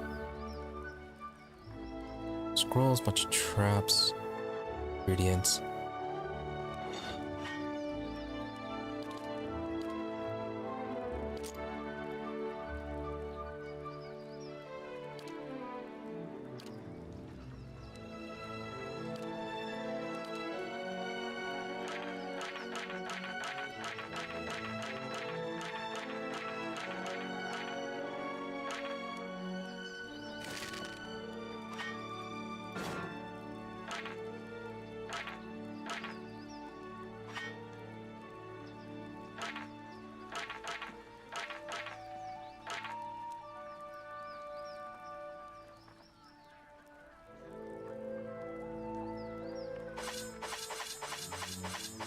It's literally just different styles.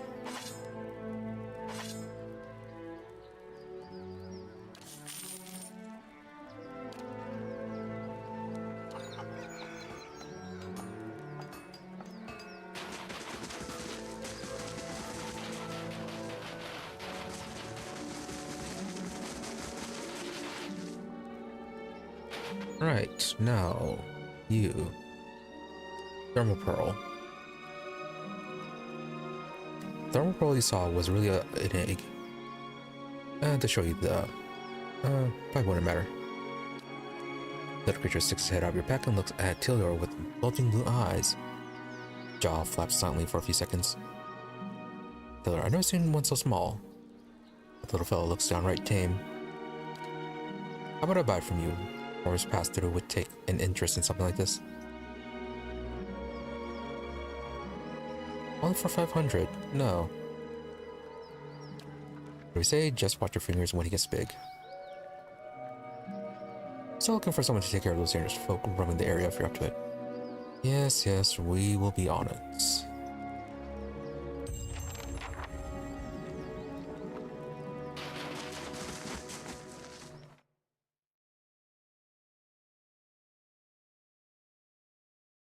Oh yeah, this guy. Got to tell him that it was all clear.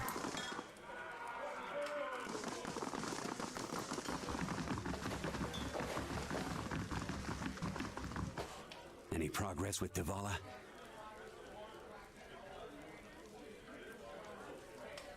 She said you agreed to indenture and that you killed the boy in your escape. I mean, yeah, she could be lying. And I thought you were going to get rid of Davala, not sell me out to her. What she said is true. I had a gambling problem when I was younger. I've paid 7 years of my life for it. I won't pay any more. Oh, his parents are true. I didn't want to hurt him, but he saw me as I was sneaking out of the stockade. His shoulders go limp and his gaze distant at the memory. I wish it had gone differently, but I'd do it again. Anything to keep from getting sent back to that place. You'll do penance in the prison at Cadenua. Well, we still haven't used the prison that we built. You rendered a slave and you're going back to Raitsurus. Your side of things still need to deal with the Fala. Fair enough. Now that you've heard it, don't let them take me back there. All upgrades in Stronghold achievement obtained. Oh, that's all of them. I was kind of hoping for more.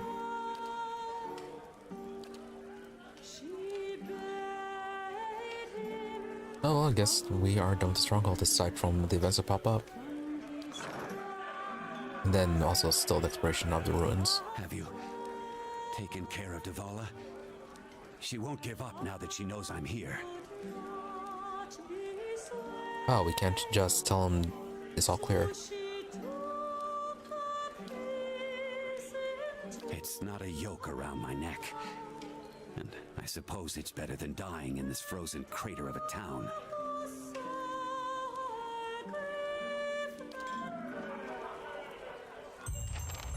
Oh, okay, and he's going on his own. That's completed.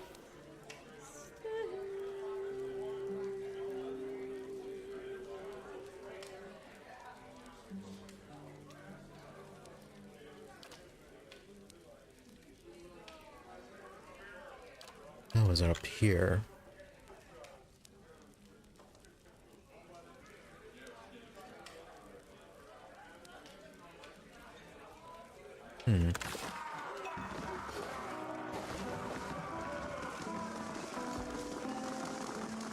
Well, if she asks about them, then we can hand them over later. Otherwise, her items are ours. Got rid of that little fella, eh? Take this with my thanks. Didn't need his trouble around here. Anyway, what brings you back?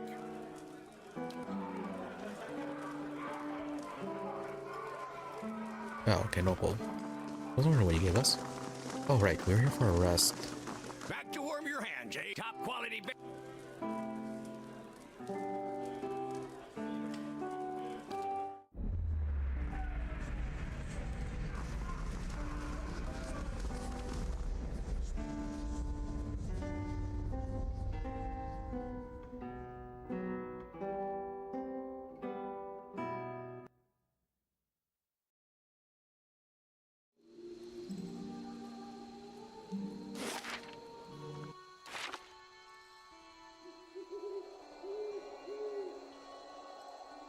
Alright, so let's finish up this area and then we can explore the fortress region.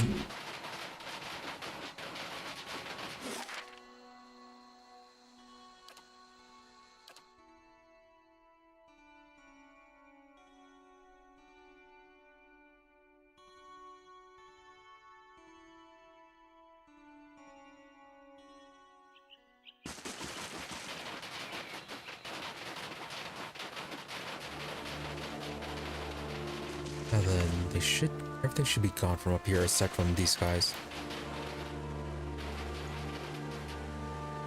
Pretty sure large enough to have held a signifier once. I'll see what's ahead. Still circles around this way. Let's probably have an access this.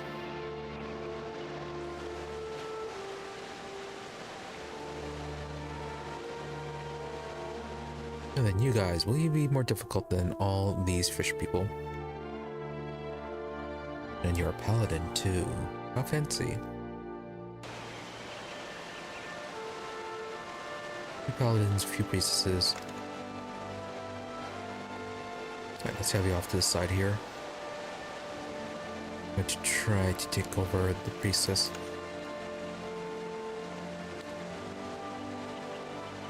And let's stop you from approaching it first. Quite a few of them. Looks like it failed.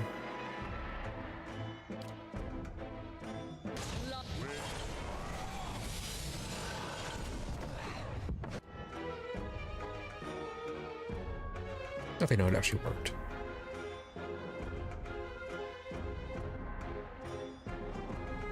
How about this?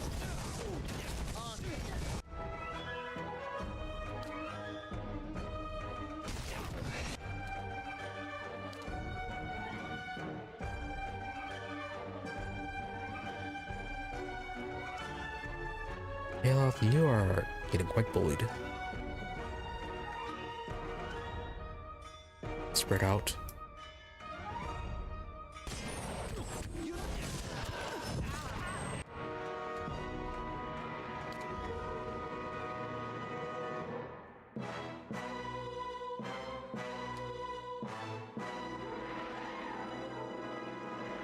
How may I help? Yeah, you're stuck getting perma knocked down.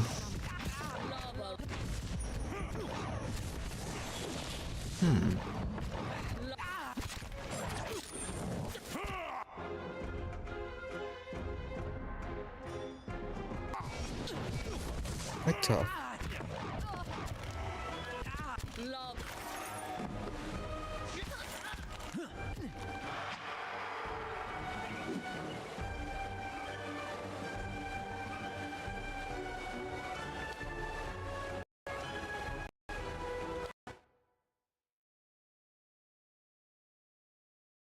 Alright, the bounty guys are always tough.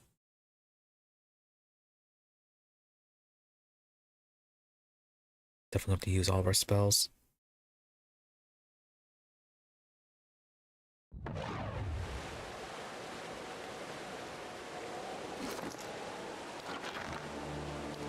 Use some of our food items.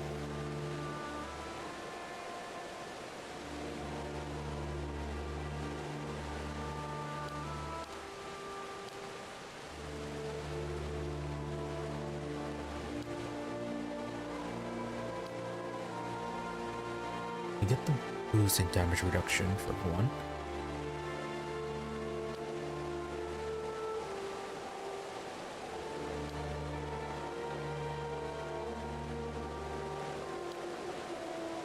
It also sets some traps.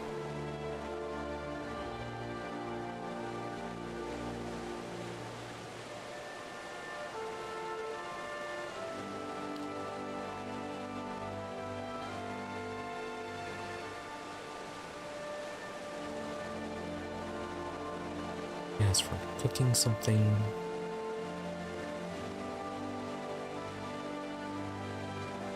Will speed up in bites, perhaps.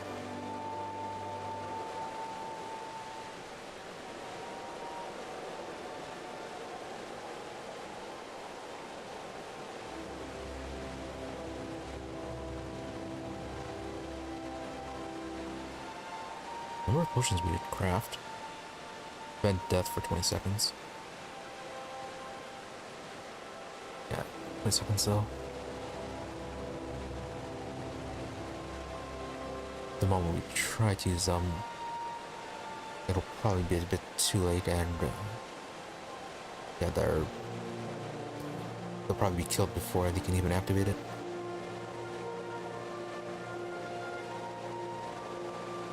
Make some healing potions.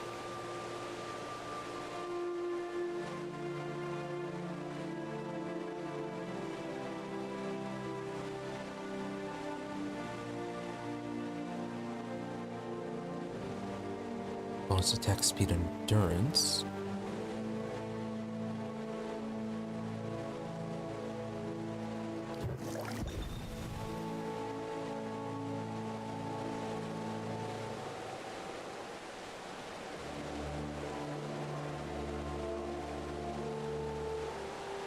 So 2 apiece.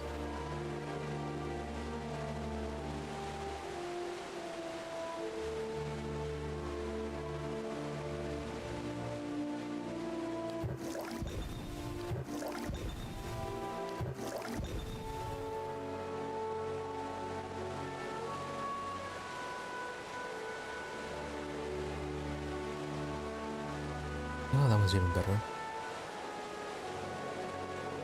I'll try a few of these. Alchemist achievement: create 3 or more different potions. As for scrolls,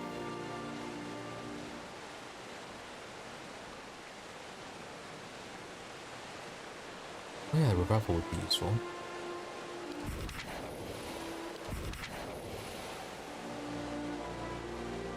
Paralysis. Is this only one?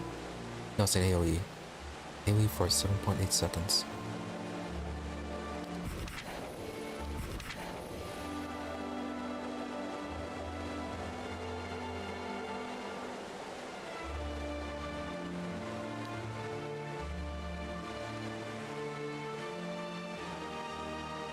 Alright, they're right there.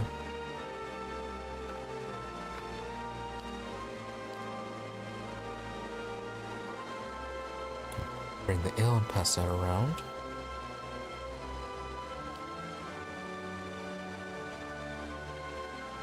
Max endurance. Yeah, that'll be good for everyone.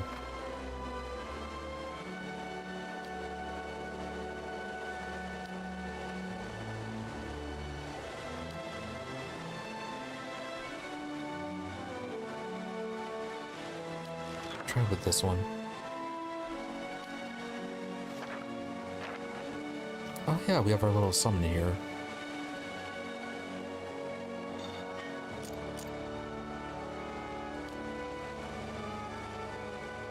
You also have a summon.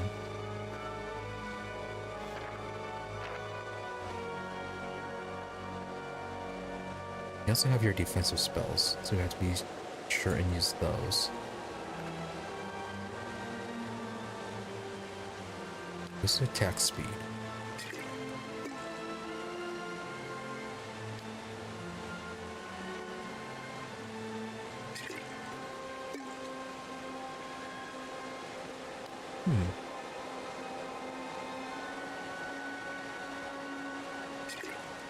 Nope, did not do that. How do you split these?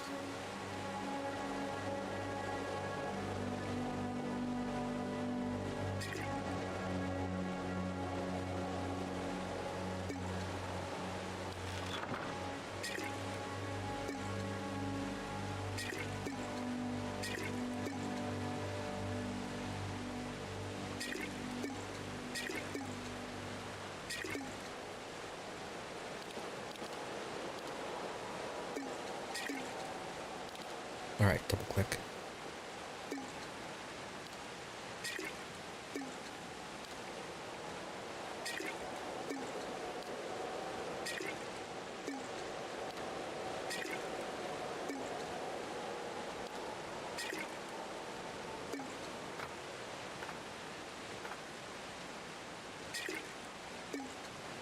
What was this one? Oh, prevents death.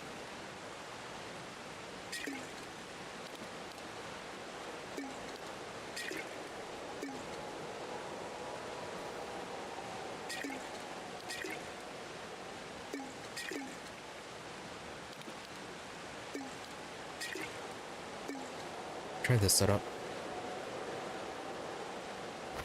Oh yeah, I bought you that belt. Never gave you it.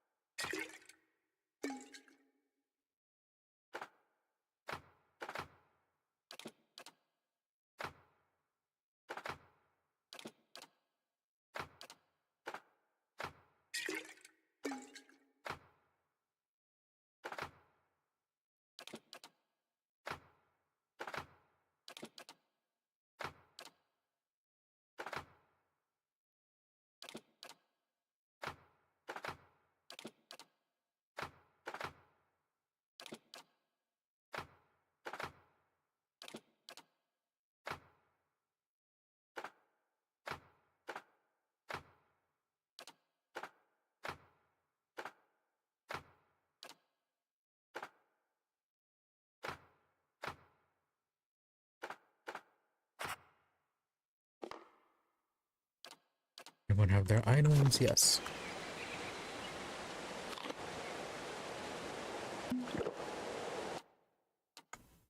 Yes? Following your lead.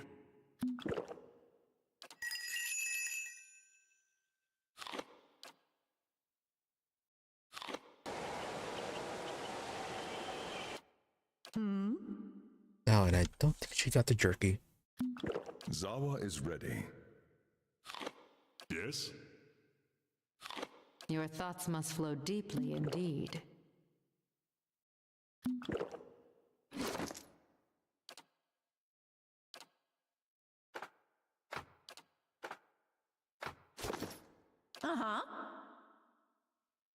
Unless it's only one per person, or one effect each. No, okay, they can stack.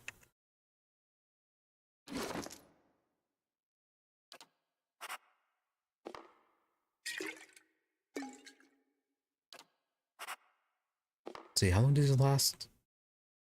20 seconds.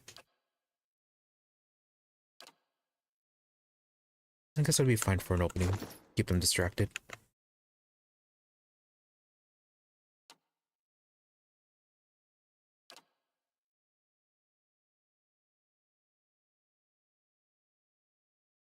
Must be in combat, okay. Aye?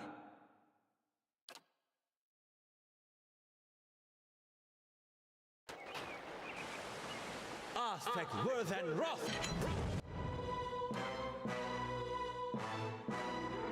Alright, they're down.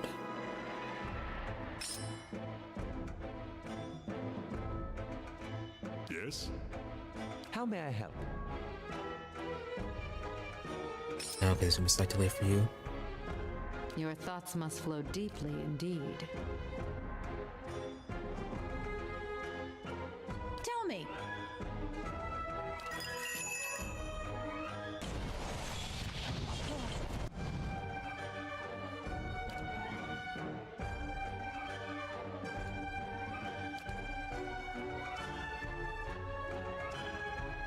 Get that on them. Yes? As for you...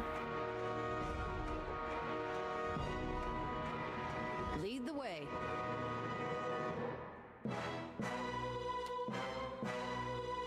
Yes? Actually, can you put them to sleep?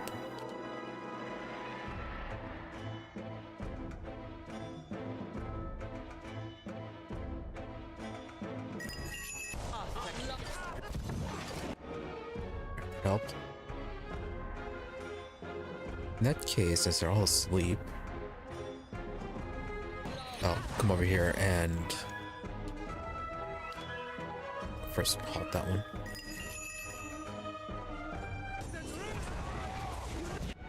Oh, and they woke up fairly quick.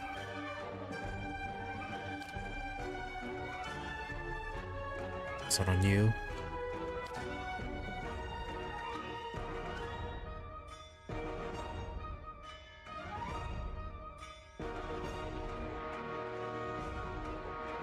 Master Frost, or let's go with the Terror.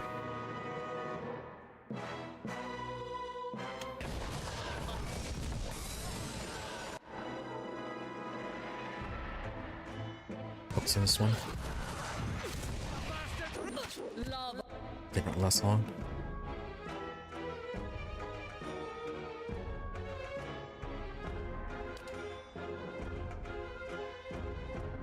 Okay, at least they're not focusing on Aloth. You got yourself paralyzed, psychic backlash.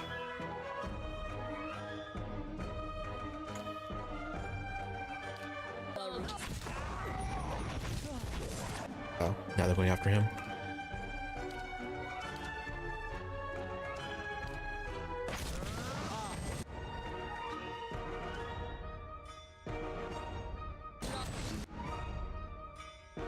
Not enough time to toss your potions.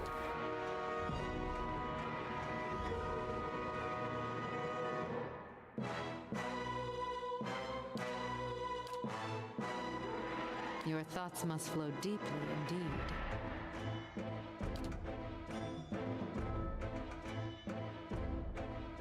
Got the injured for you.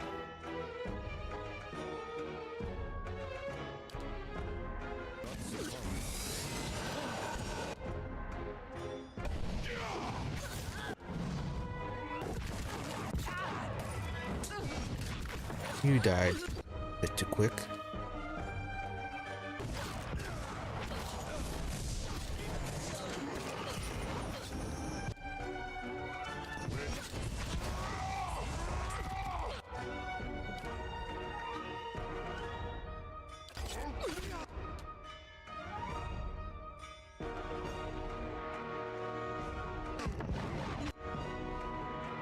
Following your lead.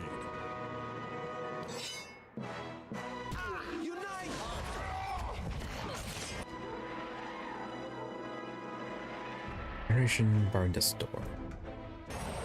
Why'd it get so quiet? Oh, she's the only one left.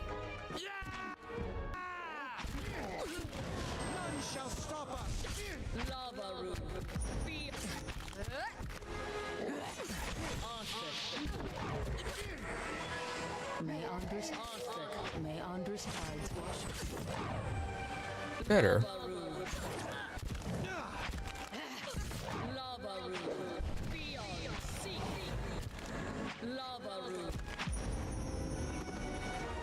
Yeah, they just keep on getting stunned. Used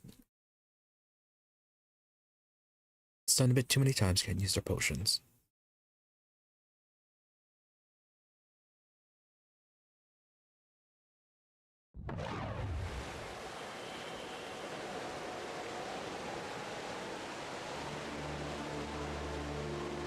Letting them sleep definitely helped. Problem is they woke up too soon. Probably avoid using anything offensive.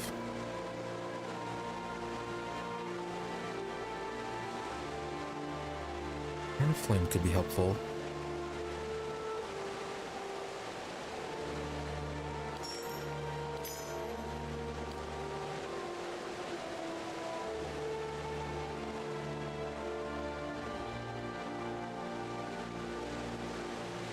Probably bring in that one. Oh, we also have Confusion. Could be using that one. That would stop someone fighting.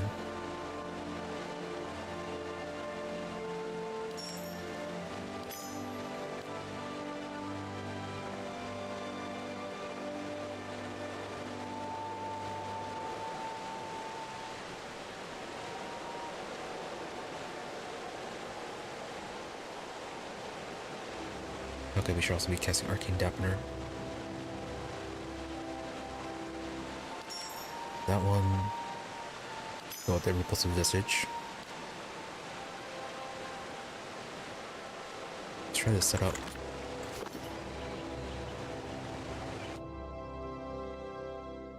Oh, and give your scarab to someone else.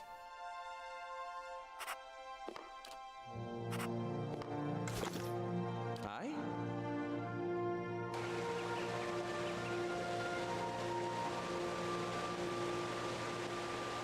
Cooldown's running low. Alright, there it goes.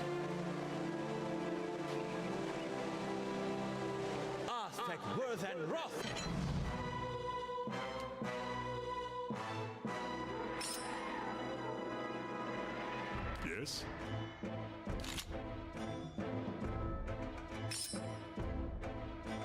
Your thoughts must flow deeply indeed.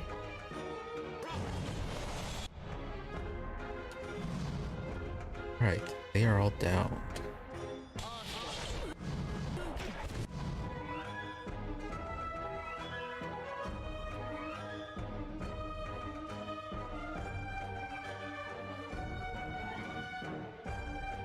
Collection bonus to all allies in the area. Small area.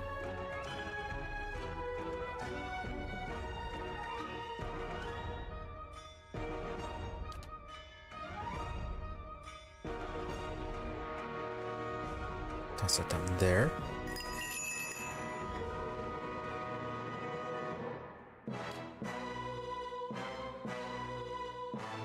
How may I help?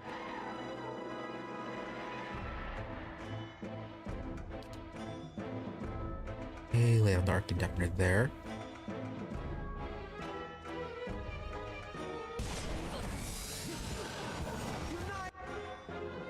Yeah, this doesn't last long on you.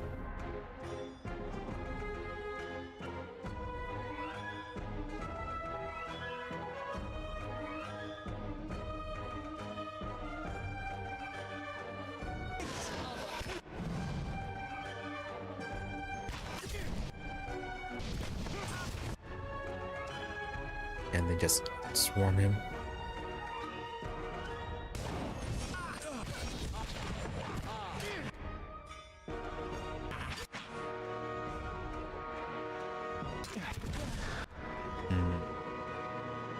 Cast did not take.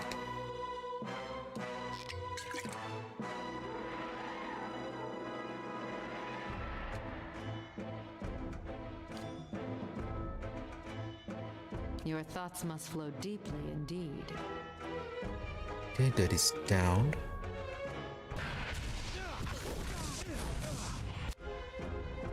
Sort of survived that.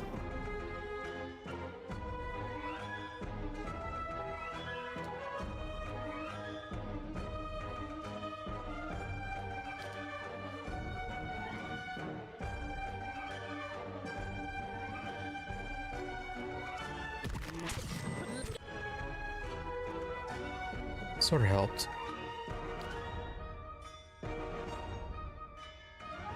Alright, putting them to sleep.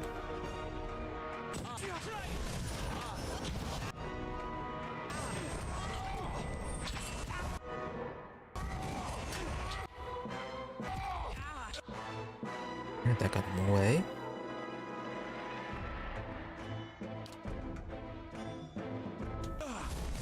That goes in the way.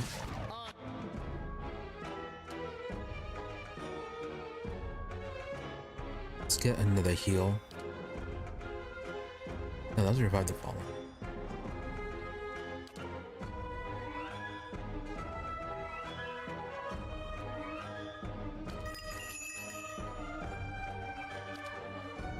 And the injured Omar.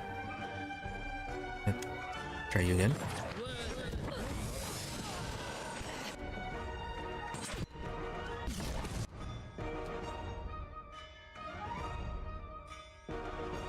They just really love going for Aloth.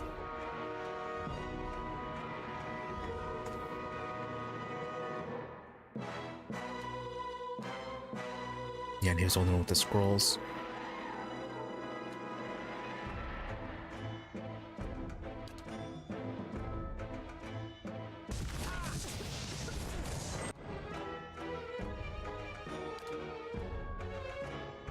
Are you stunned? No, you're weakened.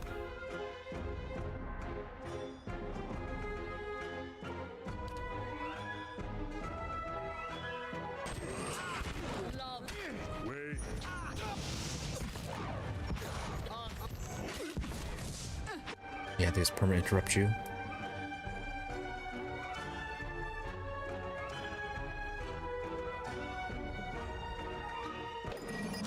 I think they're almost gone.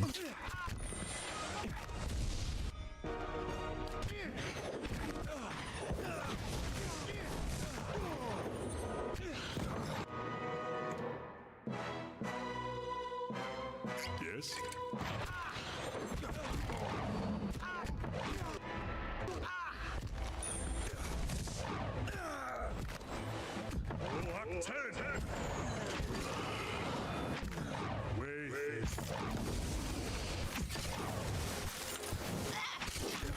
Oh, pleasant. Duplicate.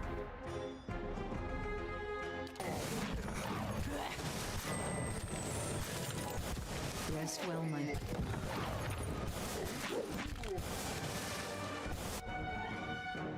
How long do these last? Unknown, and they're both spirits.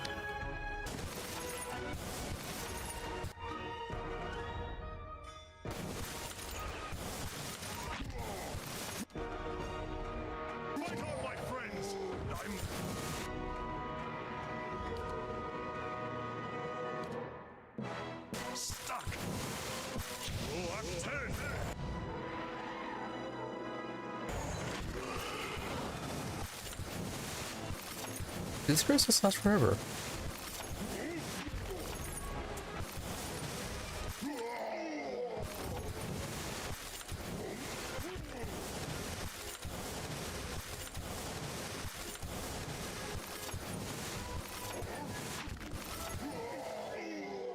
Yeah, I think his burst just lasts forever.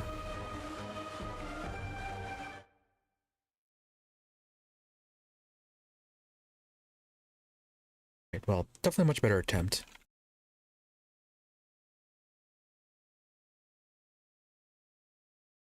Okay, definitely part of the problem is that they keep on mainlining Aloth.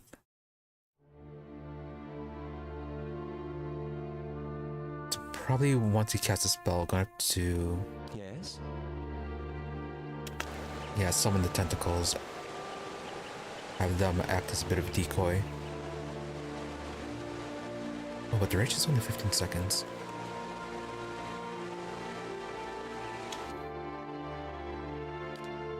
I suppose we could try casting blindness on them.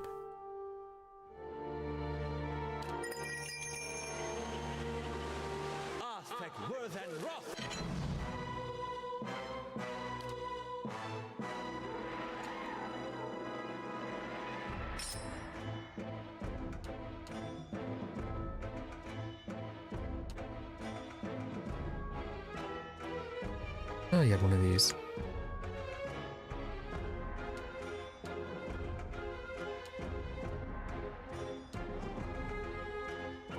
Yes. Did I ever get this? I forgot to give it to someone else.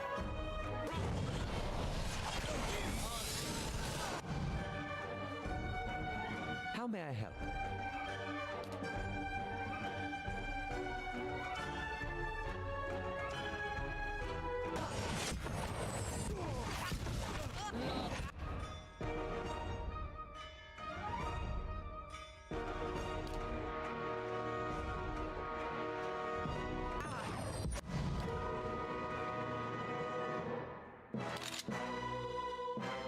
Alright, so far you... Okay, you haven't broken free.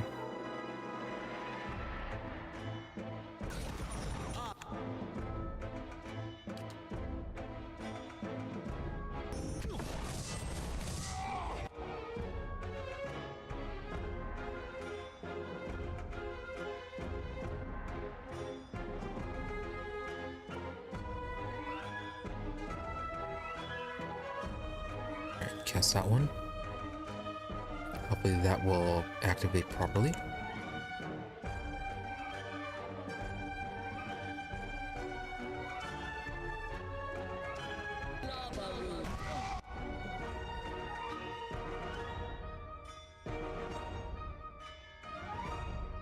I have blindness. How long does this last?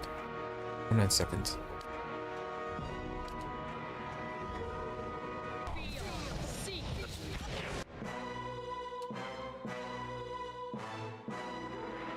Are you still casting?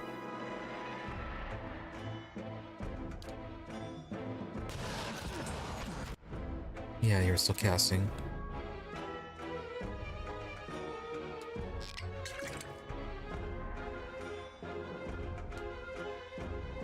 Following your lead. How may I help?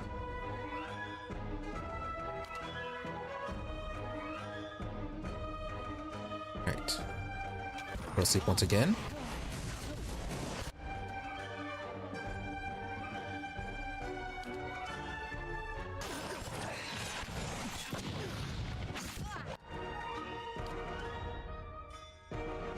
Right, you're right there. Okay, we have to puppet this one.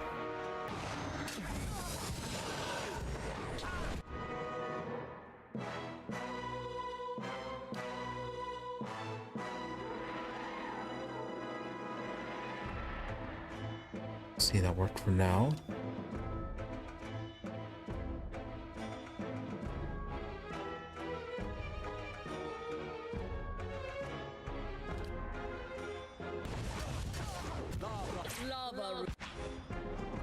And you woke up quick.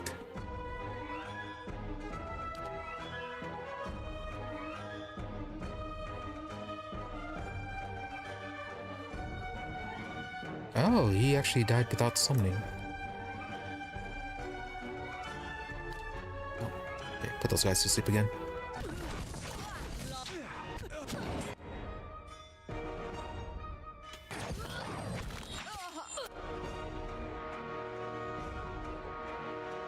Yes.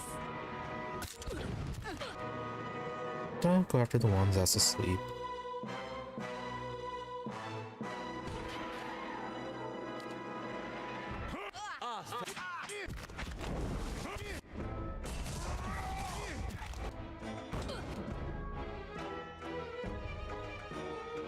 You're quite durable, aren't you?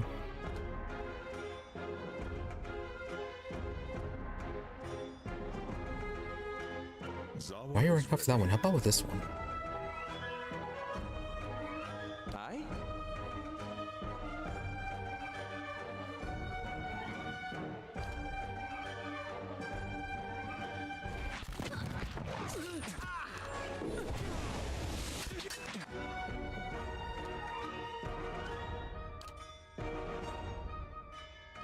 Do that. Get the ogres.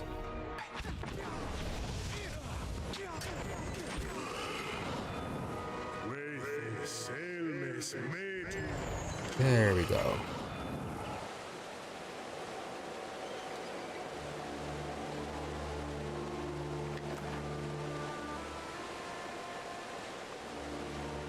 Drop anything good? No, we're just taking your heads.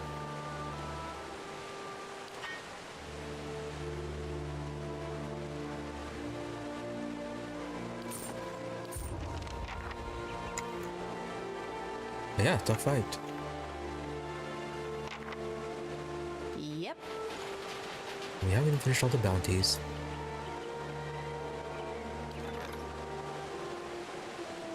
And next time, Durance is done with his little mission. After several more abductions took place at Zoking Lake, Durance discovered that a previously unknown beast was behind the attacks. A strange ruby-red beetle would grab the locals and feed on their worst memories. The victims would initially fight back, and they would quickly enter a blissful state and drop their resistance. Unfortunately, the beetle would eventually devour all of their memories, leaving their minds vacant and broken off from the world. Durance was able to track the beetle down to its nest and kill it. The locals were relieved to hear the beetle had been killed, but dismayed to learn that hatched eggs were discovered in the nest. As a parting gift, a philosopher from a Zokin monastery created a wand for Durance from one of the beautiful red reeds that grows along the lake. Red reed wand. Increased accuracy, damage. As my son, do you see your sisters across the moor? Limited charges. And nature's terror, limited charge. Always with limited charges. Oh, 2 of the wisps. And then just basic shock damage. Okay. Nice, simple item. And anything else?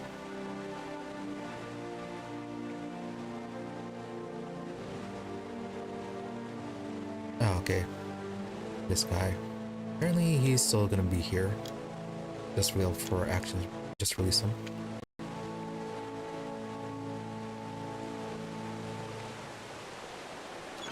Oh. Anyways.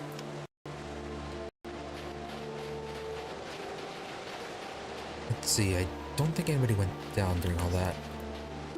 Good thing I saw So aside from all of Aloth's cooldowns and joys,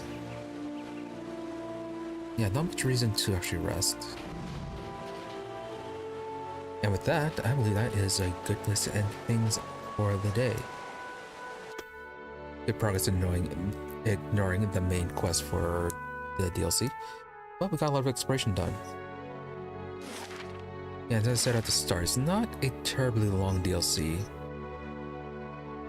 So might finish it tomorrow or the day after. Yeah, imagine that we don't have much left, so just Durgan's battery. While finishing off exploring whatever's on this side. Yeah, exploring this part and then the cave here before heading into the Durgan's battery. Otherwise, yeah, not a whole lot left.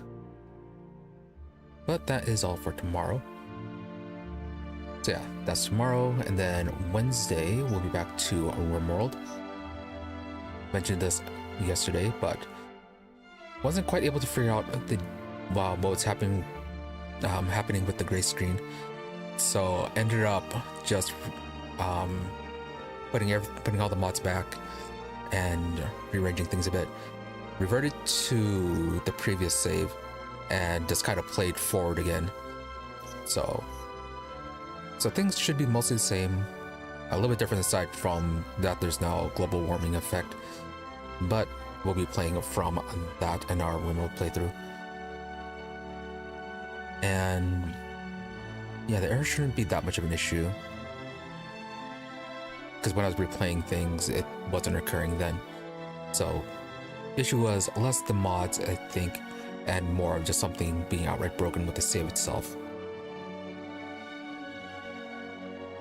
So we shall see on Wednesday for that. And then Saturday will then be the continuation of Total War Warhammer 3 Our Go Back to Run, where the war against the Chevalier de Lioness and Clan Moors continues. And actually going surprisingly well despite the setback we had last time. So, nothing else. Be sure to follow or subscribe to the channel, depending where you prefer watching, whether it be on Twitch or on YouTube for notifications when we're online. Otherwise, there's always social media for updates and notifications. Twitter is at Emery_W, IMRE_EE, and Blue Sky at Emery-W. So basically the same thing, just difference between dash or underscore. But if you don't like dealing with social media, I do try to stream every day at about the same time between 12:30 a.m. to 5 a.m. US Central. Usually give it 30 minutes. And regardless of the start and end times, towards the middle is a bit more reliable when I'm here, and as I said, I do try to stream every day. But anyways, thank you all for watching. Thank you to those who happen to stop by the stream live, as well as a thank you to those who may end up watching the VOD. Hope you're all reasonably entertained, and I just lost my train of thought. But yeah, hope you're all reasonably entertained, and that you stop by again next time. With that, thank you, and goodbye, and have yourselves a good Sunday.